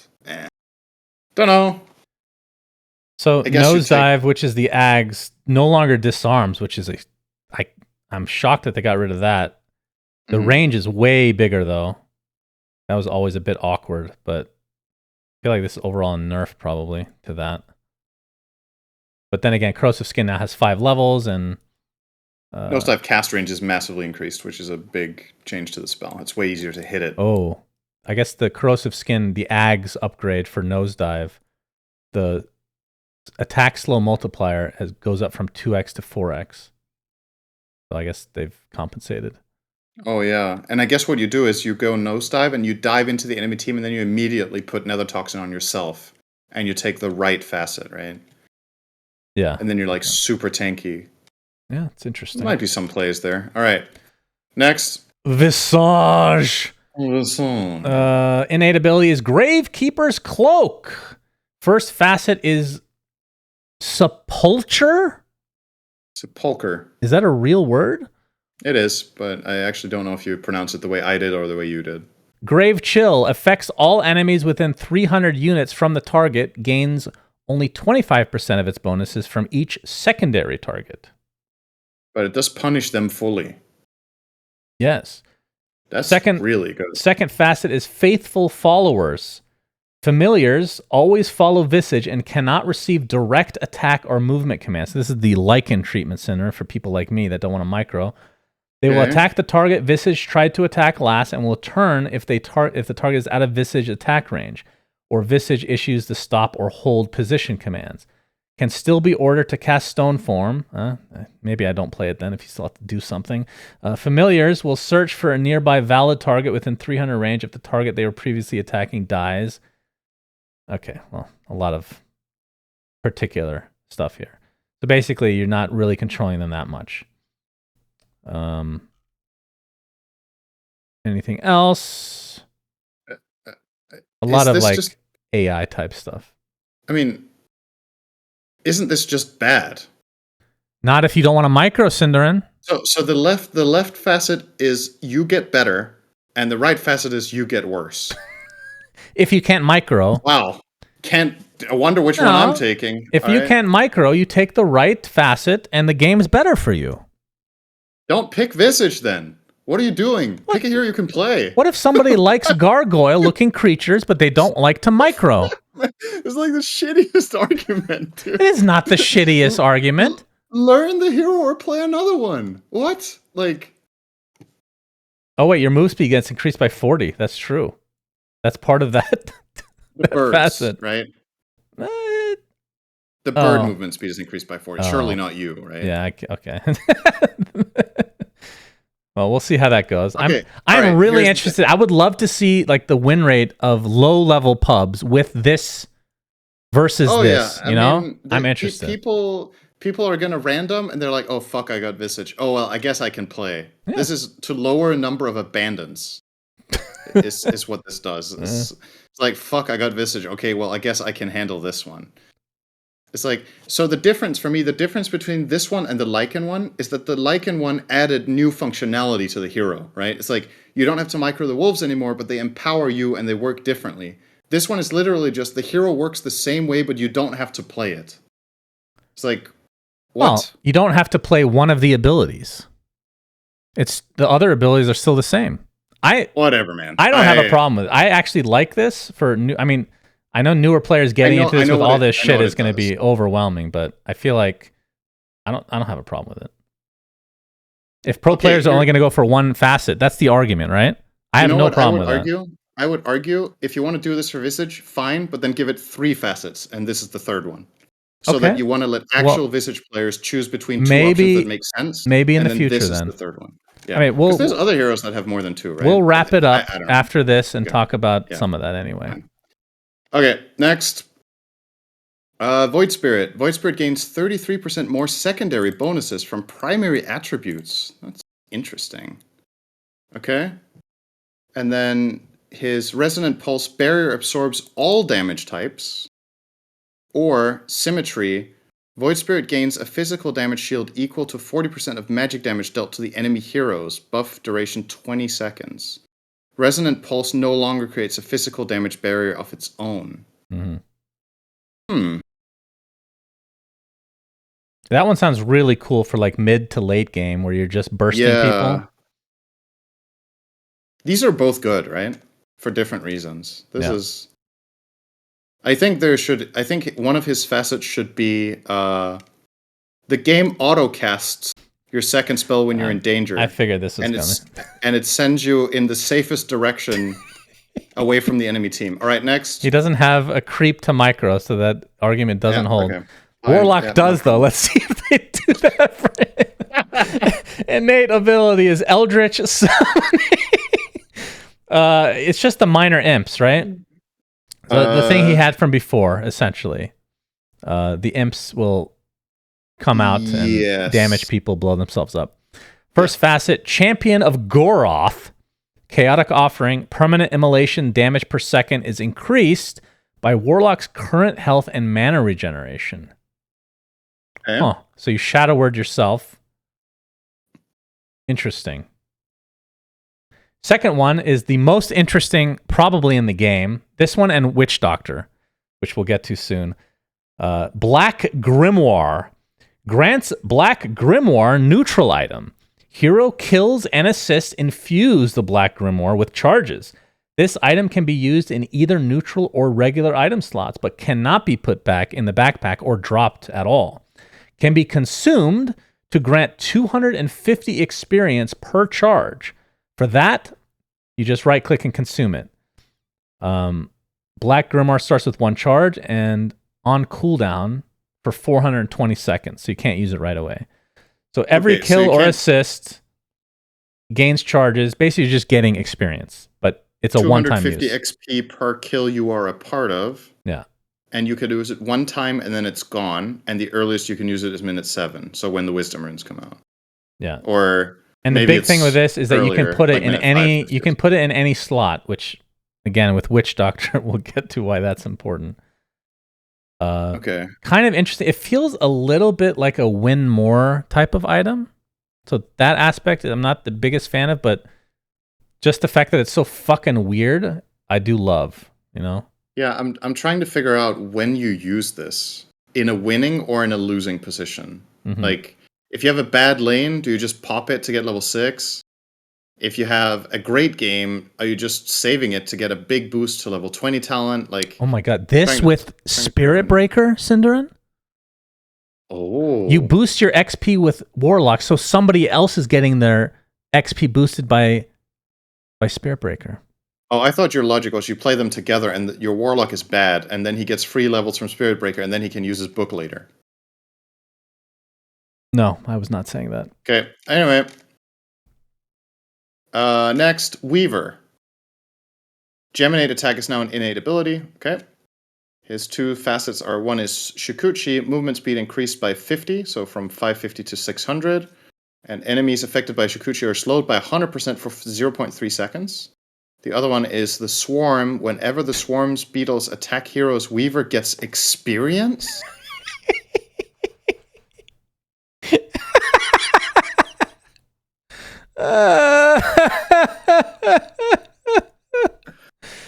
Alright, next. That was so good.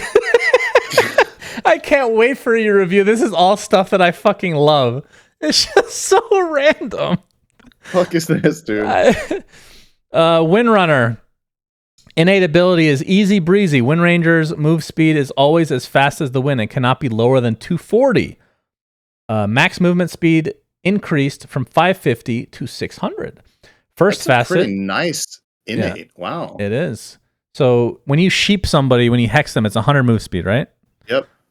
Facets. Tailwind. Wind Run grants 15%. Anyway, Sorry, what? I think Hex got changed at some point. I think the minimum move speed of Hex is higher than 100, but whatever. Okay. It's sake of the argument. Whatever. Wind Run grants 15% movement speed to herself and allies within 700 radius. Focus Fire is the old Focus Fire, which is important because of the next one. So this is a Seb on OG type of talent. Whirlwind. No target ability for Focus Fire. Windrunner starts shooting up to 11 arrows per second at random enemies within her attack range. Damage of these arrows is reduced by 30%. When the next enemy is hit, they can't be targeted again for the next 3 shots. Prioritizes heroes and lasts for 8 seconds, as opposed to the single target Focus Fire, which is 20. I saw this played yesterday, and when a hero is alone, it is fucking trash. Yeah, that absolute trash. So bad. But if you have like an AoE ability, let's see, like a Chronosphere, or well, I guess not Chronosphere, but an ability that contains heroes, a Mars Arena, it's really good. Surprisingly good. It's either trash or really good. Yeah, this is very polarizing. Yeah. I mean, I guess this in a way encompasses what I think the ideal goal for Facets is you making a really important choice for the game that has good and bad games, and you need to decide if it's that type of game. So I think conceptually I like this. I don't know if the numbers are great or whatever, but the fact that this is really, again, risk-reward, and you are losing something and gaining something else. So, I don't know. You're absolutely right. In 1v1s, this is god-awful. It's literally just shooting yourself in the foot. Yeah. Interesting. All right, Wyvern. Ooh. When an allied hero picks up a wisdom rune, the 3 heroes that would not benefit from it will gain 20% of the experience instead. Imagine Wyvern, Spirit Breaker, Warlock lineups, and oh yeah, hell yeah. And of course Weaver that gets XP from Swarm for some reason. So here's the deal. You pick Wyvern in all your pubs because your cores are going to love you because they get extra experience from the wisdom runes that they don't get. All right, facets. One of them, whenever Wyvern restores health to an ally, all of the healing, 15% of all of the healing done restores mana. And the other one is Dragon Sight. Wyvern gains up to 1 bonus damage for each 10 attack range over 400. scales with Winter's curse levels. So as your ult gets higher. Okay, I feel like people are almost always going to take the right one also when they play support. Oh, really? Yeah. Okay. Because, like, the left one is so niche, right? Like, when are you healing your ally to give them... I mean, maybe. There's, like, some cases, I guess. Like, how... Really? You think that's situational? Yeah, because the amount is so low. Like, let's say you're playing with a hero that you really want to give mana to. What's their HP pool? Like, how much mana is this actually going to give you? I don't know. It's not... I'd have to see the numbers, I guess, but yeah, you might be right. Maybe it's just a low amount. It's not that much. If the number was higher, it would be way more appealing, of course, right? But then maybe it's too OP. Okay, the big change here as well. This hero was picked today by Extreme. Splinter Blast can now target allies, but not Wyvern herself. This is something that a lot of people have wanted for years. I'm a little bit on the fence about it, because I think part of the charm of the spell was that it was hard to use. But I also understand that it was probably too difficult. And I think they're trying to lower the complexity of Wyvern a little bit, because I would argue that aside from micro heroes, this is one of the hardest heroes to play in Dota. There's like a subset of supports that are really difficult for beginners, and it's like Wyvern and Oracle. Oracle they dumbed down as well. But in contrast to the Oracle one, I don't feel like this is as on the nose and as extreme as Oracle, where they were literally just like, oh yeah, your second ability that's like a really... risk-reward kind of thing, we just make it reward only. I thought that was kind of lame, but this one I'm more okay with. Alright, next. Witch Doctor. Innate ability, is it called Gree? Is that how you say that? Gree, I don't know. Witch Doctor starts the game with Gree, a neutral item that cannot be dropped or placed in the backpack. When the owner dies, 100% of the gold lost from death is added to the item cost, which also passively increases 1 gold every 3 seconds, can be consumed to permanently remove the item and refund the gold to Witch Doctor. So similar to Warlock, except you can't move it, and it's gold instead of XP. But it's also gold adding up slowly, but also your deaths. You can go feed and then get your gold back sooner. Very important. Yeah, but you don't gain gold. Right, you just get your gold back. Facets, he has 3. Great. Headhunter. Paralyzing Cask increases by 35 damage per bounce, so that was removed from the default ability.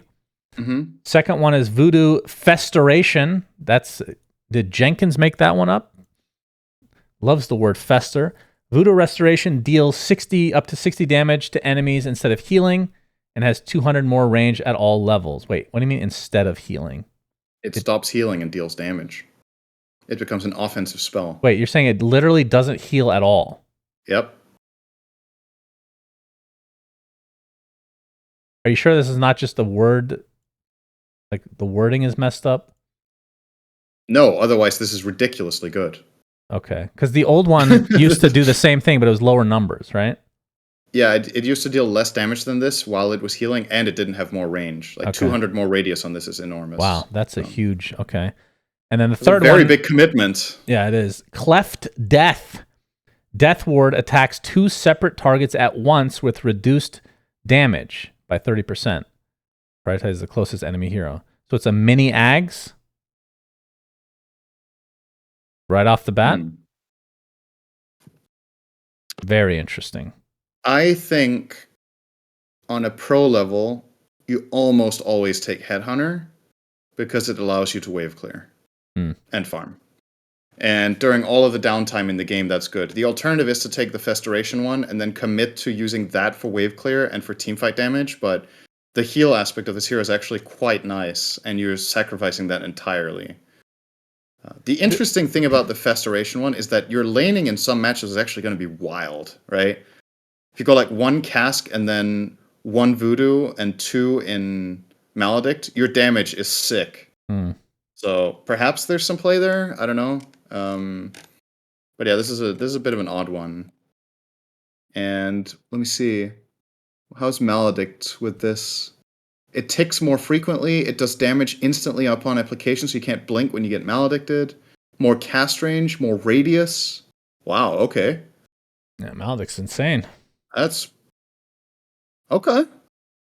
Well, see if it's enough to get him played in pro. I've not really seen a Witch It Doctor. was in a also long the time. only ability that doesn't have a facet for him. True. Okay, Wraith King is a book. Hmm. I will try. Actually, okay. It's not that go over it. complicated. Yeah, Vampiric Spirit is now innate. One of the facets is called Bone Guard. Wraith King's abilities either summon skeletons to fight alongside their leash or to help him in a fight. New Wraith King's second basic ability when the facet is picked. For every 2 kills you make, get a charge. You can activate this to summon a skeleton. This is effectively the old one, right? Yep. And then Reincarnation spawns skeletons when you're reincarnating, and Aghanim Shard no longer increases summon and skeleton count. You get 1 more skeleton when you reincarnate. Okay, so pretty much the same. The other one is Spectral Blade. Wraith King's attacks may curse his enemies, and other abilities make this curse even stronger. Wraith King's second ability when the facet is picked, his attacks passively place a curse that deal pure damage and physical damage equal to the cursing attack after 3 seconds.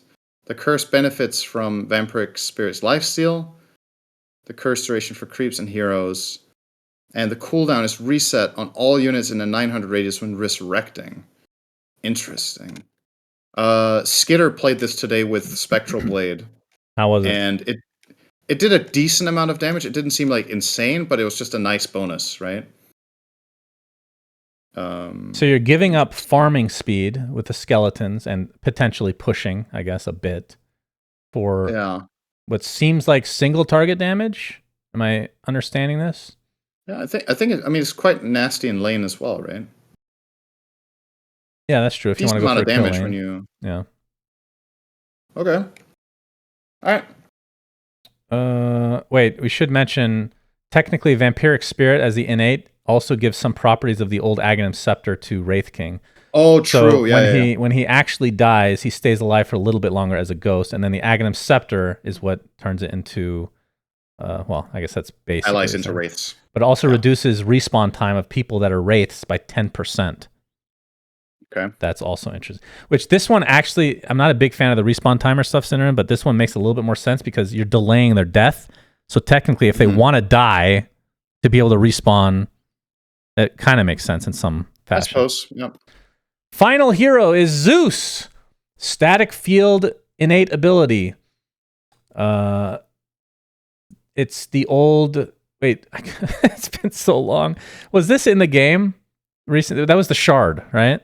Yeah, it was tied with his lightning hands. Okay, so it gives 4% of current health and damage for any of the abilities you do, or any damage you do with your abilities. First facet is Live Wire. Also static field related. Makes damage depend on the distance between Zeus and the damaged enemy. So it goes up to 7% if you're 200 or closer. Minimum, if you're at 1200 distance or farther, is 2%. So it makes, as far as I can tell, it worse for long range than the basic ability, right? Am I reading this right? Wait, one more time? So the innate ability is 4% current health. If you take this facet, it's worse when they're long range. Yes. Okay, very interesting. So when they're long range, this is 6%, and when they're close, it's 11. Wait, you're saying it's adding? I think so. Or maybe not. I think it changes it. Oh, maybe that's too crazy. Yeah, you're probably right. Yeah, I think you're right. Yeah, you're second facet is Divine Rampage for Thunder God's Wrath. Hits enemies in ascending order from ones with the lowest current health to the highest, with a 0.2 second interval between strikes. Whenever an enemy is killed by Thunder God's Wrath, damage for the remaining strikes is increased by 15%. So that's kind of interesting. You kill somebody as the first hero, it gains damage for the next. Pretty interesting. I like that one. This is some shit. I don't know about this first one though. You want to be close with Zeus, so you're playing like, I don't know. Like, do your illusions, since if you're going for like the hands build or whatever it's called, lightning hands, those don't proc static field. I don't think, do they? I mean, how far away do you attack with right click Zeus? Well, it's lower now because lightning hands no longer gives you attack range. It gives you 30 attack speed instead. No, I think you probably mostly take Divine Rampage. But the thing about that one is it does nothing unless you kill people specifically with the ult. Yeah. So it's kind of, I don't know, these aren't like blowing my mind. All right. Don't feel that good. So what do you think of the patch, Cinder? So first of all, why is this not 8.0? Like seriously, what is 8.0 then? If this is like one of the biggest patches of all time, right? This is like a top 5 biggest patch of all time. Okay, so my main argument for why this is not 8.0 is that they changed nothing about the map.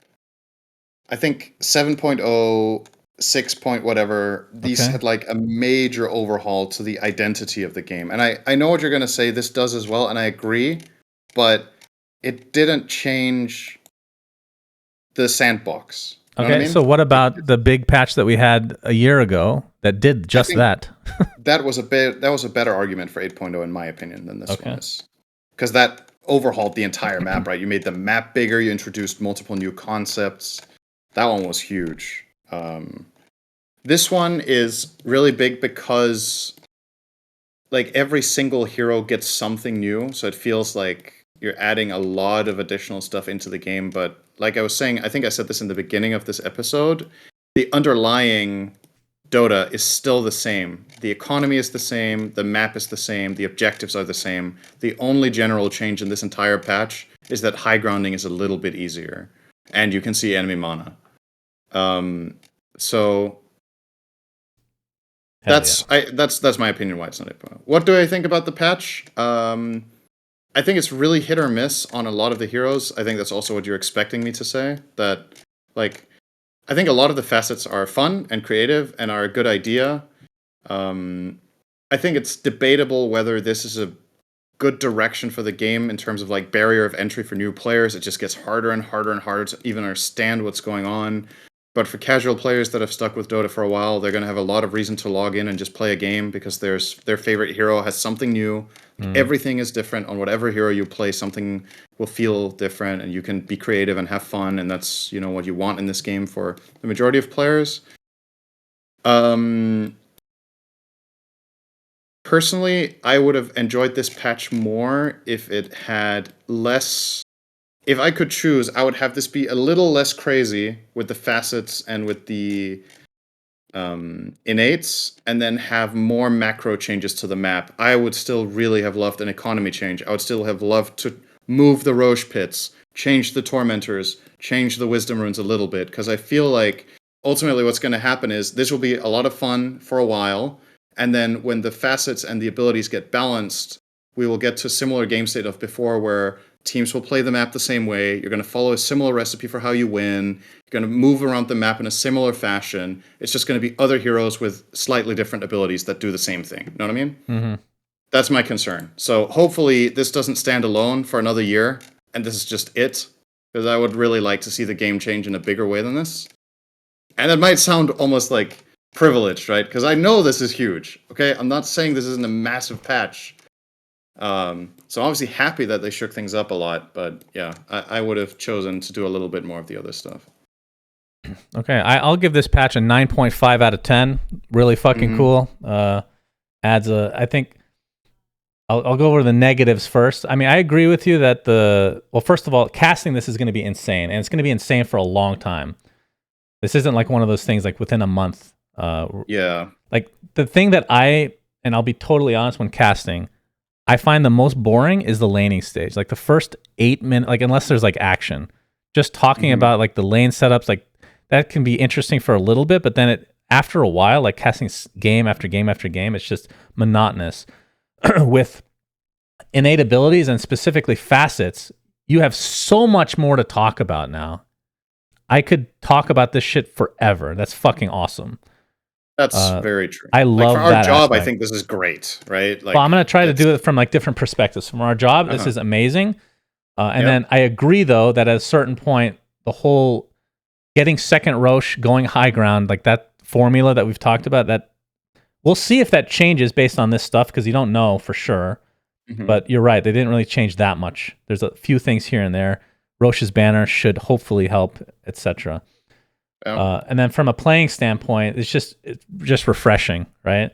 Like people not knowing what's 100%. happening. I guess this works for casting as well, but people not knowing what the fuck is going on makes things so much more enjoyable, including myself. Yeah. Just learning new stuff, not feeling like you have to follow some formula. Playing Lion as a fucking melee hero. It's ridiculous, but it's also fucking awesome. So I am thrilled by this patch. And I think. Okay, sorry. no, Finish up. I guess I'm done. I guess what I wanted to add was, so I don't know if I gave a very negative vibe about this. I'm not like super disappointed or upset or whatever, but um, I think what happens right now with Dota is kind of similar to when neutral items came out, that there's going to be a subset of things that are just flat out too good, and it will take time to find out and figure out what those things are and get this to a good place. Because it's very clear for you and I, when we read through all of this, that we have some heroes where we're like, okay, what the fuck, this is irrelevant, and others were like, okay, this is the best hero in Dota right now, and like that gap is going to narrow down over time, but probably the next month will be really imbalanced, and that's what people sign up for when they get huge changes like this, because as devs you can't encompass all of this and visualize it. You need to see how people interact with the game, what the pros do. There's going to be stuff you didn't think about that's going to work in some weird combination with other heroes that makes it utterly giga broken, and then you have to nerf that exact interaction, blah, blah, blah, right? So that's part of the fun as well, though, for pub players, right? Is getting into these moments where you're just like, holy shit, I'm a god, and the frustration of being on the other side and feeling hopeless. Like what can we do about this guy? I saw it in a small scale in the pro games today. I was like, oh my god, like some of these things were just there's a whack, level of like insane. I think it's not just a month. The next 6 months they'll be balancing the things that they've implemented here, right? Which may mean that they won't have time to implement some of the stuff that will change the high ground situation. Although I don't know if you're looking for bigger changes. I think just a couple of tweaks here and there will make big difference with that kind of stuff if it remains a problem. That's the thing. I don't even think it needed to be huge. I agree 100%. I think like just small little bits of this and that here and there with the economy could have made a really big difference for how people play the game and interact with the map. Yeah. And they just did nothing in that regard. That's what was surprising to me, was that it was literally just, all right, let's make high ground a little bit easier. Right. And so I think hopefully that is the next in line. So again, for me, it's a 9.5 out of 10, and the 0.5, since I'm the negative guy here, apparently, the innate abilities that I'm not a big fan of are the ones kind of mentioned at the beginning that are literally just skills that have 5 points in them. That to me feels like, this patch is enormous. I don't even know how long it took them to make, but it feels like if those end up changing in the future, I would like that. Like they should just be normal abilities. All the other innates that we mentioned that aren't in that category, I am perfect for. Even the fucking crazy ones, perfectly fine with. I think it's cool. But it just feels like they didn't have enough time maybe to add it in for literally every hero, which is understandable. There's like a million, right? So like the Tidebringer, for example, that we're looking at now. Yeah. I think my verdict on this right now is, dude, it's hard to give it a score of 1 to 10, but I think I'll give it let's say 7.5 or 8, because I think what they're trying to do and the concepts are really interesting, and I think this is going to be a ton of fun for a lot of people to play the game.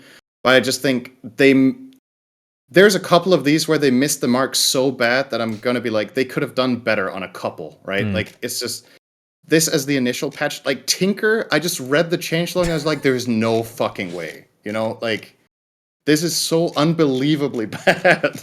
Like, how did this make it through testing? Is anybody actually complaining about that though, Syndrome? I mean, I'm not a Tinker player myself, so it's not like it affects me a lot. I think the game is in a good place when all heroes are playable and have a place.